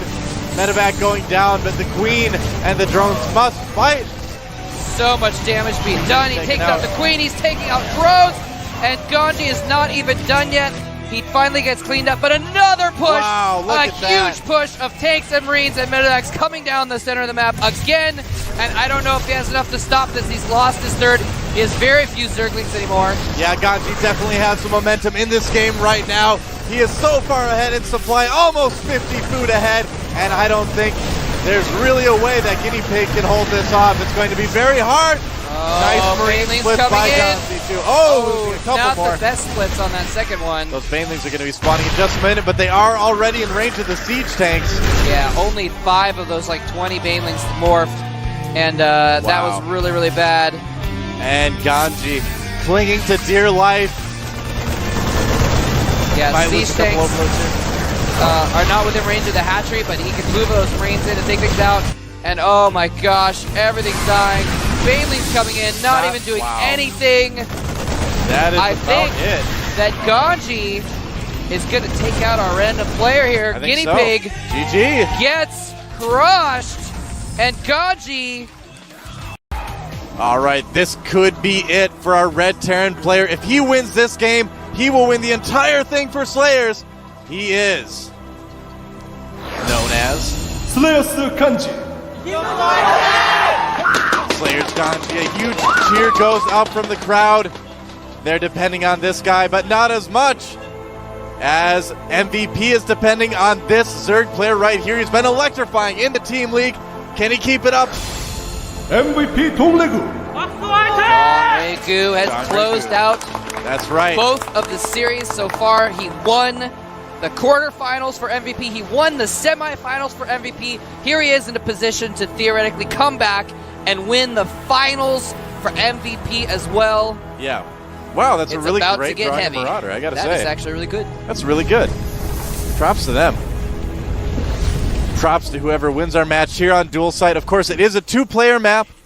One side is green and grassy and beautiful waterfalls, things like that. The other side is lava. That's and more right. lava. Mordor versus... There's another command center Rivendell. on fire. Yep. Random flames coming out from underneath That's there. okay. Not a problem. The Zerg player has decided to take up residence on the lush green side of the map in order to infest it and put down nasty creep all over the place. That goat needs to move out of the way before the hatchery goes down. Goat! Good idea. Otherwise, it will become an infested goat. I can click on the goat. New unit for Heart of the Swarm, maybe. And what is this? A bit of a hidden barracks going down for Slayers Ganji. Ooh. So I think we're going to see some 2-racks aggression. Ganji going for a pretty quick win. Or does he have... No He has barracks a gas remain. up, actually. Yeah, okay. So this he is might very just be interesting. pulling a nada, and nope, All there's right, a factory going right down away. there too. What so is he's just Ganji planning? kind of hiding everything. Huh. Maybe hoping for a drone scout so he can kind of scare him by not having anything in his base. Yeah. I'm not sure, man, but he does have that factory, and he's actually putting a reactor on the barracks. So he's probably going to switch the factory over, get some hidden reactor Hellions, and then float the barracks back to his main. I think you're exactly right, because that is one of the things that is really good to do here on Dual Site, is that you can run Hellions around. The natural is a bit wider open than it is on some other maps, so Hellions can do a little bit of damage. Yep. Now, Don Regu just scouted with the drone, went in there in the base. Yeah, he knows Saw something kinda odd's absolutely going on. nothing. Probably squealed with fear for a moment, and instead produced 6 Zerglings instead of panicking. And indeed, he is switching. Hellions on the way, and he is going to go ahead and, not produce a Marine. I guess not. See what happens there. Dong Regu not scouting yet, but really, Dong Regu has shown himself to be such a solid player. I don't know if he's going to be really caught off guard too much by this. Whoa. He's getting Zergling speed. That's going to be helpful. There is a starport going down now inside Ganji's base. Oh, all right. And yeah, he didn't produce a Marine, so he actually could be vulnerable to a counterattack, but these Hellions are what Don Regu has to worry about first. The Spine Crawler is not going to be up in time. He's going to have to be very, very quick with his Zerglings and his Queen. And this could do some damage. Drones fleeing to the main base. Queen trying to block the ramp. Oh, nice. And he does a pretty good job of that, actually. Blocks with the Zerglings as well, and actually doesn't lose a drone or a Zergling yet. All right. So Dong Regu reacting very, very nicely to seeing that, but it looks like we're going to have Banshees coming in afterwards. Tech Lab going down on that starport. Good follow-up. If you get your opponent as a Zerg to go for roaches to hold off the Hellions or something like that, they're not going to have a lot of anti-air. But as you can see right now, Dong Regu already producing 2 more Queens, deciding that he wants to try to handle the Hellions with Lings and Queens, and that is also going to work so well against the Banshees. And does that Zergling actually see the starport? I wonder. Does not. No, it does not. Okay. No, barely does not see that starport. And Very yeah, close, Banshee's though. coming out. So you're right. He's kind of put a lot of pressure on with these Hellions, hoping to spur him into at least being caught off guard by the Banshee later on. But he's going to have a lot of Queens out, so he's probably going to be okay. Now, if he gets cloaked, though. Supply drop coming down for Ganji. Some people do work that into their builds, but usually it's just something that happens when you kind of forget to build the depot. Whoops. So Whoopsies. we got a little bit of a look at Ganji's stuff down below his base, and he did switch the factory back over, got a tech lab on it, and now he is going to be pumping out some tanks as well. He's like randomly building all of his army down at the bottom right. Yeah, that's so weird. I mean, I'm really actually a bit surprised that Donregu hasn't done some scouting. Oh, he's going to find it right now, though. Zerglings know where it is, and that is actually going to be a bit hard to defend. And really, if Donregu can get in there and kill those production buildings, that's going to put Ganji in a very, very difficult spot. Yeah, he could. That's kind of bad. His tech lab, which is researching siege tech, is kind of out in the open. Hold that thought. It's Banshee time. One drone going down. Banshee time. Stop. Banshee time. Can't touch this. There's a spore crawler about to pop up there, and a couple queens are going to help out as well. So that Banshee's going to do virtually nothing. Only 2 kills. SCV's hanging out in the middle of the map. And what is this? This is kind of a big, crazy all-in push from Slayer's. Ganji's going to try to repair the tanks, keep them alive. Siege mode's about to complete. Yeah, he's got 8 SCVs there to repair tanks and Hellions, and he's not repairing his Hellions for some reason. He's going for the timing on one base here. That's a lot of speedlings out right now for Donregu, but is it going to be enough? Is this going to be it for MVP? He has a total of 31 Zerglings, but there are a lot of Marines there. It could all come down to this right now. Hellions are so good at protecting those tanks from Zerglings as they shell away at those spine crawlers. Ganji could break Donregu right here and take the series for Slayers. What is Donregu going to do? Respond to this. Across.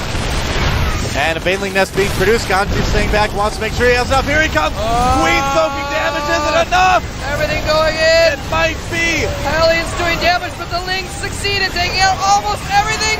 Drones coming up to help the Queen finish up. The last tank goes down.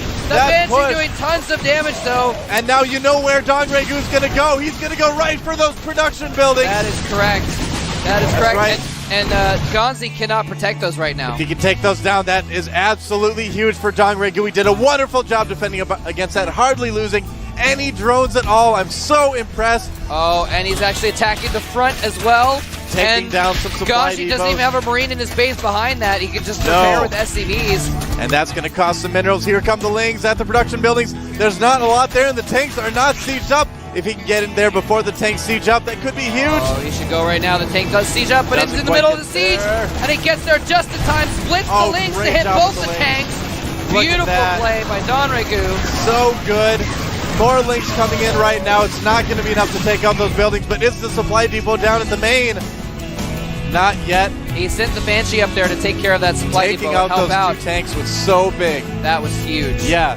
That's going to really force Ganji to play defensive, and it's going to force him to play that without 2 more siege tanks. Getting his lair right away. Ganji has 2 Marines and 1 tank and 3 Banshees. Yeah. He's got nothing right now. Only 37 supply. Look at that. Lings going after the production buildings, and there's nothing that can defend. Banshees pulling back. Tech Lab taken out. No more tanks. And that reactor might go down for the barracks. No, pulling the Lings back. No need to waste those. Yeah, tank production is completely stopped now. Yep. Lair almost finished for Donregu too. I think we're going to see Mutas pretty soon. He's got Spore Crawlers back to his main, which is good because there are 3 Banshees out, which is pretty substantial. Now the only thing right now saving Slayer's Ganji from certain death is the fact that those Banshees are out on the field. That is it. Yeah, here's the thing though, is Donregu currently has about double the income. He has 42 drones to the 17 harvesters and 1 base mules of Ganji. So he has a huge economy, and as long as he, like you said, avoids taking damage from these Banshees, he's going to be pretty good in what you could, I don't know if you could call it the mid-game. This game is kind of nuts. Yeah. Here he comes. Oh, he had to cancel the Spire. Oh, wow. Has to restart it. That's going to slow things down ever so slightly, but the Lings get in. Baneling busts the main. Front down, and Baneling's going to work. If he catches those SCVs. Hardly any left. And Donregu may bring MVP back into the series one more time. He did it in the round of 8. He did it in the semifinals. Here in the finals, Donregu looks as he's about to take them into Game 9 of the finals, unless this push succeeds for Ganji. He's got a tank there and some Banshees. That's right, the Banshees are still a cause for concern for Donregu. He does have a good amount of Queens, though, if he can keep him transfused, but here's a big push. from Dongregu. This is actually a little bit scary. Whoa, he's got enough Banelis to kill everything. Is he gonna land them? The tank goes down. The Marines go down. There's Hellion. still some Hellions, but they That's cannot right. do much against The those last queens. Banshee going down, and that is Oh, it. GG. MVP Dongregu. Whoa. He is Aaron player at the 9 o'clock position on Metalopolis. The last hope for Slayers. He is. 슬레이어스 MMA. Crowd goes wild. Yeah. The Slayer's Crowd last is hope. Going crazy. Standing room only here. A little bit of a cheerful. Wow. And over here in cross positions at the 3 o'clock is the last hope for MVP. Can they win their first finals ever? He is. MVP 동래구. Dongregu versus MMA. A true clash of the Titans. M M to the V to the P. That's right. MVP, I guess. Everyone making MVP acronym jokes today. Wow, so MMA starting off with a barracks into gas. Yep. Going for early gas here. We're going to see a hatch first from Dongregu, I'd imagine. Well, yes, it's looking like that actually. The first drone was to scout. Yep. That's Second drone's going to go for the absolutely hatchery. right. Checking for proxies with that drone down at the bottom. And Very smart MMA move. already getting a gas too, so we're probably already in store for a little bit longer game. He's not going to 2-racks in the finals. No. No way. No, this is going to be a game of epic proportions. That's Ladies right. and gentlemen, I hope you took that time during that break to use the restroom because you are not getting up for a while now. That drone goes right across the map. He must have something specific planned for cross positions or maybe for close positions because he did scout directly across instead of going for the closer corner first. And he's going to scout that tech lab. It's going to be a Reaper coming out for MMA. And we got to state again, every one of the actions this player makes in this game could be a $10,000 action. Yeah. A click of the mouse. So much is tap on the of the line keyboard. right now. And I think the teams probably value, even more than the prize money, I think they probably value the recognition, Absolutely. the pride, the... I don't know what else to go with that, actually. Recognition and pride pretty much covered all. But The excitement. all the status that comes with being the champion. Yeah. And of course the party you get to have afterwards. Yeah, absolutely. You can bet both teams are probably going to be partying. Even the loser of this team Loser has does gotten get, to the finals again. I even mean, the, that is the impressive. loser does get 5,000, I think. Yeah, that's true. 5 million won. Roughly, yeah. It's around that much, give or take the exchange rate. Reaper coming in right now for MMA. And looks like he's going to pick off at least one drone. He does. Drone kill goes down very easily. Hopping down. Queens are not out yet. And we might see a bunker here. Oh, if he could put that bunker Do it. Nope. on the edge. And nope, not going to do that. Just going to chase down the Zergling with the Reaper. Don't see bunkers and Reapers and bunkers too often. But how much damage will this Reaper be able to do? Now, there are 2 Reapers actually out on the field, which is a little bit unique. Most players just make one and then begin making Marines. Yep. He is just getting the 4 barracks, so he's not going to go for any Speed Reaper shenanigans that we've seen in recent days. And he's going to need to dodge that Queen. Getting up there without taking a hit. Nice job there. Dodge, and sneaking right back down. Oh, watch out for that Queen, though. Oh, look out. Squeezing around it, getting a drone while he dodges the Queen. Nicely done. Dongregu doing a great job controlling his Queens, making sure that those Reapers don't get any more kills than they absolutely can.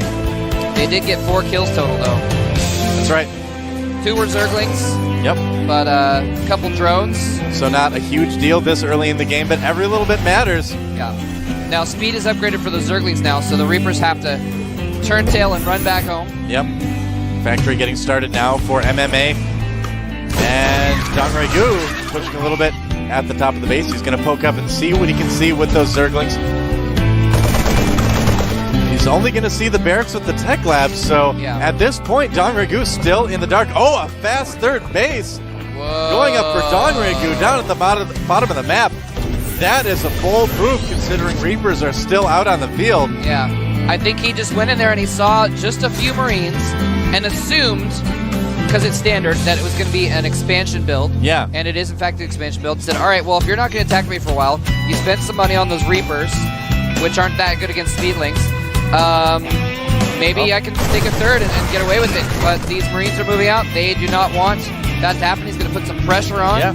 Round of drones going up right now for Dongregu. Baneling Nest as well. Probably going to want to produce some more speedlings after that. But it is a little bit of a fake push by MMA. He does pull back. Yeah, he's upgrading +1 for his melee attacks. What's that? Yeah, he's kind of looking around for overlords, I'm sure, too. Oh, yeah. If you send one over there, there's not a lot of places they can hide. Now, he's getting a reactor here on the factory. He's probably going to switch the starport over to that. Yep. And start producing medevacs, I imagine. Yeah, and MMA, I mean, you've heard it a million times before. They call him the son of Boxer. He definitely prefers drop play. Wow, a macro hatch going up for Dongregu.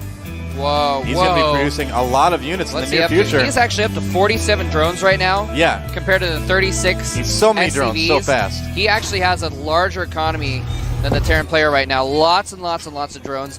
And still very low gas. He's only got the 1 gas in his main.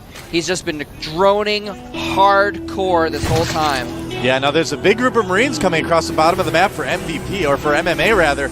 So that could be some cause for concern. Oh, some Zerglings. Zerglings running in there, that dying. is actually terrible. Oh no, that was huge. He just lost all of his Zerglings. That is he so has bad. 22 in production right now, but he needed those other 10 along with those to really hold this off. Banelings are morphing, which could help as well, and but they are loaded up in dropships. And Dongregu needs to be so careful. He's got some Banelings now, so he's probably going to be able to handle this fairly well. Yeah, the drone not really doing a lot of damage. Yeah, he needs to fall back from that, that's for sure. Yeah.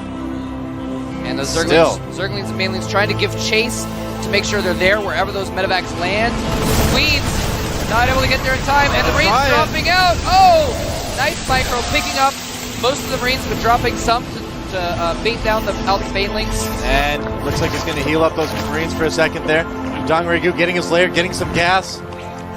So far it's been just speedlings, and that is actually a lot of speedlings. Dongregu, he might catch a lot of these Marines. Whoa, the medevacs! Not picking them up. Loses all of his Marines, and actually MMA has 1 Marine one Marine in production. He has 10 Marines. They are falling back very, very quickly. They've actually stimmed to get back to his base because this counterattack could be deadly. What's he going to do? It looks like he's got a bunker. He's going to be okay. Managed to grab the Reaper from the Zelnaga Tower as well, so he does still have that. That was close. MMA is getting siege mode, getting +1 weapons, so he's still in good shape. And he's going to send out another drop to that third. Dongregu, though, almost 20 supply ahead right now. Yeah, he's at 60 drones, man. Wow, Dongregu. His economy is insane at the moment. Yeah. And so he really needs to do some damage with that drop going around the bottom. Talk about intense macro right now. Got that macro hatch so early. Knew he would be producing a ton of units. Zergling's getting a little bit overzealous right there. But looks like he may go for the counterattack. That bunker's not going to be enough. Oh, the siege tank's getting sieged up. No. Not in time. He's got no Marines back here to deal with this. The Zerglings surround the bunker. And everything trying to fall back. He needs to raise that depot. Oh, more Zerglings coming in for Dongregu. Is it going to be enough? Oh, my Pulling back for just a second. Whoa. He needs to be so careful. This is balanced on a knife edge right now. Yeah. Either player could really easily get taken out if they make the wrong move. This right now, Dongregu has the advantage. And that drop did virtually nothing down at the bottom. Yeah. Wow. So, Dongregu definitely ahead right now. MMA still keeping up, still at 100 supply. Dongregu is at 70. He's at 80 drones, and he's got a macro hatch. He's got 4 hatcheries with queens. Yeah. He is able to pump out so many units right now. Centrifugal hooks is almost done. And I thought Min was a macro Zerg. Look out, SCVs! Oh, why did you go out there? We told you it wasn't safe. Oh my gosh. MMA's going to have to be so careful. He has to play defensively and protect this third and get that going somehow, or he's going to just get rolled over by massive Zerglings. Not going to get started today. No. Look at that. So, Spire just finished right now for Dongregu as well. Oh, look at that. Picking up a lot of Marines. He does get that down. Yep.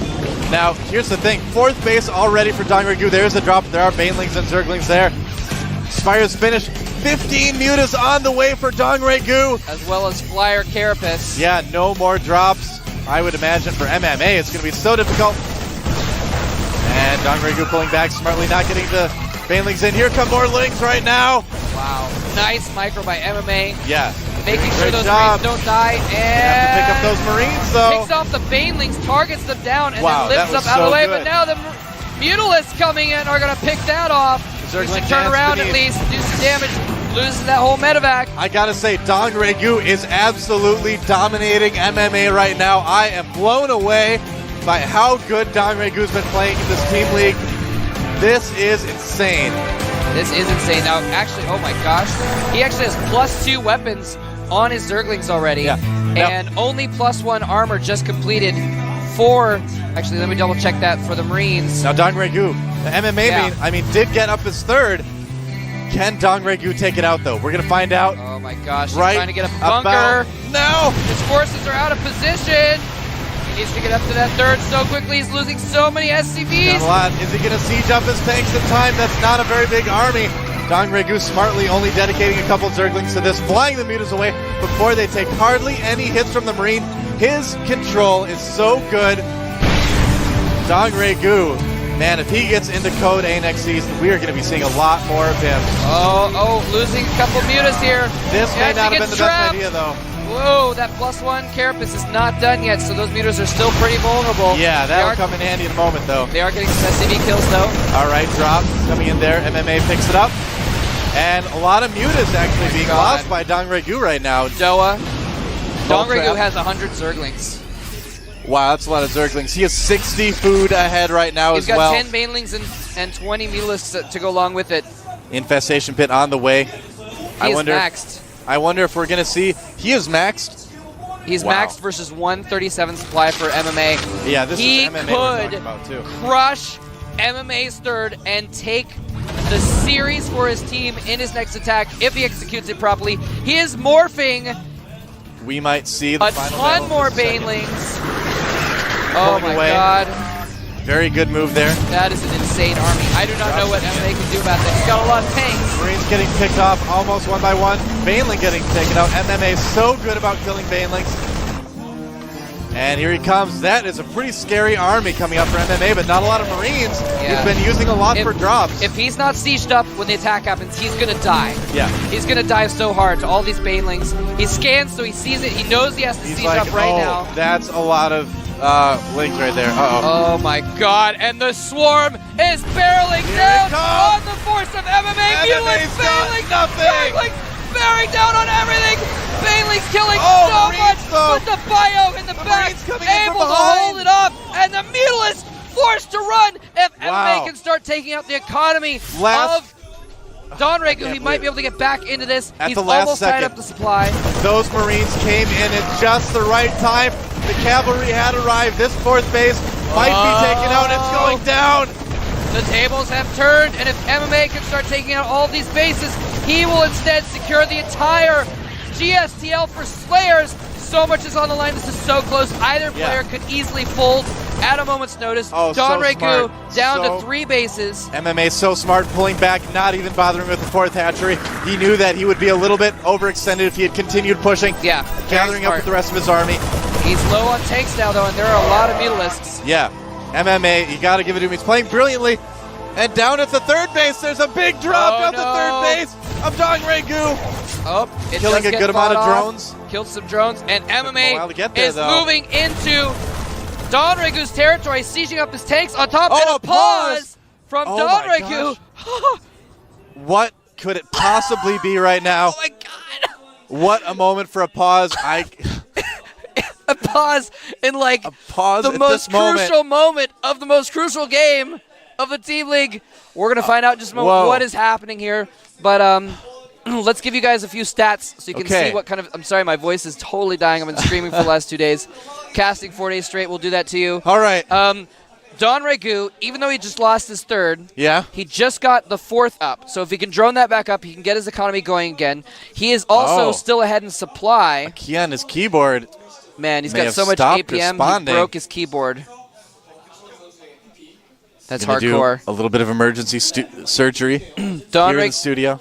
So on the Don keyboard. Regu, even though he just got lost that base, he's still ahead in supply. He's almost maxed.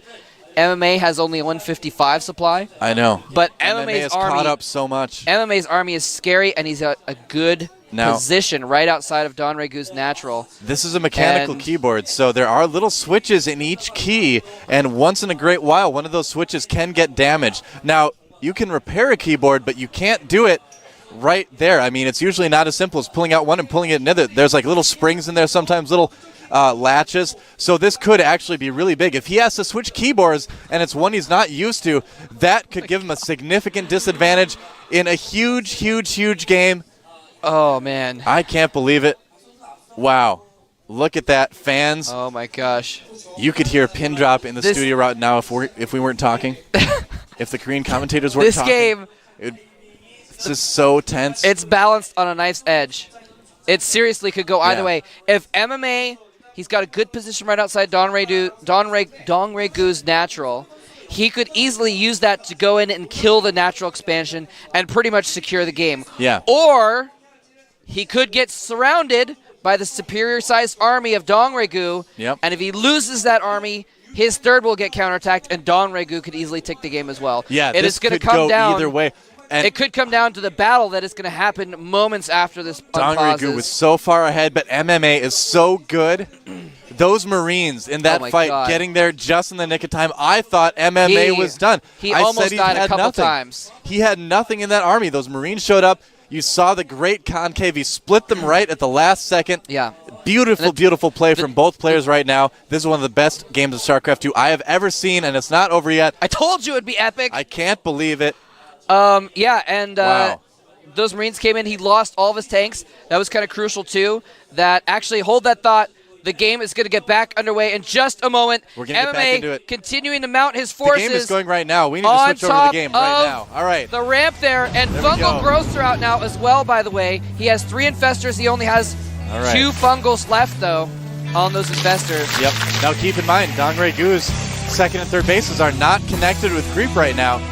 That doesn't matter a whole lot because the units are so quick, but it does slow them down ever so slightly, and every millisecond counts. Can't state that enough. Don Regu, though, close to maxed again. MMA continuing to macro. Hive on the way for Don Regu. And that about catches us up to where we're at in this game. Critically, he only has 4 tanks. Yep.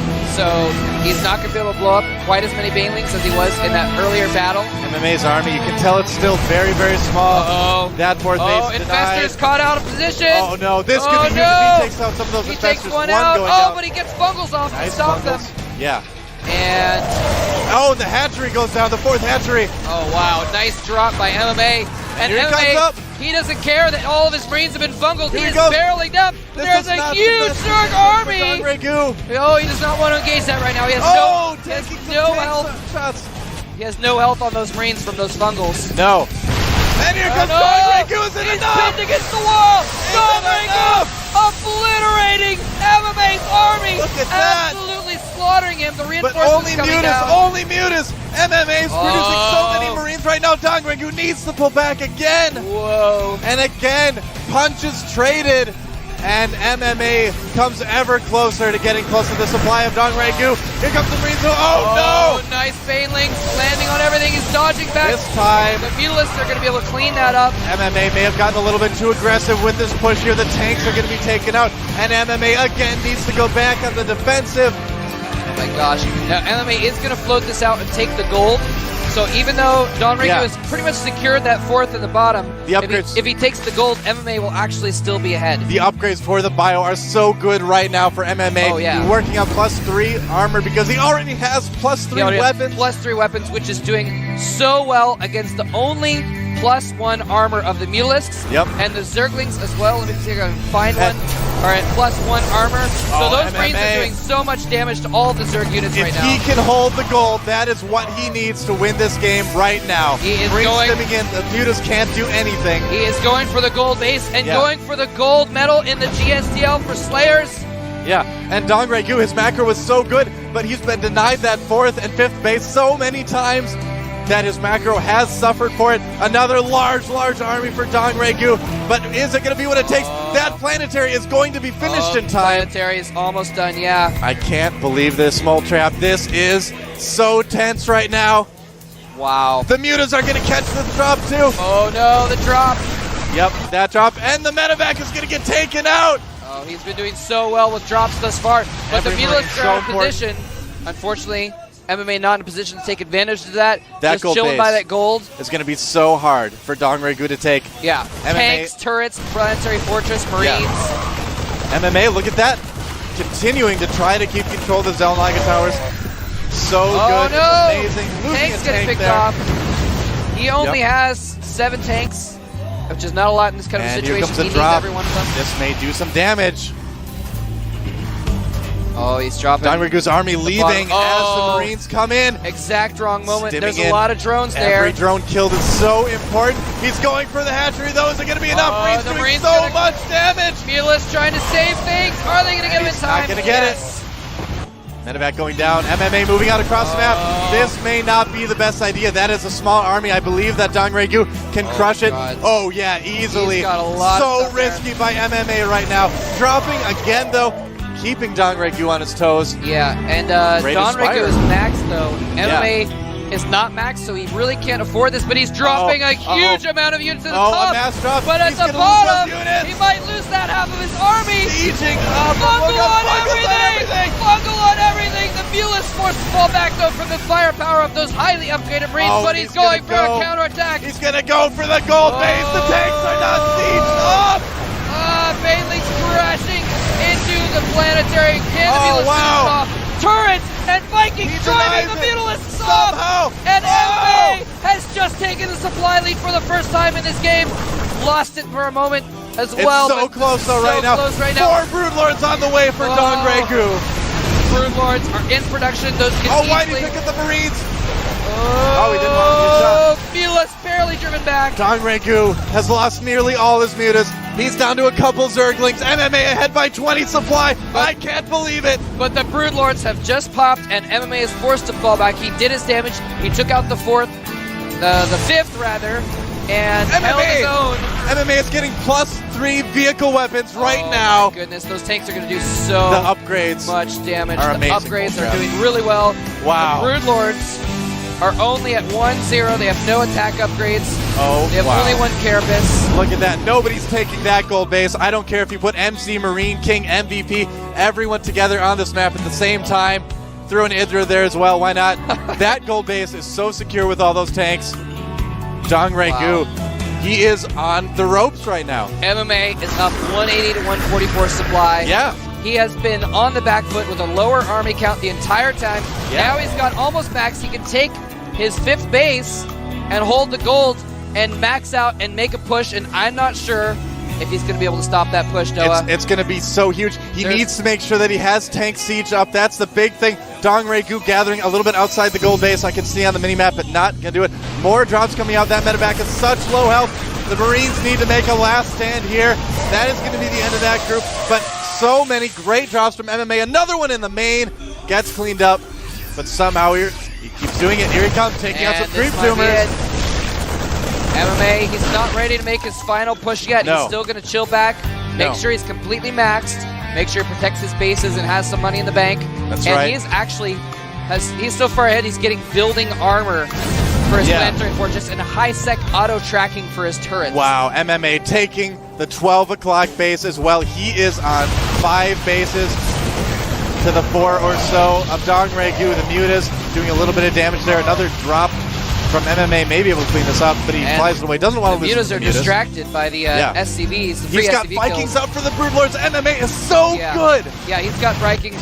He had them before the Broodlords did.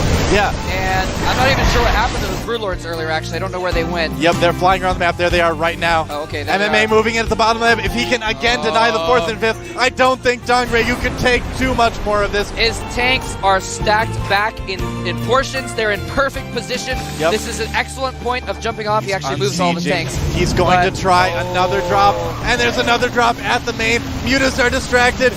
MMA right now down at the bottom of the map. Oh, he needs It's those mutas at the elevatoring. bottom. He needs those mutas at the bottom. Tanks sieged up on the low ground. He's going to try and take out that 5th one more time with Marines. Scans and sees that army. That hatchery is going down. Dongregu needed that. Oh my If goodness. he can take the 4th base, that is going to be a bungle on the Vikings. Oh, nice bungle. Great job taking out the Vikings. Oh, the Mutalisks cleaning up the Wow. Vikings. Bungle on the Marines as well. There's These still a lot of Broodlords. tanks. But if If he loses those Marines, there's nothing else on the, Here in the comes air. Dongray-gu. And he's gonna come in and crush Is the it gonna tank be enough? with Zerglings No, and so many Terrans. tanks. Oh my god. Vikings taking down the last Brood Lords. Oh. One more Brood Oh Lord wow, left. their armies are so even. Look at that, only Vikings left for MMA. Marines finally coming in. MMA has a little bit better production. He's actually up to 150 supply. Dongray-gu at 100. Pulling ahead. Dongray-gu somehow just does not have the economy after losing all these bases and drones to keep up with MMA and his fuels and his 5 bases. MMA establishing position again. Oh, and look at this. The mute is enough to kill the Vikings, I think. One of those Vikings slow low. He could make more Broodlords.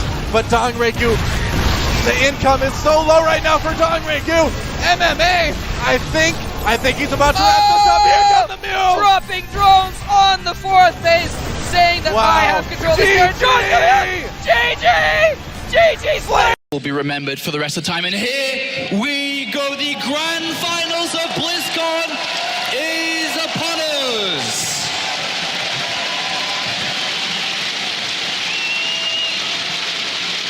Down here in the bottom left of Deadwing, our Zerg player makes some noise for StarTale Life.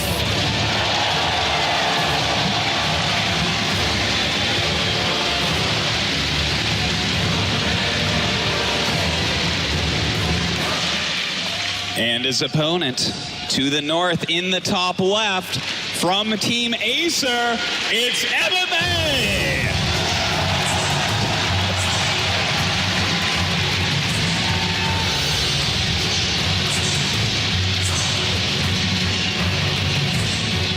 Not a lot of people expected these two players to be in the grand finals. Live came into BlizzCon as the rank 14 seed out of 16, and MMA was ranked number 9. Both players had difficulties even getting to BlizzCon throughout this year. MMA started the year strong. He had a very difficult midsection of 2014, but he recovered with 2 major championships, DreamHack Moscow and then WCS Season 3, and very similar was Life. That's right. You know, it was very iffy for these guys. So they came in as underdogs. They came in as people that were just brushed aside. In fact, I believe that almost all of the professional analysts said, you know, I think both these guys are losing their first rounds. But they tried so hard. They practiced so heavily, really got into it. And you can see it's paid off in dividends. And it is so difficult to call who's actually going to come out on top here. It's really going to come down to this. Well, every single moment, every single decision throughout this game is going to be incredibly important. And already we start to see both build orders taking shape.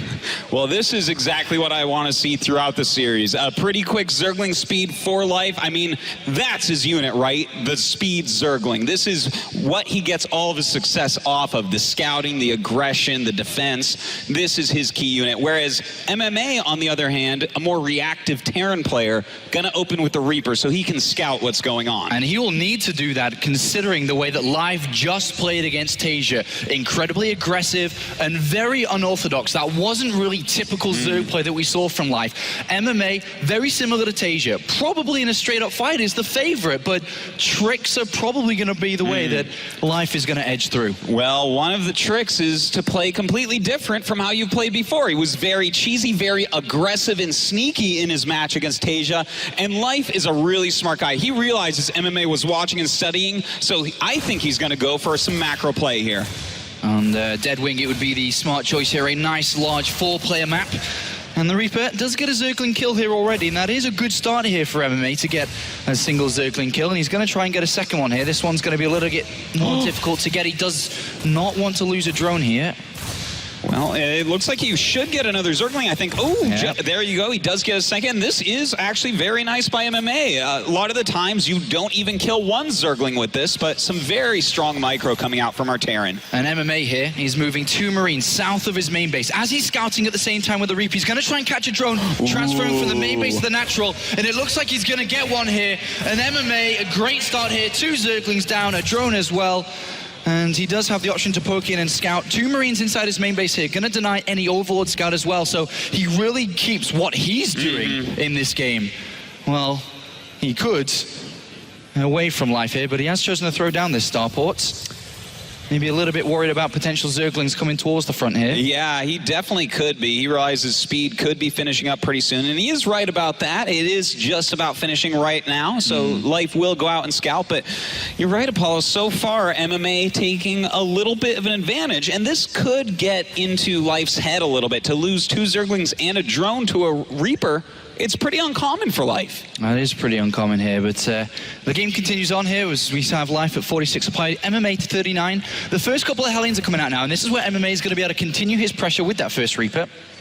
Well, he is pushing forward right now. Going to see that, in fact, this third base is making right now. The Queen's going to come out and kind of deny any harassment. Not an easy place for MMA to really harass, being on the high ground. With MMA taking the second gas here, it really opens up his options, because you normally see the third command center come in to really push your production, your economy, and just play for the longer stages of the game here. Life's hiding Zerglings, which could give him more information on this game if he's able to get in there. But I think we may see an armory come in. He could try to use Hellbats here for a frontal attack. There is the armory coming in, so it looks like we are going to see that, but there is an Overlord very, very close here for Life. And that's right. If he pokes up and sees the armory, he's going to know all he needs to know to be able to stop this. But still, it is a very tricky push to stop. Right. You know, you have a couple Medivacs, a whole bunch of Hellbats, and some Marines with stim behind that. That's a scary force indeed. And Life is playing pretty safe overall. He's got 5 Queens. He's built a Spine Crawler in the dark here. He has no idea what MMA's doing behind this. For all he knows, this could be a third command center, a double engineering bay, and just a very long game here. Baliness coming in at a regular time here, maybe a little bit earlier than normal, should I say, actually. But And this push is going to come out. He is making some Zerglings as well. It doesn't look like he's actually checked this yet, but, you know, he does know the gas is there, so he knows this is within the range of possibilities of what could occur. Well, this push is going to happen here, Autosis. There's a lot of Hellions, and Hellions still being made here. Overlord's kind of slowing down and hopefully supply capping Life here as MMA sets up for his first decisive push of the final. That's right, but we do have a Spine Crawler, we do have some Queens, and 20 Speedlings. So, do you think this will be enough, Apollo? Can he hold on right here? I'm not too sure he can. The Baling Nest is going to complete. Bailings are going to be incredibly important. MMA transform his Hellions into Hellbats, and here we go. Uh-oh, the Hellbat's going to start walking up this ramp right now. He is morphing some Banelings, but they may be too late. Moving forward right now is MMA into this Spine Crawler. The Queen's trying to hold their ground, but he really needs these Banelings. Hey, the Banelings going to connect. They need to connect here. If they do morph, he's going to have to split and well. Pretty decent connections, but not enough. There's still 3 Hellbats. There's still a lot of Marines, and this Medivac is healing these as well. A great move from MMA. It certainly is, but he hasn't lost drones yet, so if he can kill this army off still without hurting his economy too badly, Life is still in this game. He is still working on nice transfuse on that Queen, pulling the Queen back now, still a single Hellbat pushing forward, and it looks like MMA will pick up and retreat. Only a single drone killed there, 39 Zerglings, 5 Queens. Damage was dealt, and damage will continue, but Life has pushed the majority of this off. Actually, this drop here equals the drones from the original push, Autosis. That's right. But things to keep in consideration. No third command center, no engineering base. 1-1 is done. We're going to see a lot of drones coming in from Life. He is going to take a lead in this game. You know, he did sacrifice quite a bit for such a powerful push, and for Life to hold it without really losing a lot of drones, I gotta say, I think Life is totally fine here, especially when you look at his upgrades. He's already got 1-1, he's starting Baneling speed and even +2 carapace, and that is miles ahead of where MMA is at. All right, well, extra production coming in here for MMA. He salvages his bunkers. He thought there could be a counter-attack coming in here, but that is not the case. He's going to start to feel out this game a little bit more because that's all he's seen was that push. Doesn't really know exactly where he is in this game, but as we can see as observers, there is a 20 supply difference here for Life, who does see that third command center about to be taken. That's right. Those scouting Zerglings actually doing a great job for him. He understands the timing of this third base, and he can adjust accordingly. Now, he does have another hatchery on the way. No fourth base. Okay, just this second starts up his fourth base. He's already taken down the rocks. His creep spread looking okay, but not quite as good as he'd like it right now. Well, MMA does have a drop on the left-hand side here, but Mutalisks are starting to come into this game here with 4 in the production tab. These Hellions must get some damage done here for MMA, but as we can see, there's there's already units here for Life. He's expecting this type of play, and that's very easily dealt with here. And with the Mutalisk popping out, this will be pushed back very easily. That's right. So still not a lot of economic damage done to Life. And, you know, we always talk about how he's an aggressive Zerg. He's in your face. He's sneaky. He's cheesy. But really, this guy is fantastic at macro play, too. If you don't kill any of his drones, he's as scary as any other Zerg in the world. And even though this game may look very equal for the majority of people right now, the big difference are those upgrades. Once these 2-2 upgrades complete here for Life, every fight he takes will be so cost efficient here. He's going to get fantastic trades with MMA, and that's where he's going to start to, you know, further his lead. Well, MMA right now pushing down. He does have quite a few medevacs. Probably going to look to push back some of this creep. And if he can do that, it's going to be really nice for him. These bases are kind of close together. Not a lot of creep at the moment, but it looks like Life wants to come in and try to kill this army off. Yeah, there's not a lot here from MMA. Boost back towards his Hellions and actually give a bit of support in this fight here. Life is fighting in this army, and he pushes his back once again. How much and how many reinforcements does MMA have here to help out? As once these buildings go down, that is it. And there's a lot of units here for MMA. Oh, that's right. Already 2 medevacs picked off right now, though, so Life did do some damage with this. He got rid of all the Hellions as well, so those are some strong kills. But overall, MMA still fine. All right, the game continues on here. Those upgrades about to kick in here for Life, +2 attack finishing. He's getting his air upgrades for his Mutalisks. And at this point here, MMA needs to start dealing damage here to Life. He really hasn't been able to do too much in this game. He's got fantastic production set up, but he's just slightly behind the curve here. 20 supply behind. Life going in again. And he does get a nice surround off these Mutalisks pushing forward right now. Life trying to mix it up more and more and more. Some few Banelings coming up. The Marine count is getting a little bit lower, but reinforcements do come in, and it looks like he will hold on. Yeah, trades once again here, and Life kind of winning these fights. He's extended his lead by a 30-odd supply hit. Scan from MMA, having a quick look in between the bases here. What kind of units do we have? How kind of saturated is that 4th base? And he sees there's no gases on that 4th base. A pretty big tell here for MMA to slow down the aggression a lot. Knowing that Life's Zerg count could be a little bit low, that there isn't full saturation on that base. He doesn't need to keep on being hyper-aggressive. He maybe feels that he's a little bit closer in this game than he was first anticipating. Yeah, I think you are definitely right about that. He's got to watch out for the mass amounts of Zerglings, but hold on, we do have the Mutas going into the main base, multiple turrets going up, but they're a little bit too late. He will get right into this main mineral line and be able to, not quite take out the turret. Very nice repair by MMA, but he will lose quite a few SCVs. Yeah, losing 5 so far, and he is going to continue to lose on that turret, getting very, very low, but with more SCVs coming to repair, he will hold on from this point, but he did lose 7 SCVs there, and as you can see, the supply still furthering for Life here, 180 to 140. MMA does have those 2-2 upgrades complete now, so the upgrade advantage pretty much disappeared here for Life. That's right. He's fought right back into this game. Still no 4th base for MMA, but that's okay because Life hasn't taken his 5th yet. When Life does end up doing that, though, it's really going to split him up from where he's got most of his defense. All right, well, Mutalisk looking for some weaknesses, and that is a naked mineral line. No defense there, but Life may not have quite seen that, as doesn't want to overcommit, does not want to lose these Mutalisks. Oh, and he is flying in right now. Ooh, some Widow Mines there. He's got to be very careful. MMA on top of his micro. Oh, Life may be going for a big attack. Bringing these Lings in to set off some Widow Mines. Doesn't succeed on all of them. No, those 2 Widow Mines are huge right now. They need to detonate onto these buildings, otherwise they're going to come crashing through. First 2 plays got some really good hits here.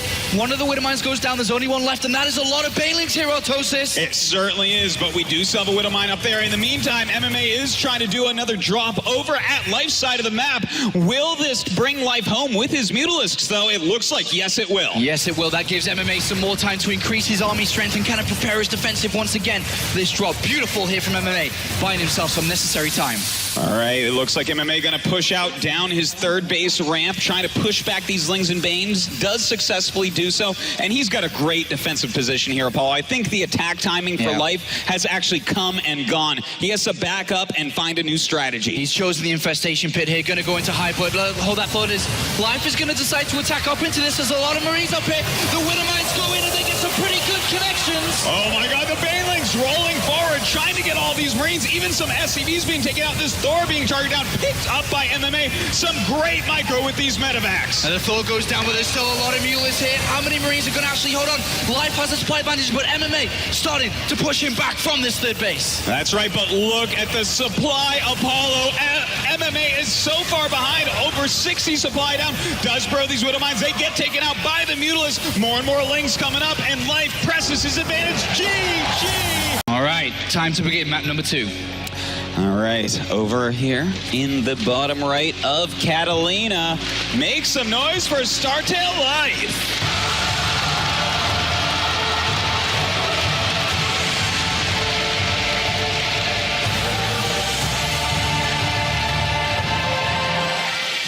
And his opponent over on the left-hand side of the map, the Terran player from Team Acer, it's MMA!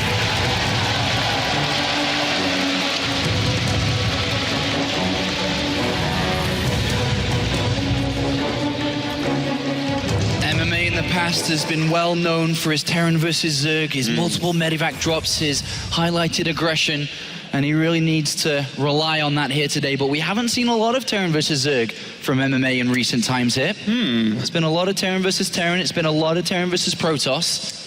Well, that is kind of something we've seen quite a bit of this year. You know, Terrans have really made a big resurgence, MMA being at the forefront of that at this point. But, you know, this has been a tough map for Zergs. We've seen quite a few of them veto it in various terms. Of course, here at the BlizzCon World Championship Finals, you can't veto anything. You got to play every map, and you got to play it like it's your last. So what, Apollo, does Life do here to try to take this game? Where is his best chance? I think aggression again here. I think that MMA, Artosis, is very, very emotionally invested into winning BlizzCon. He wants it more than anything else. He's mentioned how he's potentially thinking of retiring coming next year. It's all or nothing for him. If he was to lose this next map to some type of all-in, I think it would really rock his confidence against Life. I have to agree with you there. You know, if you lose that game where you went for a very strong Hellbat push in game number 1, gave yourself a good chance to kill him off early and start the series off right, and then on the map that you chose, the map that you feel most comfortable on, and you don't even get to play Zergs on that much because it is a bit Terran favored, you can't lose that map. You can't come back against Life in a situation like that. So we're going to have to keep our eyes on if we see that aggression come out from Life. We see pretty much the regular build coming out from Life here. Hatchery first, and then we saw the spawning pool, then slightly after was the gas, the extractor, to bring in the Vespian gas, whereas on the other side of things, MMA chosen command center first here on a map that more so favors the same build we saw previously in the Reaper opening because of how easy it is to scout, to go in, to find out and figure out what your opponent's doing.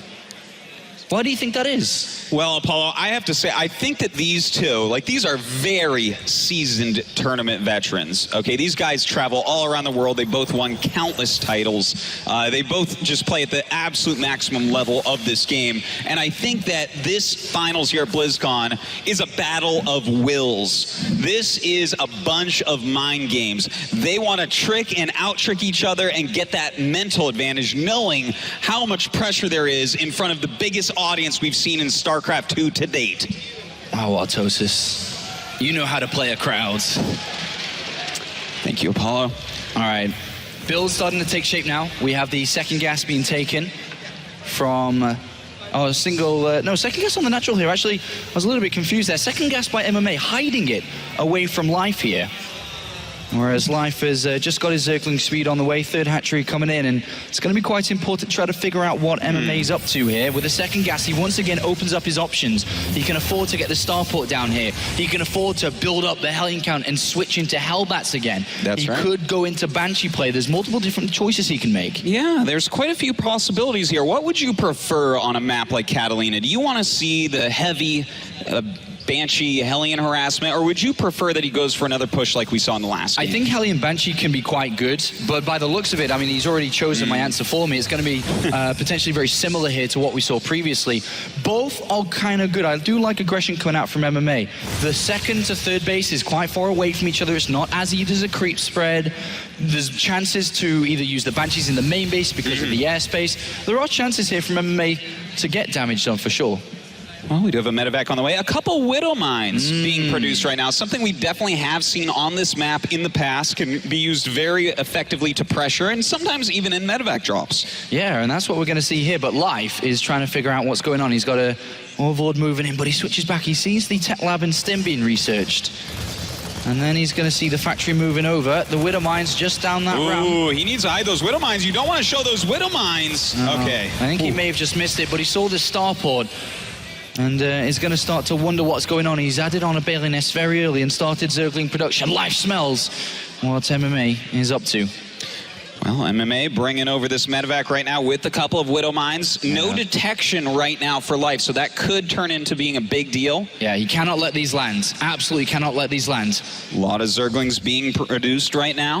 He doesn't have any extra creep spread in his main base. The Hellions going to try to maybe draw attention, but the medevac not being able to get anything off so far. This is a lot of Zerglings that Life is building here. It's almost more than you need to defend, Artosis. Yeah, I would agree with that, Apollo. We may be seeing a Baneling bust coming out of Life here. I think that's what we are going to see here. The type of attack that MMA went for didn't do anything. He's invested resources into it. MMA knows. He's going for a siege tank, Apollo. That is exactly the unit you want to be able to stop a Baneling bust. Putting that on your high ground, it can splash and kill so many Banelings that the Zerg just won't be able to break you. All right, well, let's find out. Is this going to work or not? So many Zerglings have been made. He's 68 already. The tank, though, on a map like this, on a map that has a small choke area just underneath the second base, the second expansion for MMA. It's going to be very difficult to make work here. The medevac trying to still plant the Widow Mines, but here comes the flood. At least it's nice that he doesn't have the Widow Mines at home. Those help out a lot as well. Ooh, the siege tank going on the low ground. The siege tank moving out. This is going to be bad. This is huge for Life. Life knows, and now he's going to try and get a full surround. This is so big for Life. This is huge. Life surrounding the army of the Banelings, coming in, going up the ramp. Another siege tank is out, but he busts through that wall, and there are no units to protect this siege tank. He's keeping the Baileys next to the siege tank, and MMA has walked into this attack. He had no idea what was happening, and he's in so much trouble right now. His complete base is exposed. Widow Mines come to help, but the flood is here. The natural has been exposed. The main base is being absolutely destroyed. There are so many Zerglings in here. He is killing off so much. All the SCVs being involved. To that $100,000 first place prize. Down here in the bottom right of Foxtrot Labs, it is none other than Startail Life.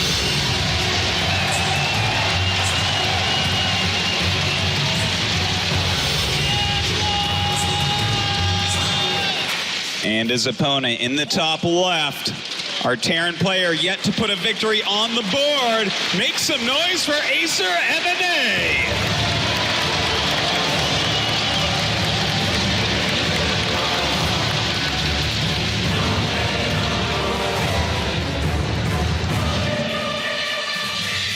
And this is where it all matters now here for MMA. And as much as the pressure's on him, Artosis, Life already deciding to take the game into his own hands here. He's moving out with a drone very, very early. And from what we saw against Tasia, I think we might have an insight into what we're going to see. Do you think that this is going to be a proxy hatch, or maybe is he trying to just scout and see what's going on? Artosis, I think it's going to be a proxy hatchery. Oh my God, that would just be awesome. I would love to see it. Is Drone, though, kind of sitting at home? Oh. Well, I mean, that's closer to MMA than the hatchery in his base, so in some manner of speaking, you're right. I wish it was what we thought it could have been. But he's come back here. The game's going to just be a standard one here. Reaper opening coming out from MMA. And he's going to be trying to figure out, of course, what Life's up to. What are some of the key components here for MMA to really think about playing in these positions on this map? Well, you know, you do have that wide open choke point at your natural base, so it can be hard to actually wall that off quickly against quick speedling attacks or anything like that. Of course, where do you take your third base is one of the biggest questions here. Do you kill the rocks and go down? Just like right there that our wonderful observer is showing us here. I believe it is Funka. And do you take maybe the gold base, which is to the left there, which is, you know, the gold base, though, is a little bit crazy. You can see it is so easy to attack it from all angles, from high ground, behind the minerals. It's a hard one to take, but again, that's why I feel like this is a life map. That's the type of base you can take as a Zerg and stay on the aggressive side of things and you know, get an advantage. Yeah, and just remember the way that the map order was selected is Life chose map 1, won it, and then he won his opponent's map, and then got to choose the third map, which we're in currently. And Life wanted to play Foxtrot, as you said, plays to his strengths. Well, right now we do have a Reaper coming in. Of course, Reaper's quite good on this map, going to be able to scout what's going on, as well as have a bunch of jump-in points, so can be quite annoying to deal with these. I don't expect it's going to do a lot of damage, though. No, shouldn't get too much done here. There is a drone that's very low on health on this natural, and it is going to be hunted down, but these two Zerglings here for protection as they chase around the gas here, taking a lot of damage themselves, though, and MMA very close to getting a kill here. Ooh, gets a Zergling, but it looks like that's it for now. Very, very close. Great micro by both sides. He comes in and tries to poke in, but will have to return out here. Single gas by MMA. At this point, he usually is looking to take a second one. And he's moving Marines into position again to deny scouting, and there is the second gas coming in. So MMA not really playing to the more standard of openings here, which we see the single gas and third command center just a safer, well, not really safer, but more economy opening focused. Yeah, you know what? I gotta say, even though this isn't quite as standard, and even though MMA has lost both previous games, I like what he's doing, Apollo, opening up with a Reaper into a little bit more tech. I feel like that's something that's good against Life. You know, a lot of times Life goes low eco or goes for something that's so greedy that you can punish it with a build like this, but so far MMA just hasn't been able to put anything together. Well, MMA is going to try the same build that he used in the previous game here. He's got 2 Widow Mines on way. Of course, the Starport and the Medivac's going to follow. And we'll see what success he can get, because he didn't really get anything from this previous game. And then, of course, he walked into that attack from Life. And the Overlord trying to figure out what's going on. 2 extra Marines come in. And he's going to scout the Starport again here. Oh, very good scout, especially considering he hadn't seen those gases. Really tells him a whole lot. And 4 additional Zerglings do get made. His response to the Starport previously is still to get that Baneling nest quite early, just in case we are to see Hellbats. Only a couple of extra drones, but mostly Zerglings here. And here comes the drop. All right, this time, you know, he does have a little bit more in that medevac with those 4 Marines as well. Yeah. Just a slight variation on what we saw in that last game. In the meantime, Life is pushing his creep, destroying these rocks so he can defend that third base as well. But he's really got to be careful here about this drop. Once again, the Widow Mines are quite a threat because there's no detection for Zerg yet. And right now, we've got MMA, who's pulling the attention of Life towards the second and third base with his Hellions and Reaper. And then he's planning to drop inside the main base here. The medevac or natural. Here it comes. He's going to boost in. He's going to drop the Widow Mines. Oh, one Widow Mine gets down, and it does, in fact, bro. The Queen goes up. Looks like she'll take the shot. The other Widow Mine, oh, he's not dropping. Kind of a delay here by MMA, but he does drop out that Widow Mine, and 4 drones killed. A very nice shot. Very good there. And then the Queen inside the main base as well. These 4 Marines doing the work. And even more drones can go down here. So an excellent, successful drop here from MMA. Certainly it is. The Speedlings coming in with the Queens will, in fact, clean this up. But he had to make spores. He had to, ooh, that's really close. That's really close to going up. Ooh. Oh, that was a bit nerve-wracking, Apollo. Too close for comfort there.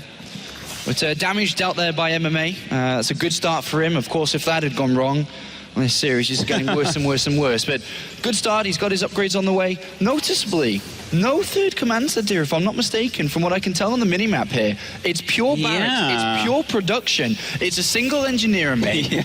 And he is just ramping up his unit production very, very early on in this game. It looks like he wants to go for a massive attack here, Apollo. This could be a scary one for Life to try to hold on against. But you know what? Life is getting 1-1. Those should finish up right around the time that MMA is really pressuring. So at least his upgrades are going well, and his production should also. I feel like this type of attack is very easy to deal with if you're Life, if you know what's going on. But he's got no indication. He's got no overlords close to MMA. He's got no way to scout this out. The only way he's going to do it is if he builds an Overseer or sneaks a Zergling in. The layer's not close. The pressure is continuing.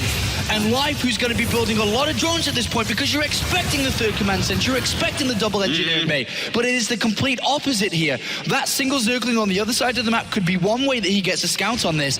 But if he doesn't, he will get stung by this. You are so right, Apollo. We see drone after drone after drone created here by Life, just kind of refilling, getting his army, his economy going. But where is his army? He doesn't have much to speak of. He is starting Baneling speed. He is getting a Spire, and even taking a 4th base. But I got to tell you, that 4th base is never going to live against a build like this from MMA. Absolutely not. The armory's coming in, so we can build Hellbats with this mix as well. But here comes another drop that's going to continue the pressure here. Any kill, any way to slow down Life is going to increase the value of this next push that's going to come out here. And look at that position of these Marines here. That Marauder just being in the way for everything. Oh my God, he takes out so many Lings and the Banelings. This is a super powerful attack by MMA and is dealing critical damage to Life. And the armory's about to finish, so these units can turn into Hellbats too. There's a lot of reinforcements coming away here for MMA as well. Oh, Life is up against it right now. This is a very difficult attack.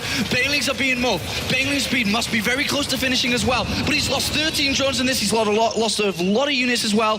Here is the main attack. Look at this supply, Apollo. Right now, MMA in the lead by 50 supply. He's done a ton of damage to Life. His army is so scary with these Hellbats, with this +1 attack. He's pushing forward, and I don't know that Life can stop him. If MMA does not make this work, he's got not a lot left in this game. He needs to make it work, and it looks like he can. He's got so many units here.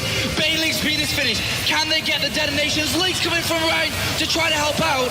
A beautiful flank there by Life, but will it be enough? Still Hellbats left. A beautiful micro here by MMA, picking up those Hellbats, redropping them. Lings coming up, but MMA just has too much. He has way too much, and he's going to take out the Baneling nest, and that is the only way to deal with Marines at this point.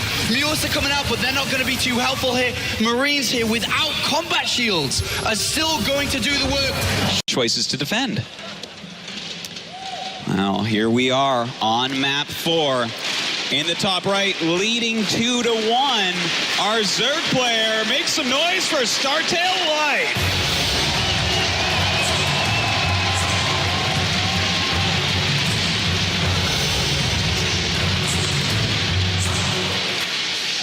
And his opponent down in the bottom center of our map, our Terran player winning the last game. It's Acer MMA.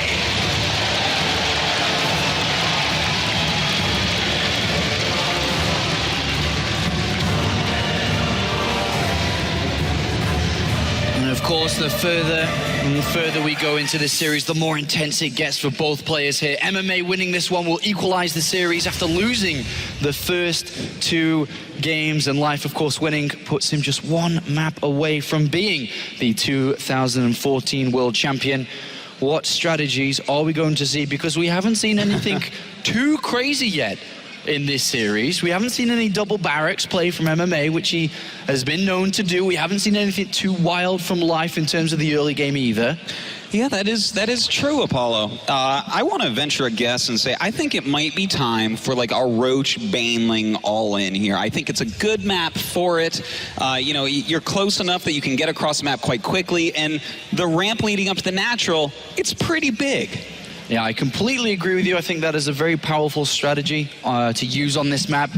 And as much as Life could be thinking about using that, I think MMA is also thinking that is a very, good possibility to see this come through here. So definitely both players going to be thinking about these possible options here. As MMA can take 2 gases very early on and could play a Hellion Banshee opening, which is quite good against that, but he is just taking a single gas, which would push him away from that. But look at this. On a map that is known for its type of aggression, it's known for its even 2 barracks play. We see 3 hatcheries, then the extractor, then the spawning pool coming out from Life. Well, he got that Overlord down there, scouted in the right direction, and when he saw it, he was like, I'm not going to sit here on 2 bases and take a reasonably timed third. I need a quick third here to counter your fast command center. So I like what I'm seeing from Life here, but he's got to continue to scout. We saw that was his hole on Foxtrot. He simply didn't know what was coming from MMA. Well, the benefits here from Life is he won't reap the benefits of the economy straight away here from 3 hatcheries, but what he will get is the much, much faster lava injects across 3 hatcheries, which gives him a lot of different ways to play with this. He can use that for a lot of drones and then further his economy. He could use that for a lot of units to be aggressive with. So a good advantage that he'll take with these 3 hatcheries, just seeing where he'll want to put that advantage. Yeah, it looks like MMA is scouting right now, trying to figure out what's going on. I think he already has a pretty good idea of what's happening. Going to that natural, not seeing a queen, kind of points towards the fact that this could definitely be a quick 3 hatch. So it looks like he will back up with that SCV for now and just continue on his tech route with his second gas. Yeah, second gas coming in now. So once again, MMA going to open up his options. He's decided not to play for 3 command center builds in this game. It's always about getting that starport nice and early and trying to deal damage and then kind of taking it from there, whether he's successful or not. So we should be seeing that starport come in, and he does have multiple options again to choose from, whether it be the Widowmine play, if he wants to try to go for a Banshee opening, maybe a Hellbat usage as well. So a good couple of choices. Well, he does throw down, I think it is going to be Hellion Banshee. We see this time he is going for the starport once again, but watching this barracks fly over next to the starport points towards Banshee play, where you can make the tech lab and then switch the add-ons. And if we were to see aggression come out from Life, the Hellion Banshee's pretty good, obviously. The Banshee can deal a lot of damage against these aggressive units, but scouting is still very important from both sides here. Life has an Overlord coming in to try to figure out what's going on. Likewise, MMA, with his first couple of Hellions, needs to feel out the game here a little bit more. See where the money's being spent, where that lava is going to be spent. And this Overlord, it's going to get the scouts. Yeah, it looks like without any issues whatsoever, he's going to see that this is in fact going to be Hellion Banshee, and that is a huge amount of information. You need to know that as a Zerg.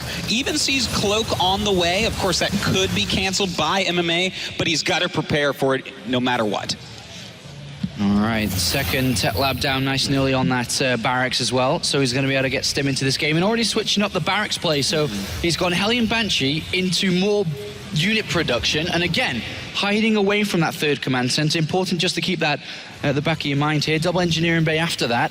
And this, again, is building up towards a 2-base timing autosis. I've seen this a couple of times from MMA, an innovation alike, where he waits until his 1-1 upgrades are done, and then he hits hard when those upgrades are complete. Life gonna need to try to figure this out, but in the meantime, he's got Hellion Banshee to deal with. You know what? I think he'll deal with it all right. He's already got 4 queens. The creep spread's pretty good. He's got his speed. He's making spore crawlers. He's going to be fine against that. But this 1-1 timing attack you're talking about here, Apollo, that's the real scary thing happening in this game right now. Yeah, he cannot be late on his bailing nest. He cannot be late on bailing speed. This type of attack is designed to kill when those upgrades are complete. And because you don't have a 3rd command center, because you don't want to further your upgrades, it is all about the kill. And if you don't kill, you will lose this game. A very important moment, a very bold choice of strategy here for MMA. The bailing nest comes in, of course, going to be very important to get that bailing speed instantly. But how many drones does he make? Does he even figure this out? Does he not know at all? I don't think he knows. He could be sniffing it out a little bit. When you go Banshee Hellion, a lot of times you see more than 4 Hellions. A lot of times you see more than 1 Banshee. Hasn't seen either of those, so he might be putting 2 and 2 together here and saying, oh, this could be some other type of aggression with this opening as a feint. All right, well, Hellions controlling the middle of the map here. The regular timing, by the way, of a 3rd base is around, it can be as early as 9 minutes 30, it can be as late as 11 minutes, so that is kind of the timing where his strategy becomes exposed because there is no 3rd base. Another Overlord goes down, another way to be eliminated in choosing and finding out what's going on and what to do. Units starting to be made here by Life, but it's not to deal with this push. No, this is just some extra units he wants on the map. He's even taking another base. This is actually looking really, really bad right now for Life. I'm not sure he's going to be able to hold on, Apollo. Yeah, a couple of comfort banelings being morphed here just to have them, just in case something, maybe a couple of units pushed out here. And this movement there by MMA is almost selling the story of he's about to take his 3rd base, clearing it away. There are 2 tanks with this as well, which are going to support MMA. Will he make this work? If he does, it's gonna be 2-2. The upgrades are completed. This is the time when MMA must move out and he must try to find the victory to tie this series up. Well, he is moving out with those medevacs right now. Might do a little drop harassment to start this out. The Zergling realizing, wait, where is this third command center? So he's waiting for a drop. Should be able to deflect this for now, but still, the incoming attack is what's really scary. And because there's 2 extra hatcheries on top of the 3 that is pretty standard, there's a lot of production around for life. As well as MMA's executed this in terms of the strategy and the build around it, he's not hitting as furiously as he needs to be right now.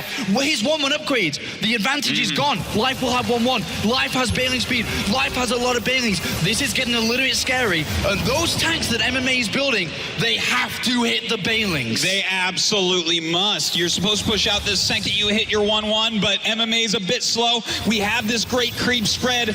Suddenly, things are looking up for Life. He's got a nice big army, more mutas on the way as well to help out. Here we go. This is a big push. Remember, it's all about this push here for MMA. Is he going to make it work? There's a lot of bailings now. There's even mulas coming in, 9 of them as well to help deal with this. There's 26 bailings on the field. Is MMA going to make this work?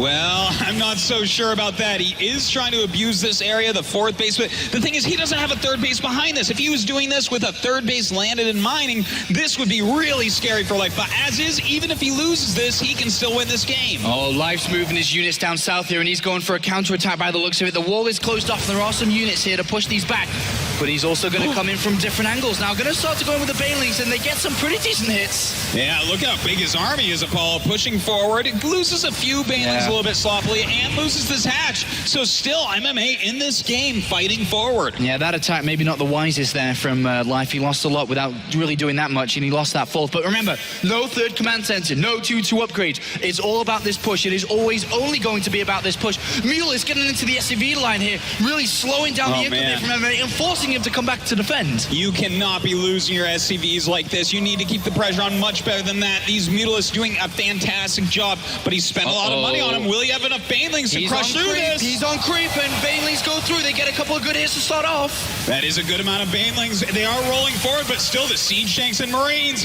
they continue to press. The Mutalists, where are they? They need to come back and help out. They do, and these banelings come riding through again. How much are they going to get done? Not too much there, and MMA pulls back. A pretty good hit in the center there, but banelings bringing down hardly anything here. The marines bringing down the Mutalists, and MMA pushes through again. Oh, some nice baneling connections, though. Not that many marines left. More links coming out. The Mutas coming down. Where's the anti-air here from MMA? Oh, there it is, Apollo coming up. The reinforcements right on time. There's still 13 marines on this map, but there's a lot of Zerglings, there's a lot of bins, and they come to push his back once again. MMA picks up to get out. Where is he going? He's going to get chased into the main base. That medevac is very low at the front, and it is going to get taken down here, and so are the rest. Uh-oh, this is bad news right now for MMA. Losing his entire army, every marine taken down. Short of all time crowned. All right, here we go, Artosis. This could be the last game of BlizzCon and the WCS for 2014. Let's make some noise for these players up here to the top right as the Blue Zerg player playing for StarTale. It's live!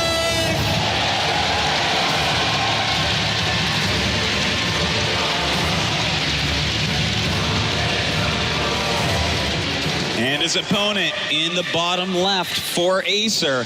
If he loses this, he is out. He needs your support, so make some noise. It is MMA.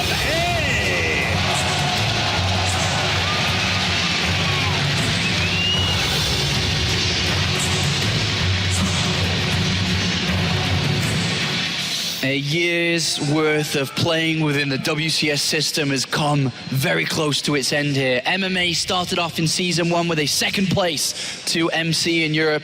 He dropped out in the round of 32 in Season 2, which put his BlizzCon hopes almost completely out the window, but he turned it around with a victory in Season 3. Life, on the other hand, started the year incredibly strong as well. He got a top 4 within the GSL in Season 1, and then got a top 12 finish as well, which is a very respectable finish, but then he dropped out of the GSL come Season 3 and started to travel abroad. He went to Intel Extreme Masters, he traveled to DreamHack to pick up points, which he managed to just scrape in to BlizzCon, coming in as ranked number 14 here.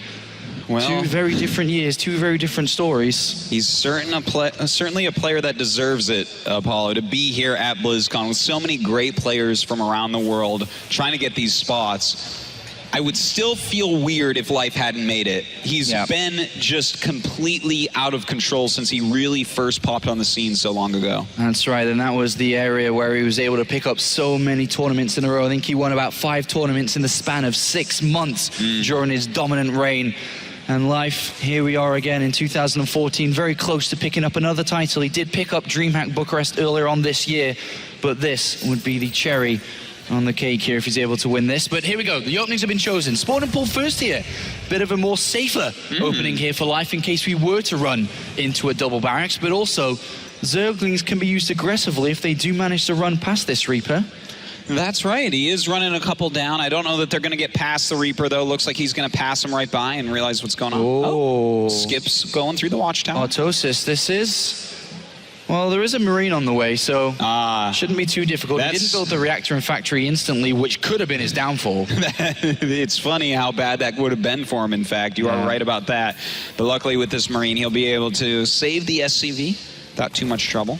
And the Marine takes a good few hits here, but he's more worried about the SCV not building the command center than losing the Marine here. He's just going to kind of bring it to the Reaper, sacrifice the Marine, and then pick up these 2 Zerglings with the Reaper. Yeah. And hopefully not lose too much mining time, or building time, should I say, on this command center. So well done there by MMA. Yeah, losing 0 building time, quite well done. But you know what? That was completely worth the 2 Zerglings. We were talking about how Reaper normally doesn't even kill 1 Zergling really at the top. Well, when 2 run across the map like that and he comes home, you're happy to give him up. All right, 3 command center build for the first time in this series coming out from MMA here off the back of that Reaper expansion. Of course, this build very vulnerable to different types of baneling attacks, roach baneling attacks. This Reaper important to try to figure out what's going on in combination with the Hellions, which we will be seeing very, very shortly here. But that couple of Zerglings, Artosis, did they see this 3rd command center? I believe so, yeah. They did, in fact, see it. So maybe a little bit sloppy from MMA, putting it so close, but he didn't. He wants to be able to float it when he wants, but still, this is... I like that MMA is doing what you suggested, Apollo. He's going back into more of a macro-centric play. He actually wants to play his longer game. But does Live capitalize on this now? This is an opportunity to do so. There's the baneling nest. There's the extractor coming in. He's scouted it. He's going to try to punish it. If he does, this means he will be the world champion of 2014. This Reaper incredibly important. What information is he going to get? He goes into the main base. If he can scout that sinking gas in the baneling nest, it's huge. He'll have to give it up. He does see gases mining, but doesn't really tell the whole story, though. It doesn't know that. Oh, the Hellions, though. They're in the drone line. They get 4 or 5 drones there, and also they see the baneling nest. The scouting comes from the Hellions here. Oh, a massive scout here from MMA. But scouting and knowing is half the battle. He's got to get his defense ready. He's got to prepare back at home. Well, I don't think it'll be too hard for him to do that, Apollo. That was great scouting, being able to see what's going on. Will Life still do it? It looks like he may, in fact. He's making 22 Zerglings. He may just go all in. Does MMA know exactly what he's playing against? He saw the baneling nest, but he's added on double engineering bay. There are no bunkers coming in. He's seen the structure there. Oh no. He knows he's been scouted. He knows he's been exposed from the 3rd command center, but he's not preparing his defenses. Maybe he's not exactly sure what this is. MMA absolutely must start bunkers right now, or Life has a great chance of breaking through and winning the World Championships. 22 more lings on the way. Oh, he is not pulling any punches here. Here comes a bunker, but a little bit too late here. There's only 1, and that is not going to be enough. There's no really late production. He's playing so greedy. The Hellions, they see 1 circle, but they don't see the rest. He really doesn't know what's going on. That is so many banelings to be morphing, Apollo. The Hellions miss it again, and Life is moments away here from being the champion. If this works, he's going to cast a flood. Oh, he sees the Zerglings here, but the banelings, MMA now knows what's going on. But does he have the defense ready? He's got hardly any units. Apollo, here he comes. That's a lot of banelings, and it looks like he's going to be able to crash this one in a matter of seconds. The Hellions coming from behind, trying to surround these Marines. The banelings going up this ramp, but there's so little defense from MMA. The SCVs are running away, but there's banelings chasing them here. He's going to try and break through into the main base. There's a good detonation to the north here. Life is bringing it to MMA right now. He's going to push through here, and once the rest of these Zerglings come through, can MMA make the hole? This is an incredibly tense moment right now. 3 banelings about to morph. Those 3 banelings could be huge. They go up on 1 SCV, so that's not so good yet, but look at this. There's nothing here. MMA's SCVs going down. He's about to lose. GG! And Live is your world champion. All right, here we have our Protoss player. He's got 2 wins already for Slayers. Is he going to get a third? We're going to find out. He's known as Slayers Project. Is he going to put his opponent on ice? That's a good one. What do you think?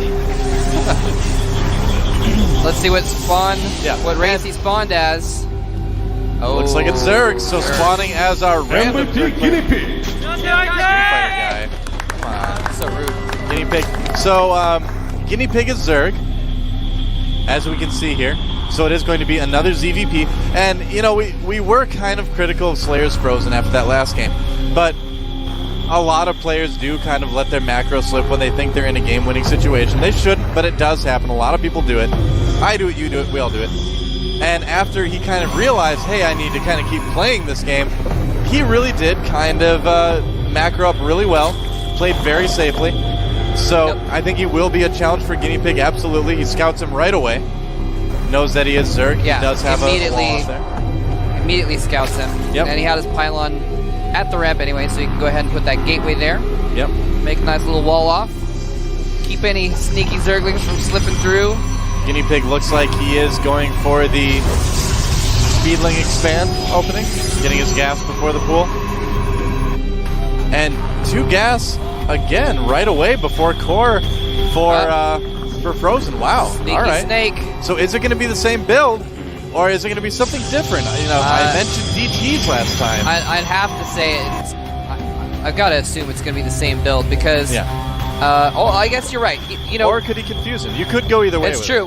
We just saw that build, and of course, Guinea Pig was in the audience watching. You watched the game, so he saw what that opening turns into. Now the thing is Guinea Pig is not going to have as much intelligence because he did not get a drone in there to scout. He only scouting with the Overlord, so he's not going to see the 2 gas until it might be a little bit too late. Yeah, he doesn't know the 2 gas came out before the core. Yeah, exactly. And that's the first time I think I've ever seen a Protoss player do that, actually. I don't think I've ever seen that. Core? Yeah. I can't remember a time I've seen it. We've seen Terrans get gas before Barracks sometimes, but very, very seldom. And there it is. It is going to be a Stargate. There it is indeed. Yeah. And so he's going to go for the same build. Now, because he hasn't scouted it, we're probably going to see a different situation here. Guinea Pig probably not going to, try and go for masslings or whatever. And there is a bit of a psychological game going on here too, and that's going to kind of make Guinea Pig think, okay, there's no way he's going to go for the same build, But and Frozen is over there saying, or will I? That's right. A little bit of reverse psychology. Maybe I will. Maybe I won't. You never know.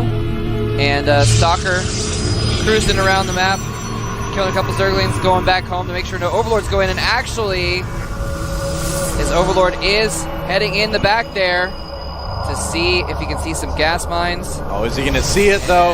There's the Semprinus. Okay, so he does turn his Overlord around right away. Does not see the Stargate. There's a Void Ray coming out of it right now. He didn't see the Stargate, and he actually did not click on the gas geysers. Okay. So he didn't check to see if there's a lot of gas being mined. Just a little thing that you can do if you suspect that your opponent has gone for something gas first. You can see how much gas is gone from their geysers. And there's a Roach Warden going up for Guinea Pig. So are we going to see that 2-base Roach Zergling aggression that we see so often? Or does Guinea Pig have something different in mind?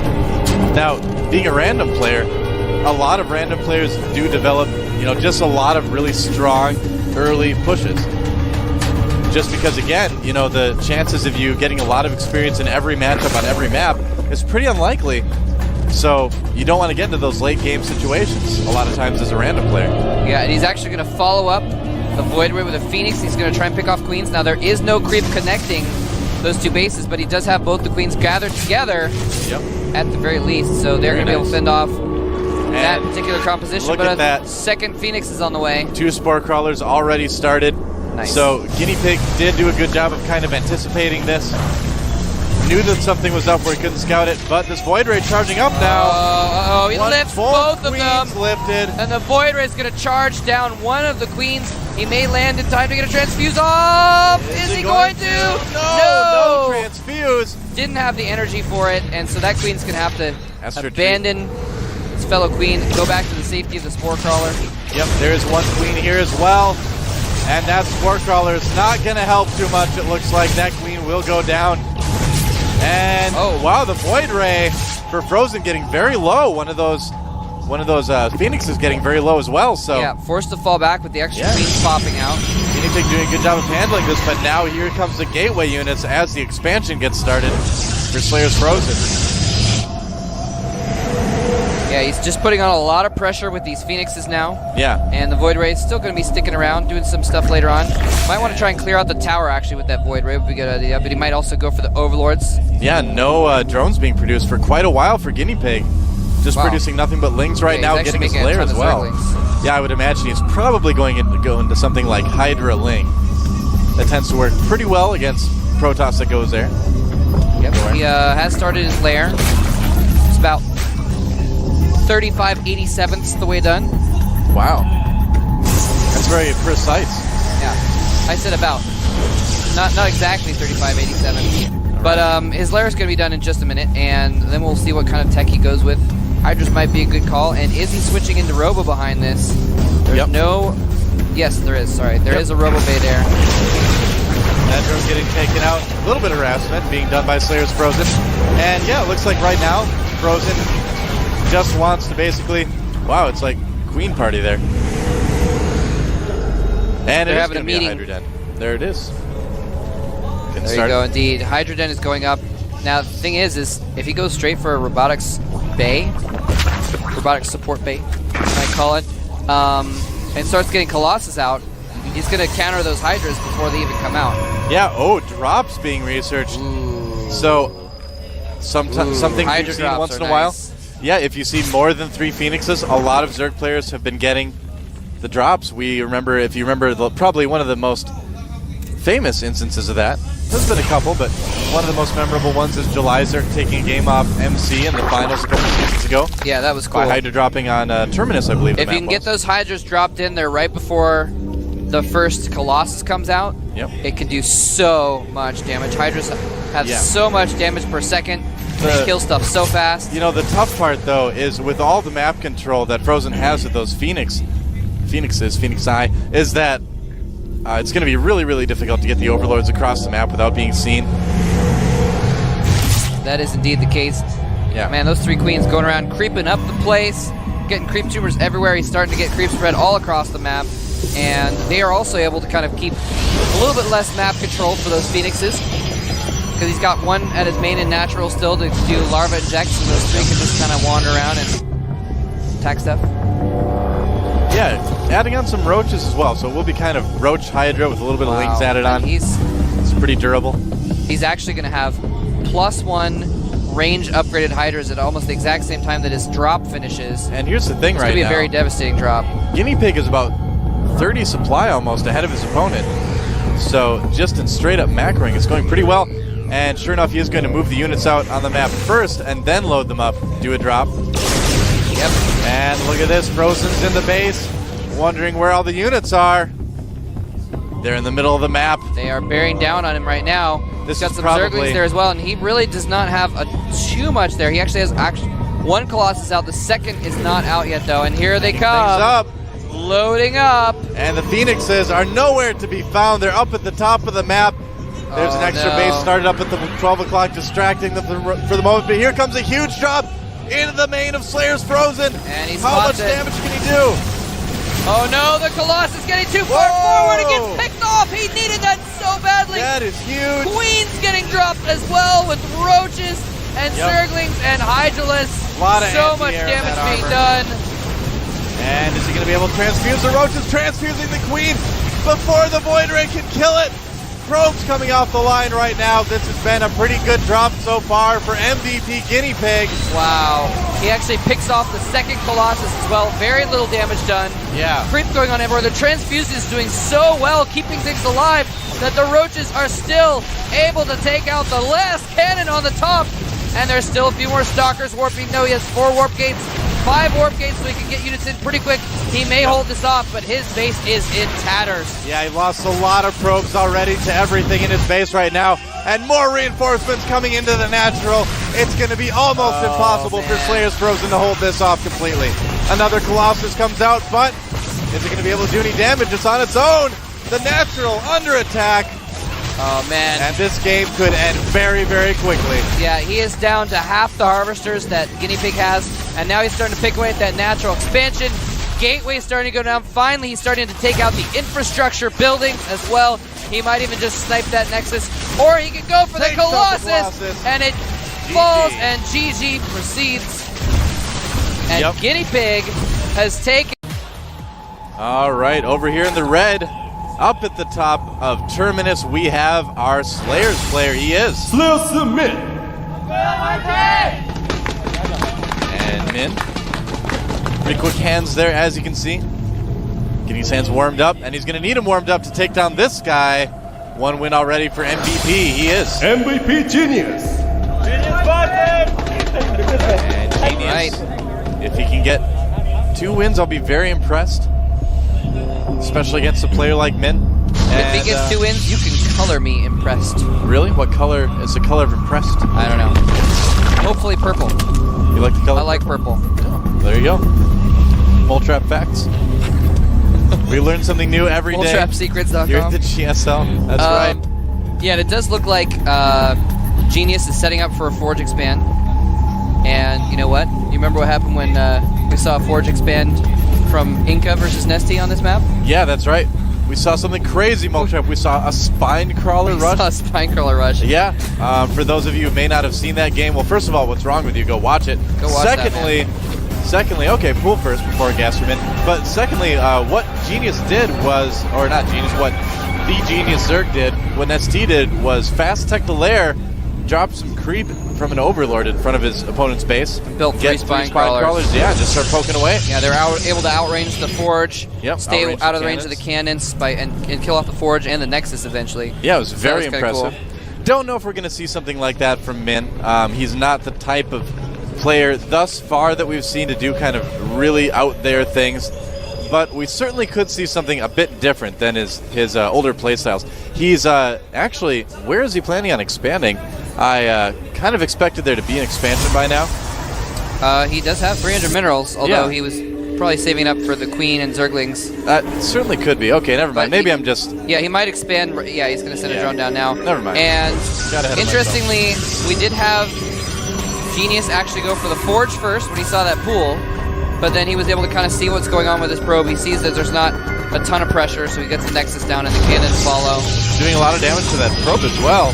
That one needs to run. He tags out. The other probe comes in to chase away the drone. Yeah. I'm a little surprised he did Nexus first, actually, to be honest with you. Oh, really? Just because even though he saw that pool first, it wasn't like a super fast pool, and he didn't know where he was. I guess it'd be risky. It'd be risky, but if the Zerg doesn't scout you immediately, you can get away with it. And here's those Zerglings. Cannon gets in just in time. There's already a cannon there, so they won't be able to do a whole lot of damage. Maybe poke away at the Nexus. Nope, still too close. Really, really nice building arrangement by Genius, actually, that cannon can cover that Nexus. He needs to be careful. A little bit of a run by, though. He's putting down a second cannon. But that depot, that neutral depot makes it so you can't put anything, you can't put a building to block your ramp entirely. Yep, that's right. Now, he could just send that probe to attack it. It would kind of gradually whittle it down, but... options, and look at that, Min just sitting in the mineral line right now. Any probes that come down there are going to meet a gruesome death. So preventing Genius from doing that. But really, Genius doesn't seem to have a whole lot of probes right now. How many does he have? He has 22 probes. Okay. So 22 drones. So Min is now macroing up as well.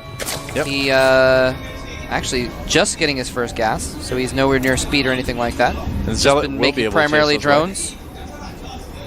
So the question is now, where is Genius going to go from here? There's a lot of different options that Protoss players have after the Forge expand. A lot of players prefer to go air. But really, I mean, anything in the tech arsenal is really available. And the core just came up, so we're probably going to find out soon what it is going to be. He's getting the warp gate research, although pretty much standard. We haven't seen if he's going to go for air or anything like that. He only has the one gateway at this point. And he is just going ahead and getting some more gases. He's got all 4 gases. So definitely thinking about some high-tech units here coming out, but we have not seen yet what it is going to be. Just being really greedy with his economy right now. Now, Min has taken a third already, so indeed this is the Min we've seen before with a pretty quick third base. Although a lot of Zerg players would be taking a third at that point after seeing an expand like that, where you know you're not going to be under a lot of pressure. This one Stalker is, you know, of course, trying to pick up a few units here and there, but it's not going to really be able to do a whole lot of damage. Yeah. And, yeah, he could pretty much anticipate there wasn't going to be too much coming out. Yep. There's the Roach Warren just starting now for Min. We caught a glimpse of the ghost of the Roach Warren for just a second. Evo Chamber as well. Huh. That's a good call. Get that Evo Chamber just look in at this, case. though. But there's more gateways. Bunch of gateways coming up for Genius. It is not going to be. Yeah. And now this is actually something that, in my experience anyway, is a little bit less common after Forge Expand is to go mass gateway. Normally it's something a little bit higher tech from what I've seen in the past. And this Overlord wanted to see, but yeah, Min going ahead and continuing to power up. Yep. He's now getting +1 attacks and roach speed and burrow, so he's definitely going to be going very roach heavy at this point. He's getting a lot of upgrades for the roaches. Run, probe, or rather float more quickly. It's like a lion chasing a gazelle across the Serengeti. Only it's metal, Terminus Re. and it's in space. But other than that, very similar to the Serengeti. Yeah, other than that. Look at this probe. It's going to get all the way in here. I like what Min is doing right now, getting roach speed, getting burrow. Probably going to see burrow movement for the roaches after that. And that Overlord is going to get taken out. Yeah, he's definitely going heavy on the roaches. Now, on the other side of things, Genius getting a Twilight Council and ground weapons. Ground weapons first, very interesting. Well, Blink Stalkers are very, very good against roaches. You can basically Blink Micro all day, keep all your Stalkers alive. He's also getting Hallucinate as well, just to make sure that he can scout the map. It's a big map, he can look for other bases. If he knows anything about Min, he knows that Min's probably going to try to take quite a few. Yeah, it's if you don't go for the Robo, which he has not, he's just gone for the Twilight Council tech, you almost have to get Hallucinate, so you have some way of scouting the Zerg and finding out what's going on, seeing what tech buildings they have, seeing if they have the Roach Warren or the Spire or whatever, and you are indeed right. Tunneling Claws coming up right after the speed finishes, and a dozen roaches popping out. Yeah, so basically what he's going to try to do is engage the army of Genius head-on and get around force fields just by burrowing underneath them. And that's something that we saw Zergs doing for a couple weeks, maybe about a month ago or so, and it never really caught on too much. I mean, we've seen a lot of Zerg players, like Moonblade is an example of one who likes to get the burrowed roach movement quite a bit. Oh, wow. But it hasn't been Look at that. Got Overlords all the way across the middle map, forming a creep highway. He is just massing roaches. He basically got exactly enough drones to almost fully saturate all three of his bases, and now he's just massing high-tech roaches with speed. He's getting Tunneling Claws. He's getting +2 attacks. Yeah, is it going to work, though? And I don't know exactly what Genius has to deal with this. Blink just finished, but he does not have a ton of Stalkers yet, and there are currently 44 roaches. Look at the supply count right now. Oh, my goodness, 165 to 103. So, Min, talk about a macro Zerg. He may just be able to overpower Genius right here just for the simple fact that Genius does not have a lot of stuff. He does not have a lot of anything, and there's the Tunneling Claws finishing as well. Yep. And he is going in. Genius is not going to be able to get a third. He's going to have to hide up here. Force field's going up, but he burrows underneath him, and there's no Robo! No detection! He's able to get right in underneath! He's going to pop up! Now. Oh! He's going to burrow right underneath the army. That's right. Oh, there's the cannon. There's just so many roaches. Doesn't even matter. So many roaches. Genius forced back again, and if Min can pick off these cannons, there's going to be no way that he can see or stop these roaches. Right now, Min producing 14 more of them. The last cannon going down, and now Genius, there's nothing he can do to stop this. Yeah, and he's just picking off whatever he wants right now. He can just power up so much with those roaches. He has dozens more roaches routed along that creep highway to join in this battle. He is going all in here with mass roaches, and he is winning. Genius forced back into his mineral line. Genius was Blink Micro doing nothing. Yeah, it's good, but with this sheer volume of roaches, it's just not going to be enough. There's just too many roaches. They can get so close. Look at all that. Blink the swarm Stalkers has arrived. Linkstalker's forced up against the wall, and they're going down so quickly. Producing 14 roaches, 16 roaches at a time, and yeah, I don't think Genius can catch up. Yeah, he just does not have the production. He's only got 6 warp gates right now. I gotta say, Genius is doing an absolutely wonderful job of holding this right now. But, you know, I just can't see this lasting in a longer game. Min does pull back, so Genius only for a moment. Amazing micro. Only for a moment. Now more roaches coming in. He's able to produce so many more roaches than Stalkers. The Stalkers can blink around, but once they're all damaged, this doesn't really do much good to blink away. And all those creeping probes all dying over too. the front as well. Yeah. Here comes more of the probes dying is to ensure that Genius can't replenish those Stalkers as fast. And Creep is going to make sure he can't put down any more cannons. And Overlord's even spotting the high ground so he can hit the Stalkers on top. And he doesn't want to charge up that ramp yet. First, he's going to kill every single thing at the bottom of the ramp. Dancing the Overlords on top of Genius. And GG. The Dance of Death forces MVP Genius out of the game. All right, here we have our red Terran player up at the top of Xel'Naga Caverns. They call him the Terran Sniper. He is. Slayer Studio. Slayer's Ryung. What opening does he have planned for our next player? We're going to find out. Yep. Very good Terran player. And here is our Protoss player. One of the best Protoss from early in StarCraft II. Can he get a win, regain his former glory? He is. MVP Genius.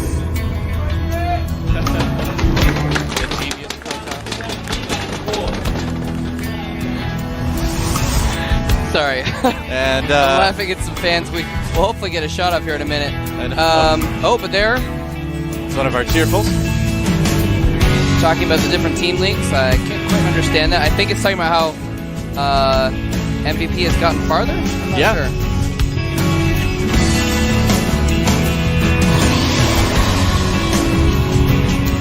The third team in March won.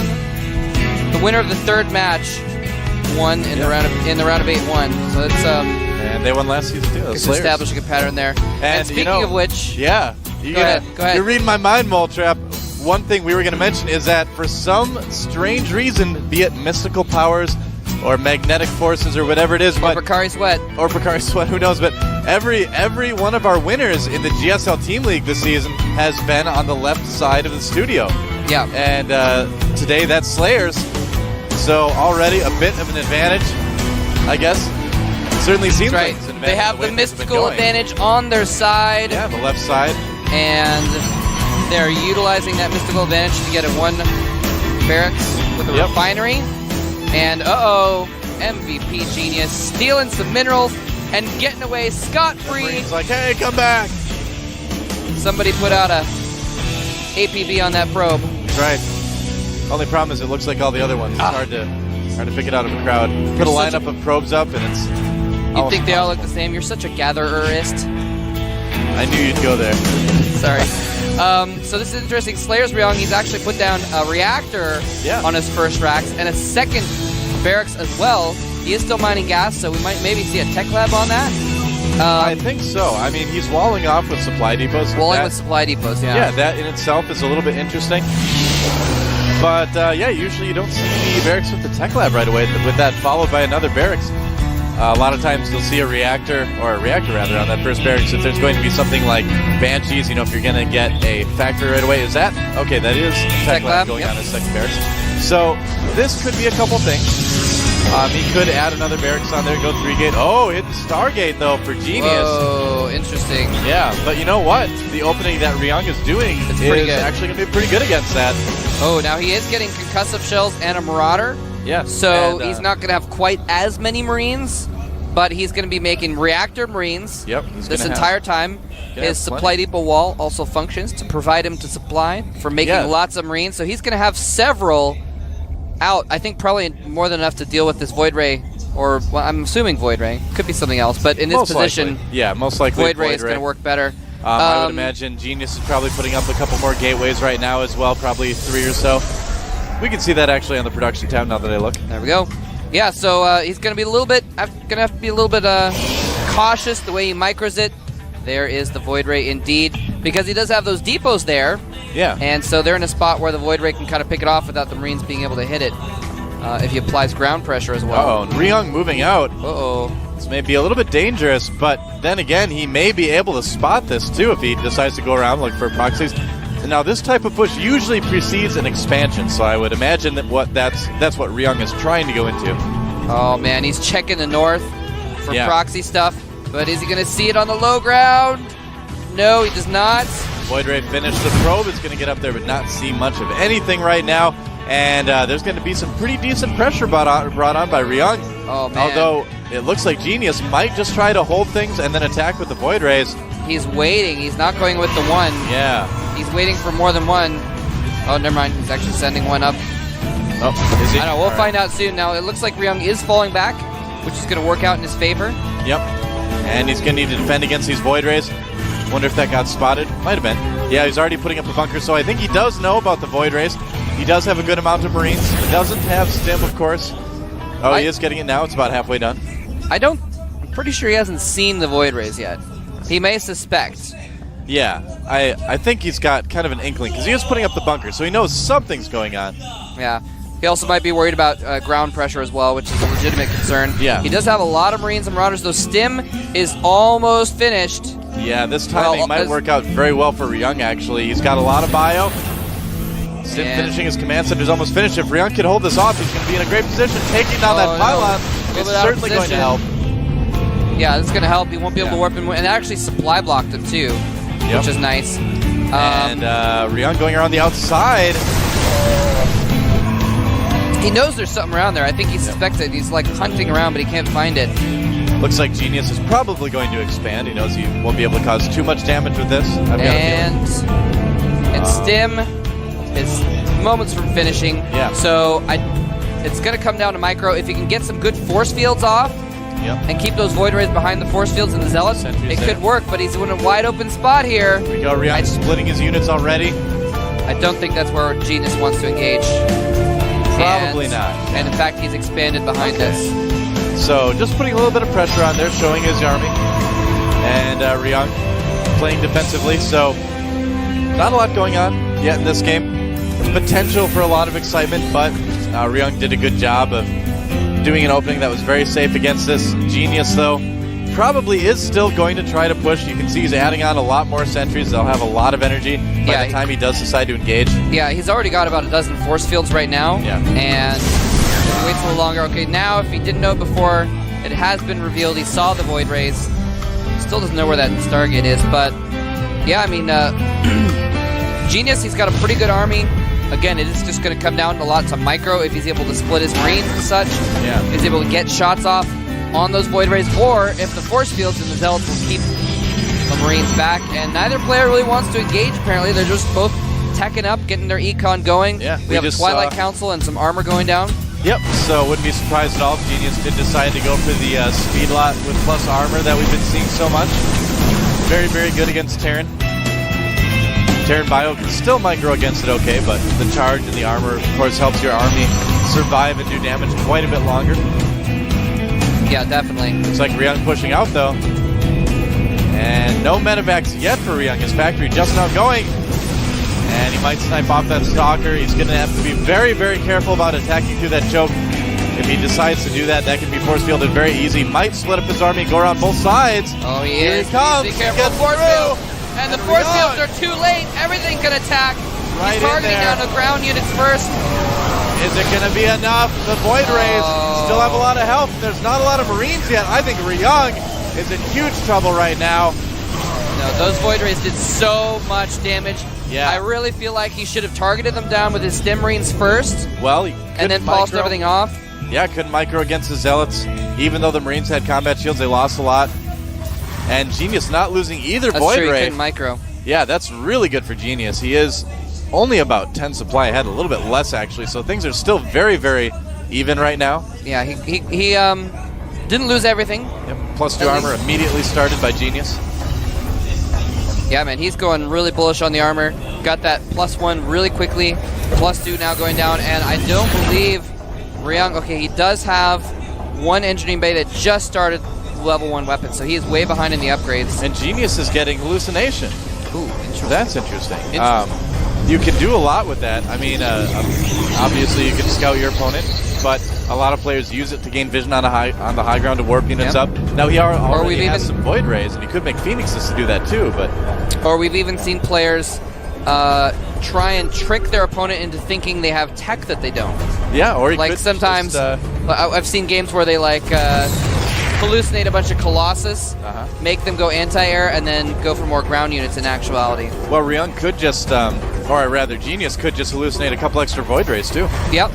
And they're just good for soaking up damage, that's for sure. Especially if you have more than, let's see, he's got 7 sentries, which is pretty much infinite force fields. And I really like where both players are going with what they're doing. I mean, right now we see Ryung getting his Ghost Academy. Obviously, EMP is hugely helpful in TVP right now. And there we have the Templar Archives going up for Genius. Ooh. We might see him decide to utilize either Storm or, even just go for Archons, as they are, a lot better right now, I think, than they used to be. And we've seen Protoss players trying to use them more and more. He did also get his third.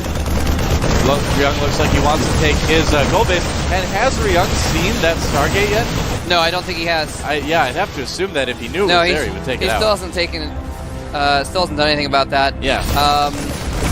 It's not really doing much at the moment anyway, but... Nope. Uh-oh. Ring gets taken out. He does clear out those rocks.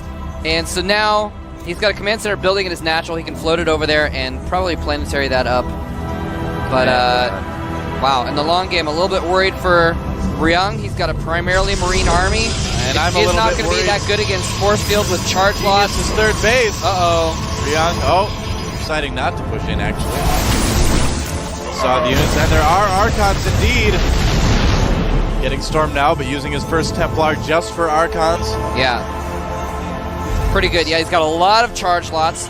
He's got the sentries to force field the traps so the charge lots can do as much damage as they possibly can. And once he gets Storm, in addition to that, man, it is just painful to watch a group of bio units get force fielded in place and stormed and then crushed with zealots. Yeah, they just get slaughtered. It could go so badly for Ryung if he doesn't maybe, he is making ghosts. So get some EMPs off that could easily turn things the opposite way. Yeah, I mean, charge lots, sentries with force fields, High Templar with Storm, Archons. The Archon just is like the bio-killing composition. I mean, that's what it does.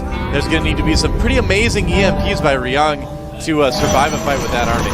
Yeah, EMPs are... Yeah. He needs EMPs so badly. Yeah. Because he's chosen... This is kind of cool, though. He's decided to not go for the traditional Colossus route. He's going for the ground route with the Templar as well. And EMPs are going to counter all of that. The Sentries, the Templar, the Archons, if we can get enough of them. But again, only 2 ghosts, despite the fact that they are now a little bit cheaper with this patch. Yeah, now right now, always going in for the third. Is he going to get it, though? Big stim. It's going to be close. The army for Genius is right there. This may not have been the best idea. Oh, he does EMP. Oh, wow. Not the best force fields either. He does EMP half the sentries and all but one of the Templars. There's only one Storm there, so it's actually a decent position, but he couldn't count on that, so he's actually going to fall back to a more open area, which is really good. Yeah. If he got force fielded in there, he would lose the game. Well, Ryung was so lucky right there that Genius was that kind of left a gap in his force field wall for the units to sneak out of. Yeah. So right now, Ryung getting his ghost upgrade. Maybe going to take out a pylon here. We'll see if it dies first. I don't think it will. Nope. And so the question is, what is Ryung going to do about this? I mean, his army isn't terribly strong straight up if his EMPs miss. A lot depends on that EMP. A lot depends, of course, on good positioning as well. But I'm curious to see if he's going to try something like maybe starting to incorporate some drops as well. Got a lot of effects. Oh, losing a chunk of his army right there. And here comes Genius. Is he just going to push out? Yeah, and look at that. That Stargate's still not destroyed by Ryung. I can't believe it. Stargate's just chilling. Yeah. Yeah, and all those units have now charged their energy back up. So the EMPs from before, thing of the past, all but forgotten. And he's going to need to get some more. He has 4 ghosts in play. Again, it is, like you said, it's just going to come down to if his EMPs land or not. Stimming in a Marine to check out where the army is for MVP Genius. Oh, wow. Yeah, that's such a good thing to do that not a lot of people actually do is. Oh, wow, did he just get a huge EMP off on that army, actually? Thought I saw something. No, not too big. Oh no, there are ghosts up there. He did just EMP that. Oh, getting the EMP ghost from the Templars high too. ground. Very, very smart move by Ryung, but will it be enough? There's only one sentry there that has any energy left. He is charging down though, and he got some, I think he got some feedbacks. No, he didn't, but he got some damage on those medevacs. He's having to kite back. There's just too many units there. The charge lots and the stalkers chasing things down, taking out the medevacs as well. The Archon's doing so much splash damage to these injured bio units. Ryung is on the run. He's on the Ryung. He's on the Ryung. Back to his base. Genius's army just way too strong. Oh, he did out macro Ryung as well, I gotta say. And that is going to be very difficult for Ryung to hold off. Yeah, he's up to like 60 supply. Yeah. He's up by 60 supply right now. Colossus in the mix as well. And a single Viking hoping it could do something about that. But this game is all but over. Ryung's base in tatters. Whatever strategy Ryung had specifically designed for Genius, he countered it with some bold play, going for the Templar tech, the charge lots, instead of the Colossi until the late game. And the Archons as well, doing tons of damage. And MVP is going to go up 1-0 in the GSTL finals. And at the base of Ryung, 2 Manor Nexuses have been planted. Oh, GG. So, man. Pretty good start for him. All right, here we have the winner of our last game. A fantastic macro Zerg, but can he keep the momentum going? He is. Fans of his would say Min for the win. That's what they would say, man. Yeah. They would say Min rhymes with win. Yep. And therefore, Min deserves the win. Here's our blue Terran player from the team MVP. He's pretty... MVP King. He's pretty keen. And Keen, of course, rhymes with green. That's right. And green. So MVP should get the green. The green... Money's not green in Korea, actually. And, Mean Keen, we could call him. Although he's not a mean guy. Some of the money's green. They have different colors. Yeah, which is nice. It's easy to tell it apart. Yeah. So, Keen has shown to be a really, really stable Terran player. I mean, I would say out of Code A this last season, he is easily one of the best players. It definitely deserves to be in Code S. Could easily win this match. Yeah, man. And look at that. Oh, look. There's Day9. What do you know? Day9, you look a little bit different somehow. I can't quite place it. And there's his faithful pal Notepad. That's right. Who's a frequent guest on the daily. Yep. That's actually really funny. He's like one of the characters. Yep. Along with the logo. Not quite as annoying as the paperclip guy that pops out all the time. No, hey, much less annoying. Do you need help finding the caps lock? Do you need help finding the enemy base? Let me scout that for you. That's right. Min has gone for a hatchery and then gas and then pool. So something we saw yesterday a little bit. Good for a fast expansion, but you still get that gas first, and you're able to get Zergling speed pretty quickly. Drone's like, excuse me, sir. MVP. Drones are so SCV polite. is like, yeah. The SCV is like, pardon me, do you have any Grey Poupon? He rolls up and like the visor slides down on the That's right. SCV suit. It's actually a limo SCV. Man, we are really dating ourselves if we make Grey Poupon references. Oh no, look at this though. That Overlord is getting very low. Is he going to lose it? I think he might. This could be bad for 30 hit points. That Overlord. 19, 13, 7. One more hit. One more hit. Gets away. Oh, but there's a Marine going down to the low ground. Is He he going needs to to get turn to the right. Oh no, move it, Overlord. It's too late. Boom. Oh. And the guts and carapace of that Overlord fall in defeat into that crevasse down onto the trees in the little cavern there. And that is actually pretty bad for Min early in the game. That definitely slows things down. Yeah. That drone taken out, no more scouting for him. Now, luckily, it took long enough because he saw it coming and he made an Overlord to replace it already. There's already a Roach Warren on the way for Min. Ooh. Very quick. Now, Min did see the reactor on the barracks. He can assume that Keen is going to do exactly what he's doing right now, which is switching in to make some Hellions. So, nice read by Slayer's Min. Yes, indeed. He did not see the Roach Warren. Yep. So he does not know that's coming, and we could see a bust. Now, here's the thing is, Min might expect a fast expansion on this map because, well, it's Crevasse. You have an easy expansion to take, so he might expect that. But instead, he's actually going for major tech, and there's some Hellions get trapped actually against their own wall a little bit, roasted the tree. Nice job minimizing the damage to the Hellions too there. Yeah. And it looks like we might see some Banshees here coming out in just a second as well. Yeah. Which is and there is indeed Cloak too. Which is going to be interesting. He's got these Hellions coming out. Speedlings are on the way, but he actually doesn't have any Speedlings. Yeah, just those 2 Roaches and a single Zergling. Now, wow, trees getting roasted all over. It's like the scene from Avatar. Where is Captain Planet when you need him? That's right. You'll never be one of the people. My favorite Avatar line. Wow, so Hellions coming in here, doing some damage to these Roaches. And just soften him up a little bit. And what Keen is doing is so smart right now. He's getting Min to try to overreact to the Hellions by making 4 of them, making Min think there's more on the way. And Min, in regards to that, is probably not going to be too prepared for these Banshees. Now, he is getting a lair. He is getting an Evo chamber. If he kind of can tell something's up, we might see him put down a Spore Crawler. We're about to see just how perceptive Min is in this game. Min is Banshee's on the way. Yeah, he has just enough Roaches to block things, and he's gone back to making drones, and he is making Spore Crawlers, 1 in each of his supply lines. That's right. I don't know if the Overlord saw that. He only has 2 Queens. There they both are. And the Hellions taking the opportunity to run in and pass the Queens into the supply lines. Spore Crawlers can do nothing against that. Oh! Can get a lot of kills. Roasting the drones at the natural, but really, Min doing a pretty good job of handling this. He did lose a lot of drones, but here comes the Banshee now. How far can it work in before the Spore Crawler is going to go after it?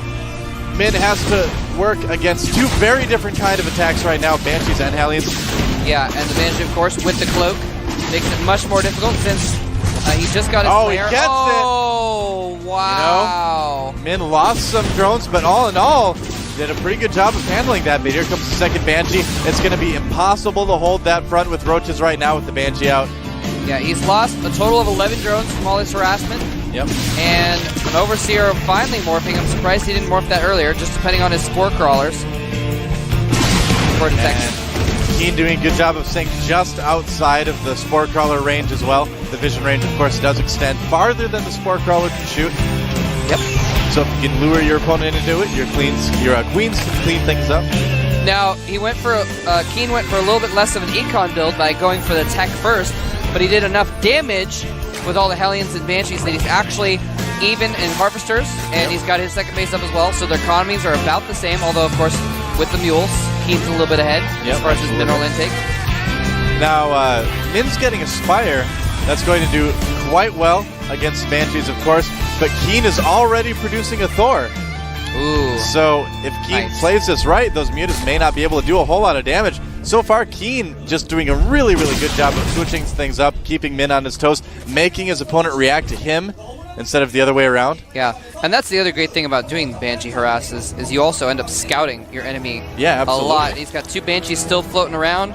They can, of course, come on the sides and try and pick off Queens or wayward drones. And Keen already getting +1 vehicle attacks, too, so he's planning on going into the mech plate, looks like, in a big way. Banshee out, or rather Viking out right now, and it's going to do exactly what we see doing right now. Taking out some Overlords.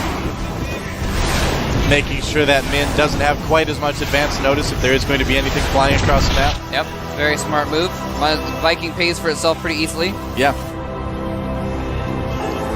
And Min getting Roach speed as well, so he may try to do something a little bit similar to what we saw in last game, only adding some Mutas on as well to that. Now, the ramp is very, very wide. The rocks don't have a lot of health, so if Min can break those down, he can get into Keen's base pretty easily. Getting a Baneling Nest as well. Banshees still causing damage. Yep. Total of 7 kills between the 2 of them. Yep. Not horrible. Not as much as we've seen other Banshees do, but yeah, Mutas are now out, man. So they are heading over towards the base of MVP Keen, and he has turrets up. He's got that Thor in the background as well. These Mutas aren't going to do a terrible amount of damage. Yeah, they're doing a little bit. Got the turret to cancel right there, but there's just not enough to take on that turret. And look at that, 2 Thors already moving out for Keen. Whoa, but actually, the Thors are in the middle of the map, so the Mutalisks kind of have free reign here for a minute. There's only a couple Marines in the base. They can take out the gas. Going to take out a gas. Maybe take out a couple SCVs. That is going to slow him down. Yep. But Keen going in for a push. And there are only a handful of roaches at the top of that ramp. Yeah, this could be pretty tough for Min to hold off. And all these Overlords might get caught out in the open too. Wow. Yeah, those Thors are going to need to soak up a lot of damage and kill those roaches off. Falls back. He's got Queens for transfuses and to go after the Banshees as well. It's going to be pretty difficult for Min to take, but I think he's got it. He's targeting down the Thors. Going down the right Thors now. go down. It's just the Marines left. He transfuses one of the roaches, but the Banshee doing so much damage with the Queen's gone. Yep. And it looks like he will clear up the Marines. So Keen's push will be thwarted, but the Banshee is going to get some more roach kills in, and Min pulling back there. Second Thor on the way. Yeah, another round of reinforcements going for an attack, though. Yeah, it's going to take a while for Min to reproduce those Queens, too. He is making more Mutalisks. And yeah, he doesn't have as much production because he only has 1 Queen right now. Yeah. That's going to cut down on the amount of larva Min has as well, of course. And Min not really able to expand. Thor's being dropped on the high ground as well as some Marines. Keen trying to take control, but that is a lot of roaches for Min. The Banshee goes down at least, and he's actually forcing him to fall back to the low ground. That Thor was not in the best place. Yep. He's going to get surrounded by roaches, so nice evacuation there, and he just does not actually have much to counter this, and that Thor is probably going to get picked off because there are no Marines here. Picking it up, trying to switch between the medevac and the ground, but the medevac.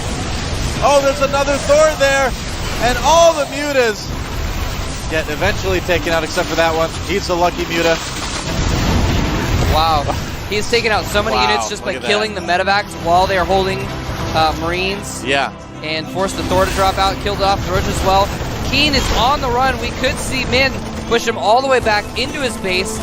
And the supply depot getting up just in time. Although it only hold for a short time, and he doesn't really have much to put out damage to take out those roaches. He's gonna try to repair the Thor, but that's a lot of roaches. SCVs coming from behind. This Keen having what it takes to hold this is going to be so dangerous. He is only fighting with SCVs and a handful of Marauders. 1 Thor, he may be able to pick off these roaches slowly and steadily, but more Zerglings coming in to take out the SCVs as well. And Slayer's Min. Wow. May just take over the base right now. The roach is doing so much damage, so buff. Yeah. Oh, the Thor at 20 hit points. Barely survives. Keen holding for now. Min able to push him all the way back to his base, and the supply count is not too different right now. Min ahead by about 10, but Keen holding okay. Harvesters definitely favoring Min though right now. Min's not done yet. Look at that. Banelings morphing, Zerglings rallied. He is gonna bust down the wall. That's right. And go for the kill whilst Keen is still vulnerable. And there goes the wall. Depots. And the Banelings are going to come in, and the Marines are going to have to fall back from that as long as he doesn't waste them on the Thor. And Zergling's streaming as well. He actually held that pretty well. That was actually really good by Keen. Yeah, Keen has some of the best micro I've seen come out of a lot of our newer Terran players in the GSL, and he's definitely showing it right here. And Min just can't make things happen. That was actually really close. Yeah. And amazingly held by Keen. His front door was gone. He only had a handful of units, but he microed them well enough.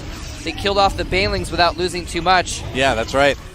And if you know what, I'm really surprised actually that Min didn't wait for another like dozen Zerglings, because if he had, that would have been pretty different too. He could have taken out the Thor at least. Min taking his third now. Finally, that's probably the latest third base we've ever seen Min take. He does even have a macro hatch in his main. MVP Keen taking his third as well, so the players may decide to sit back a little bit. Oh, and Min, we're going to see it in a moment, but he is making an infestation pit. Ooh, very interesting. Yeah, we saw Lenok do some great infestor usage yesterday. Yeah, Min has actually been playing really low econ. He has 42 drones right now, and that is the most he's had all game, I think. Yeah. He's been playing really, really low economy off just the 2 bases. Oh, there's a drop at the new base. Oh. And it is thwarted. Yep. Do not want to deal with those Banelings. Yeah. And so right now, Min, if he can hold this and get his third up and running, maybe do a little bit of harassing in his opponent's base, he could certainly win this. And by the same token, too, Keen is in an equal position. Both players about even, but Keen is starting to pull ahead on supply a little bit. Yeah, he's definitely starting to pull ahead. It is 124 to 95. Yep. And Min really... What? That Viking must have, I don't know, maybe the Viking pilot was trying to hit the missile button and hit the land button instead. He was like, no! Maybe he was planning on trying to get like 10 banelings to blow up on it or something. It could be, but the choke that he landed in was so narrow. Yeah, that was kind of weird. I don't know. Anyway, so Min getting his third base fully saturated here, but still behind in the harvester count. Still behind, way behind in income at this point. Actually, he hasn't even made any new harvesters. Min is just powering units right now. Yep. And getting his tech up. Yeah, Infestor's coming out now. Well, his main is mined out, so he can just transfer those drones over to the third base. Yeah, that's what he did. So that's what he did. Okay. Doesn't really need as many, but you know he's gonna wish. Oh, I guess he isn't out of gas quite yet. Getting that Spire, and it's a bit of a drop. Doesn't do a whole lot. Just a couple Marines getting liquefied there. Now he does have the pathogen gland upgrade, so all those 3 infestors that just came out do have fungal growths. Yep. And fungal growths, when you have very few medevacs in play, can be very, very strong. There's only 3 medevacs right now. If he catches a group of Marines off guard, they are dead. Yeah, he's gonna have to be very, very careful to hold off this attack by Keen. If Keen's able to siege up on that high ground. Speaking of which, Bailey's coming in. Oh wow, he kills the Fungles Baneling. everything. Can he follow up to Paul? Yes, all the Banelings. Oh man, that was so close. He almost lost all of his Marines, but those Marines are so badly damaged right now. But he does have 4 tanks coming in from behind. This could be pretty bad for Slayer's men. Wow, those roaches need to get in there and start cleaning up those Marines. There's not enough medics in the backs to heal them, but the tanks siege up and start doing massive damage. Yeah, between the tanks and the Marines, it's going to be difficult for Min to hold this. He does have some good roaches there. Thor getting focused on, but there is another one behind, and it looks like Keen might just take this game. There it is. GG. Min loses his third. He was mined out at his natural.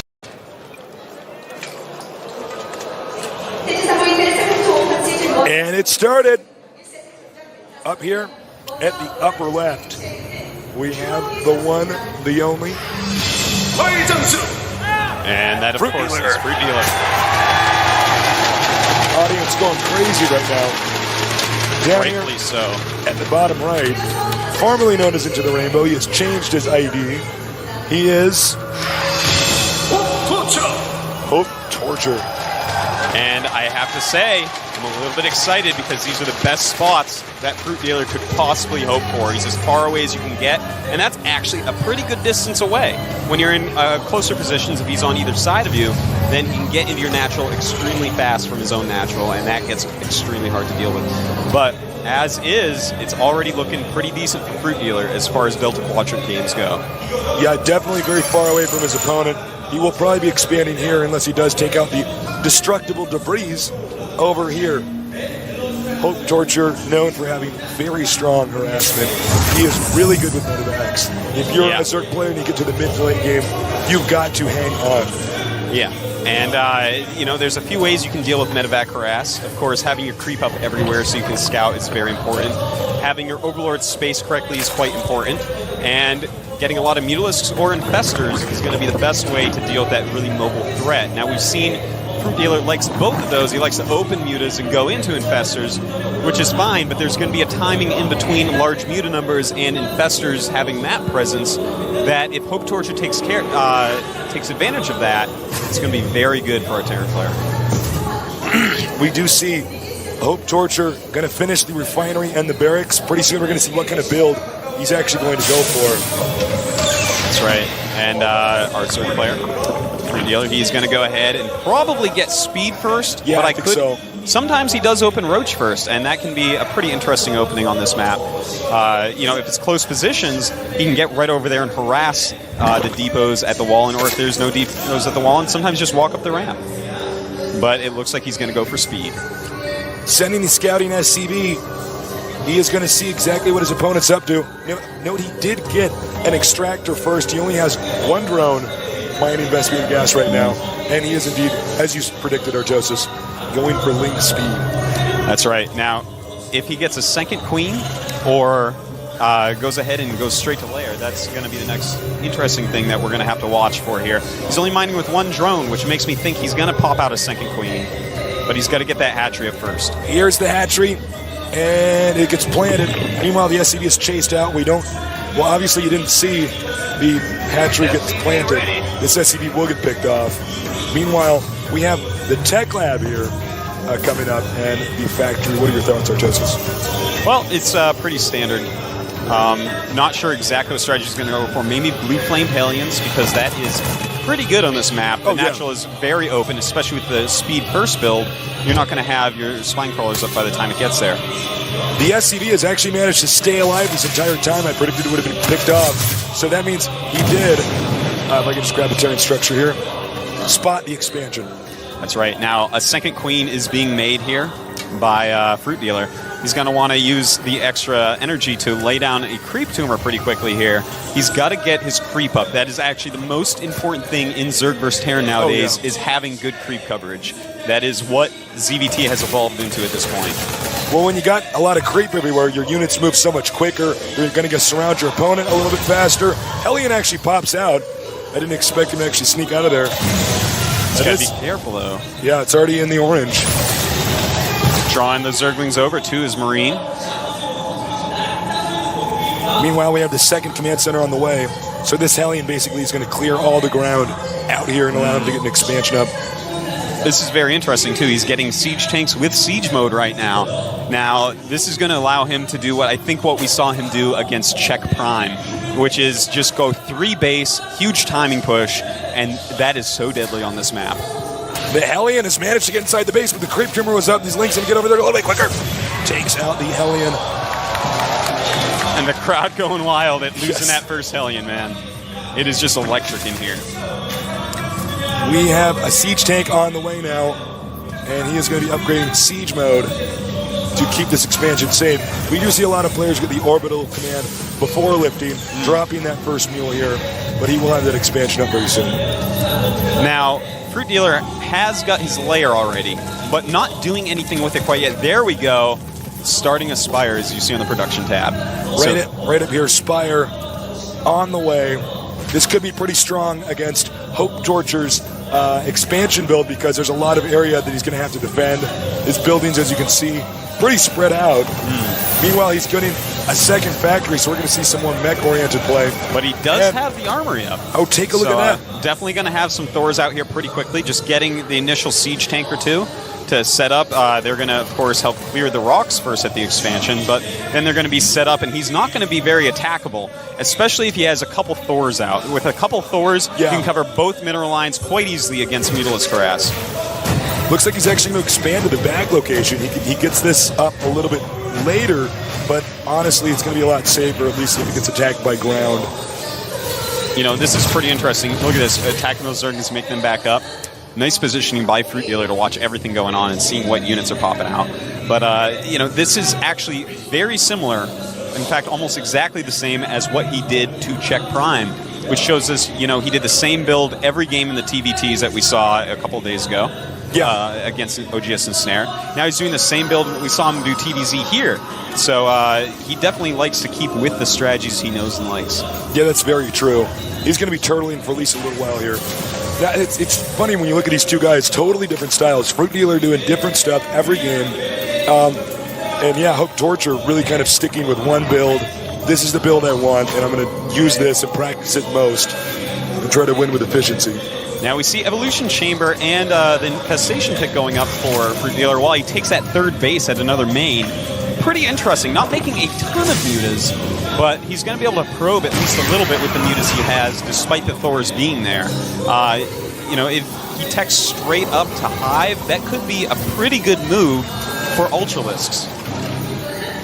Yeah, that could be a very strong move for Ultras, actually. And one thing about Fruit Dealer is it does seem like he wants to just stall in the mid-games. Yeah. He wants to stall out until he can get enough gas and get those Ultralisks out. 3 mutas out here. This shouldn't be too impactful, but we'll see. Yeah, look at the Thor just making them fly right away. But, yeah, well-placed Thors. No damage done by those mutas. And it looks like he's making the Roach Den and a Baneling Nest. So he's going to go ahead and go Infestor Tech right now. That's his plan. And it's going to be interesting to see if he can control them a little bit better than Czech Prime did in the match. You know, he had a lot of Infestors too, a very similar opening by him as well. Got another expansion over here. Note the locations he's expanding it over here and up here. That means if Terran pushes one, the other expansion will at least survive. Yeah. So he's spreading himself out. Meanwhile, the Terran looks like he's going to try to secure this location pretty soon here, or a command center, rather, actually almost complete here. By the way, guys, I do apologize. I know I sound like I have throat cancer. I just had a cold. I got to go to the doctor tomorrow. But not calling in sick today. No way. No sir, you cannot miss this match. Now, I love what we see Fruit Dealer doing here. I wish he'd spread creep a little bit more aggressively, but other than that, you know, spreading these bases out, it's going to be so hard to get attacked. And look at that, Zerglings cleaning up any scouts that Hope Torture does send out. But, you know... Scouting Marine over here is going to spot this expansion. And he knows. He sees the creep. But at the same time, Command Center landing at the natural of Hope Torture, so his economy is actually getting pretty huge at this point. Also, we have a Hive making for our Zerg player.